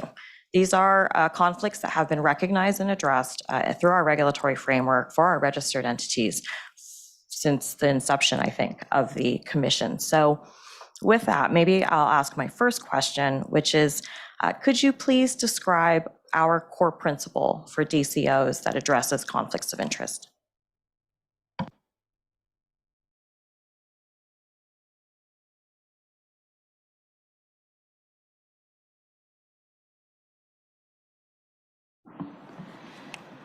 Yeah, so I'll be happy to restate what the text of core principle P, our conflicts core principle. It requires a DCO to establish and enforce rules to minimize conflicts in the DCO's decision-making process, establish a process for resolving such conflicts, and describe procedures for identifying, addressing, and managing conflicts involving members of the board of the clearinghouse. It's a relatively short and succinct core principle. And yet broad. Yes. And so I think quite flexible. And what I appreciate about, again, our principles-based regulatory approach and the way that this core principle is drafted is I do think that because it is broad and it's sufficiently flexible to cover any emerging types of conflicts, including actual, perceived, or potential conflicts. What do you think? Well, I was going to say I'll allow Clark and Eileen to disagree with me if they wish, but yes, the DCO's decision-making process is a very broad remit. And how long has this core principle been in place? Maybe just estimate. 2000, this wasn't adopted, yeah, 2000. So a very long time. And not only do we have a core principle that addresses conflicts of interest in our regulatory framework for DCOs, but could you quickly recap what are the PFMIs and how the CFTC has implemented the PFMIs as we are required to do? So that's in subpart C. I will confess I do not immediately recollect. My recollection is that we hadn't gotten into detail beyond what the core principle provided. And so, wait, actually, hold on a second. No, I'm sorry. I honestly don't have the PFMI completely in main memory. That's okay, Bob. I'll answer the question since I asked it. So the PFMIs are issued by IOSCO and the CPMI, which is a working group or subcommittee of the Basel Committee. And it sets forth the international standards for financial market infrastructures. PFMI is the principles for financial market infrastructures. And the signatories to this international standard all agree that they will implement the PFMIs through their own regulations. Is that right? Yeah, that basically, well, one has to be careful. It is an international standard, and there has been an undertaking by the various agencies, including our own, to endeavor to be consistent with that standard. Moreover, based on the QCCP standard that our friends, the banking regulators, have adopted, it is very much in the interests of those CCPs with bank clearing members that we hold them to standards that are consistent with the PFMI. And so that would be true for both the CIDCOs and the Subpart C DCOs, which not every DCO is. And I appreciate that, because although the PFMIs and their scope don't apply to every single kind of DCO, particularly the small ones, but I do think they set forth, again, like an important international standard for sort of best practices around robust risk management. Is anybody able to describe PFMI Principle 2? Governance? Yeah, I mean, basically, and again, I'm sorry, I don't have it all in main memory in the text. I should by now, but I don't.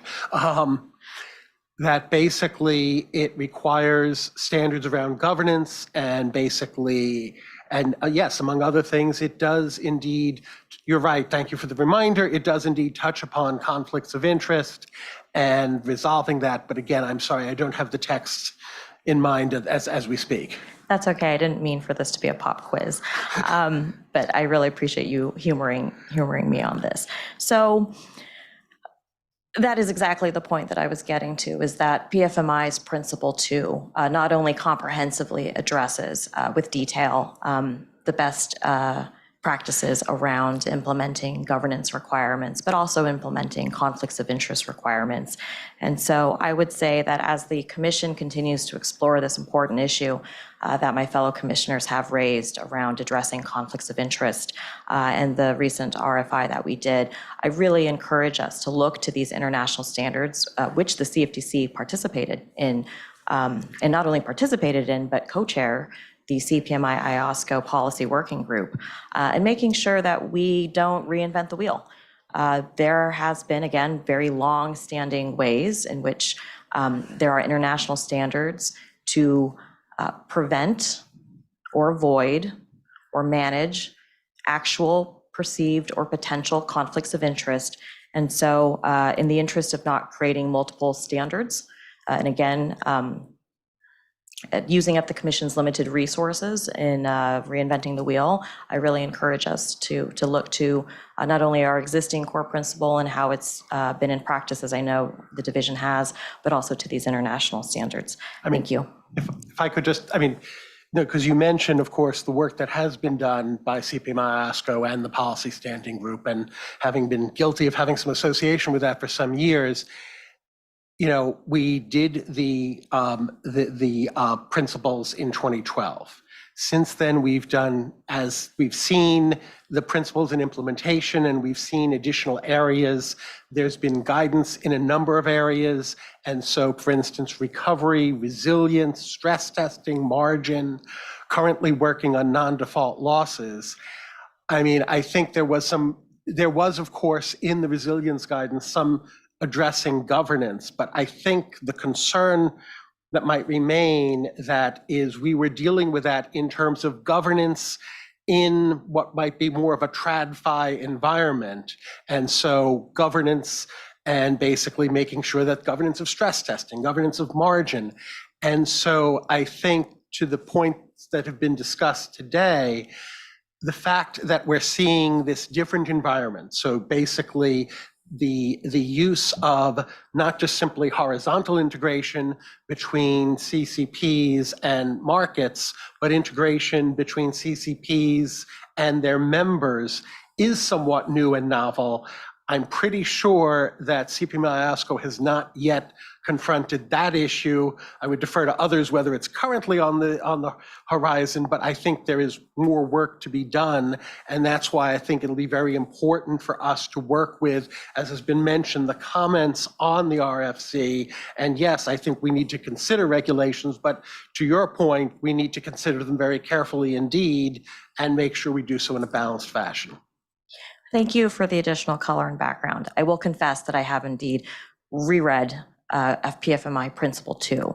And in Principle 2, which is again fairly detailed and comprehensive, it does discuss addressing the conflicts of interest posed by affiliated entities.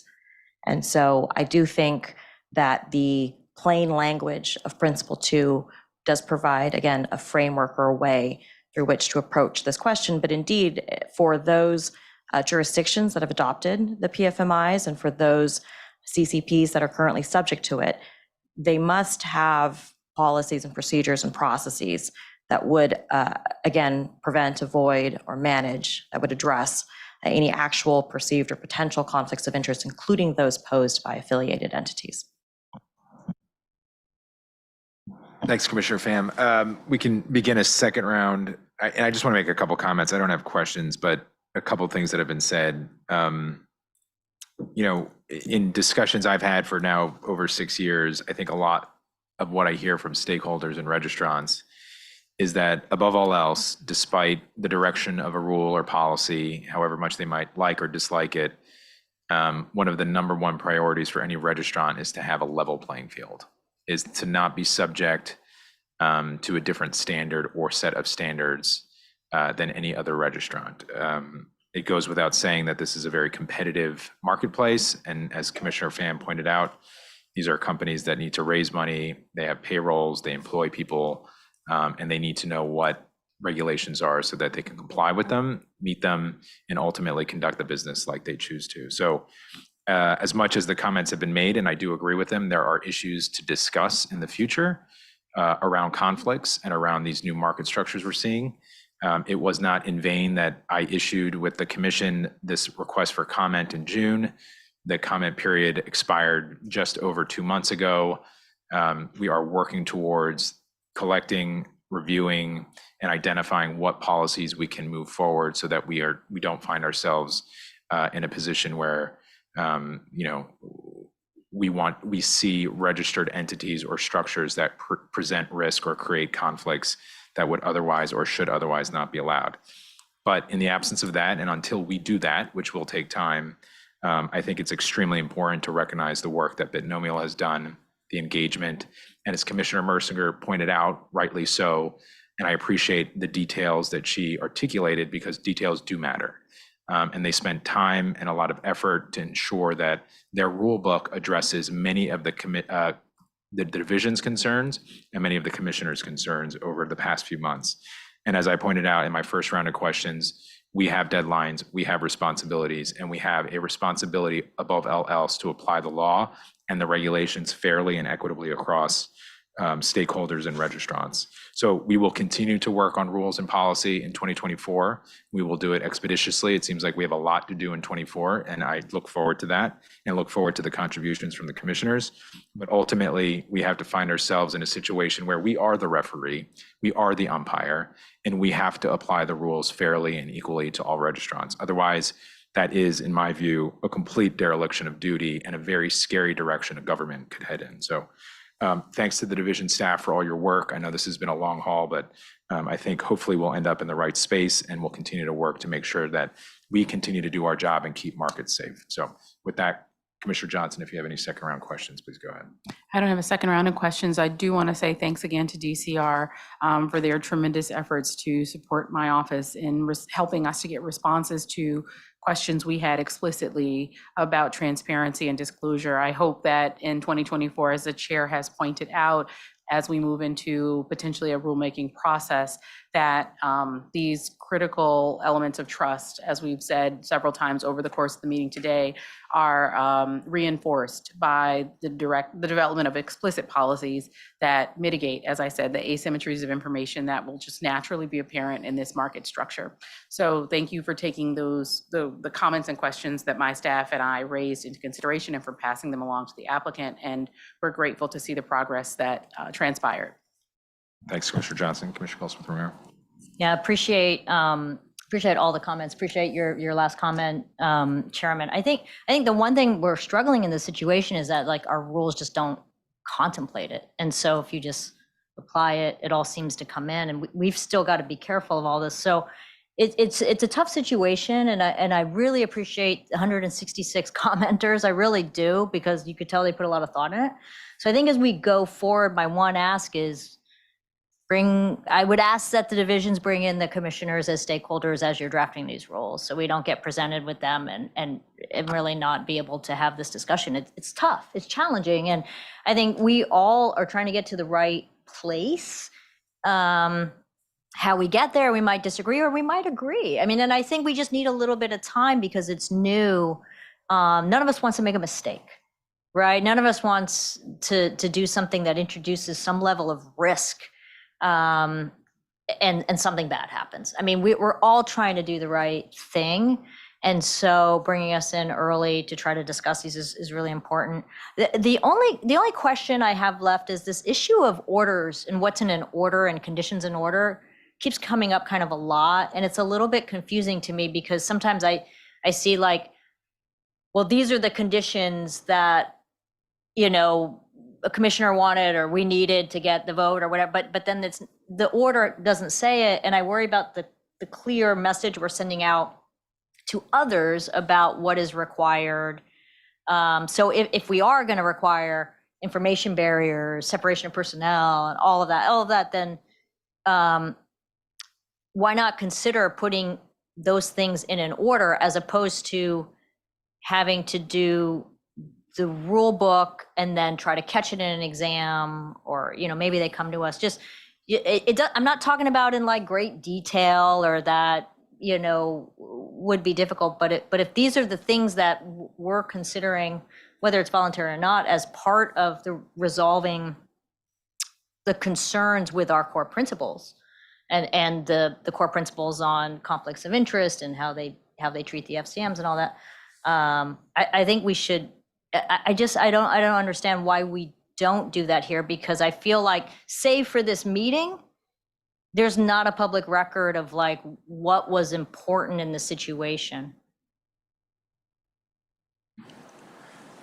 Thanks, Commissioner. Your point is well taken. Once you get into an area where there are not regulations on the books, then we try and use other tools at our disposal to get the appropriate outcome within the bounds that the CEA establishes. And there's different ways of going about that. And your point about putting it in a public order is certainly well taken. I appreciate that. I mean, I think we're talking about the core principles. So I would, since you're the general counsel, I'd ask you to take a broad view of like what falls under it, because when it comes down to executing those core principles, the issues, the specific things that Dan raised, the things that Commissioner Mersinger raised, those were the specific things that everyone, was talking about what was needed to resolve these conflicts of interest in order to comply with our core principles. So I would take the view that it's within, our core principles, within our authority. Like you said, different people might go different places, but it gives us some ability to hold them accountable to it. And maybe importantly, it gives that clear regulatory signal that Commissioner Pham was talking about. And I also take very seriously her point about the harmonization. And I think that is absolutely appropriate, that we should be looking at that and considering that. I just want to say, I'm dissenting on this, but I really appreciate all the engagement. I really appreciate the thought. It's tough. These things are tough. And I'm open to considering all these things, but I just feel like we've got to do some more work to try to address all the concerns that have been raised. And for me, this is process. We're right in the middle of this request. We got the request for comments. We just got the comments 2.5 months ago. I think we need to, there are other things besides conflicts of interest, like contagion risk, like concerns about run risk, systemic risk. There were specific recommendations made in there about things like being transparent, not just with the rule book, but other things, and also liquidity requirements, capital requirements, that kind of thing. So I think there's other things here. Conflicts of interest is sort of the thing that looks the most present, but there's all these issues that were raised when you go through the comments with very thoughtful recommendations that I think we should consider. And not, some of that's rulemaking, as Commissioner Johnson said, some of it's just requirements that we would put, or conditions, or maybe we need to issue guidance on some of it. So I just think there's more work to be done. I'm happy to roll up my sleeves and try to work to do all this. All I ask is I'm brought into the process as a stakeholder, so that not just at the end, because I don't find that as helpful. So I appreciate all the work on this. I appreciate how long it took. I appreciate Bit Nomiel trying to work with the staff. Thank you. Thanks, Commissioner. And certainly you have my commitment that as we look towards 2024, we'll welcome all of the feedback and input throughout the process from start to finish. So thank you. Commissioner Mercier. Just kind of quickly piggybacking on what Commissioner Goldsmith Romero just mentioned, I think the conditions that are in the rule book, a lot of that is to address those core being able to comply with the core principles where it's just a hard question. You know, it's that inherent conflict. How do you get around it? And that was the idea with a lot of these rules that they willingly placed in their rule book. And so I think what Commissioner Johnson just mentioned, I think it might be something to look into is, you know, can we, until we get to a rulemaking, because it does take a long time, you know, are these conditions that we could potentially put into staff guidance and say, these are the things that we would expect you to do as if you've got this vertically integrated structure, you know, this is what we would expect as a DCO for you to comply with the core principles, you know, because we have this question around conflicts of interest. I don't know, and maybe we have to look into that, but it's just something, you know, that's a little bit, we can do that more quickly while we work on a rulemaking, but it's just something to consider because again, we're going to have more of these applications before we get to a rulemaking. And how are we going to go through this process every time one of these applications comes to the commission for the vote? I don't want to put you all through that. I don't want to put the person, the companies applying through that. We just have to have some way to move forward here. So that's just, I don't know if it's a question or a comment, but I just wanted to mention that I thought that was a good idea that Commissioner Goldsmith Romero raised. Thanks, Commissioner Mercinger. And I think something that we should certainly take up to make it more clear for registrants who have similar models. Commissioner Pham. Thank you. I appreciate the chairman, your remarks about how to address this going into 2024. So thank you for those very thoughtful comments. And also, again, I appreciate the concerns that my fellow commissioners have raised here.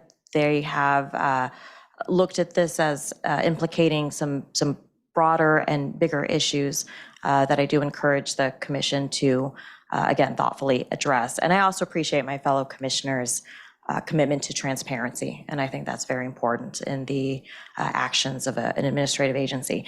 I would be remiss if I did not, first, before I close the loop on the conflicts piece, if I did not commend Bob, who is certainly internationally recognized as a leader in the CCP space, but is practically a resolution authority in his own right. So, Bob, I really appreciate all the leadership that you've done and shown for the CFTC in these important international discussions. So to close the loop on the conflicts piece, one of the reasons why I like the way that the PFMIs have addressing conflicts of interest is because you want your conflicts policy to be broad enough that it covers all different types of conflicts that may be posed by the handling of confidential information. So rather than it just being limited to what I would say material non-public information under the securities laws, there are instances where there is confidential information that should never be shared, whether it's material or not material. There's just a hard information barrier, and that confidential information should be protected. There's times when you may have a significant standard. There may be, confidential information that is significant, and that needs to be subject to an information barrier. So again, words matter, and it's important that we use the right words. And so for a confidentiality of information policy, it needs to be broad enough to cover all types of confidential information. And again, to recognize that there are some instances where no confidential information can be shared at all. Thank you. Thanks, Commissioner Pham. Having heard from each of the commissioners, if there's no further discussion or debate, we'll proceed to a vote on the pending motion providing for the approval and issuance of the Binomial Clearinghouse DCO registration order as presented in the voting draft. Are the commissioners prepared to vote? As it appears the commission is ready to vote. Mr. Kirkpatrick, will you please call the roll? Thank you, Mr. Chairman. The motion now before the commission is on the approval and issuance of the Binomial Clearinghouse LLC order of registration as a derivatives clearing organization, as presented in the voting draft circulated to the commissioners for this meeting. Commissioner Pham. Aye. Commissioner Pham votes aye. Commissioner Mercinger. Concur. Commissioner Mercinger concurs. Commissioner Goldsmith Romero. No. Commissioner Goldsmith Romero votes no. Commissioner Johnson. Aye. Commissioner Johnson votes aye. Chairman Behnam. Aye. Chairman Behnam votes aye. Mr. Chairman, on this matter, the Sorry, I forgot. Concur. Can I change my vote? yes, Commissioner Pham concurs. Thank you. Mr. Chairman, on this matter, the ayes have 2. There are 2 votes to concur, and the noes have 1. Thank you, Mr. Kirkpatrick. The ayes have it. The motion carries, and the Binomial Clearinghouse DCO registration order is proved to be issued by the Commission. Having completed the planned agenda items for this meeting, I believe we are ready for closing remarks. So I'm going to begin with Commissioner Pham going in reverse order of seniority, and I'll end the day. So Commissioner Pham, any closing remarks? I just want to say thank you so much to everybody and happy holidays. Thanks, Commissioner Mercer. Echo Commissioner Pham's closing remarks. Thank you all. Happy holidays. Look forward to celebrating with everyone tomorrow. Thanks, Commissioner Goldsmith Romero. Yeah, I want to say it's really nice to have 5 of us. You know, we have different views and we have different backgrounds, and this is tough. And so it's really nice to have a full commission. And I really appreciate all my fellow commissioners and chairmen, all of our different views, backgrounds, what we bring to it. I think it makes for better deliberation, and appreciate the staff. Happy holidays. Thanks to everyone. Thanks, Commissioner Johnson. Thanks so much, Mr. Chairman. I want to say, I said at the outset of this meeting that this would be a monumental meeting. I don't know if I meant in terms of length of time, but it has proven to be that by way of length of time at least. But also, I think in many instances, a number of us have raised and mentioned, and it's been echoed across the panel, that these were tough issues, that this is not easy, and it is certainly the case that we want to execute in every instance. I think I see it across the board with respect to my fellow commissioners and the chair at the highest level of integrity and capability. And I think Commissioner Pham mentioned with the highest quality and standard of care in terms of our review and execution of the matters before us. So I just want to thank my fellow commissioners, their staffs that I know worked tirelessly on every one of the matters that came before the commission today, and the commission staff, as well as those who worked hard to keep the lights on during the meeting and get the room at the right temperature. We are tremendously grateful. I think I usually am not allowed to speak on behalf of the commission, but hopefully I can say we're tremendously grateful, and that would be echoed. I also just want to say happy holidays to each of you, and hope that over the course of the next few weeks, you are able to enjoy wonderful time with those who love you and care about you and support you, which makes it possible for you to do the hard work you do here every day. So thanks, everyone. Happy holidays. Thanks, Commissioner Johnson. Just to be brief, as I mentioned in my opening remarks, we have 2 other matters that were disposed of in seriatim. Those will be reported publicly shortly. Do want to thank all the commissioners for their time and their commitment and all the comments you made. These are difficult issues. It is hard to spend all day here deliberating and discussing, but that's the job. And I think we have all embraced it. And I think hopefully we have the best outcomes for the agency and the country. I do want to thank DCR, MPD, DMO worked on some of the matters as well, OGC, the chief economist, a lot of people who put time and effort into today's meeting happening. The Secretariat, thank you for all of your time and commitment. And I know we have odd hours that we push you on. And I do want to recognize my staff, David Gillers, Laura Gardy, John Dunphy, David Felsenthal, and especially the 2 people behind me, Alicia Lewis and Abigail Knopf. They worked on these matters. It was mentioned earlier, for many late nights. It's been a busy couple weeks and months, quite frankly, as we all have in the fall season getting into the holidays. But we're here today, and I do wish everyone a happy holiday season and more work to be done. Obviously, we noted that in 2024, and we'll get to that. But appreciate everyone's time and commitment to that. So with that, is there any other business of the commission? No further business. I entertain a motion to adjourn the meeting. All in favor, please say aye. Aye. Those opposed, please say no. The ayes have it. This meeting is adjourned. Thank you.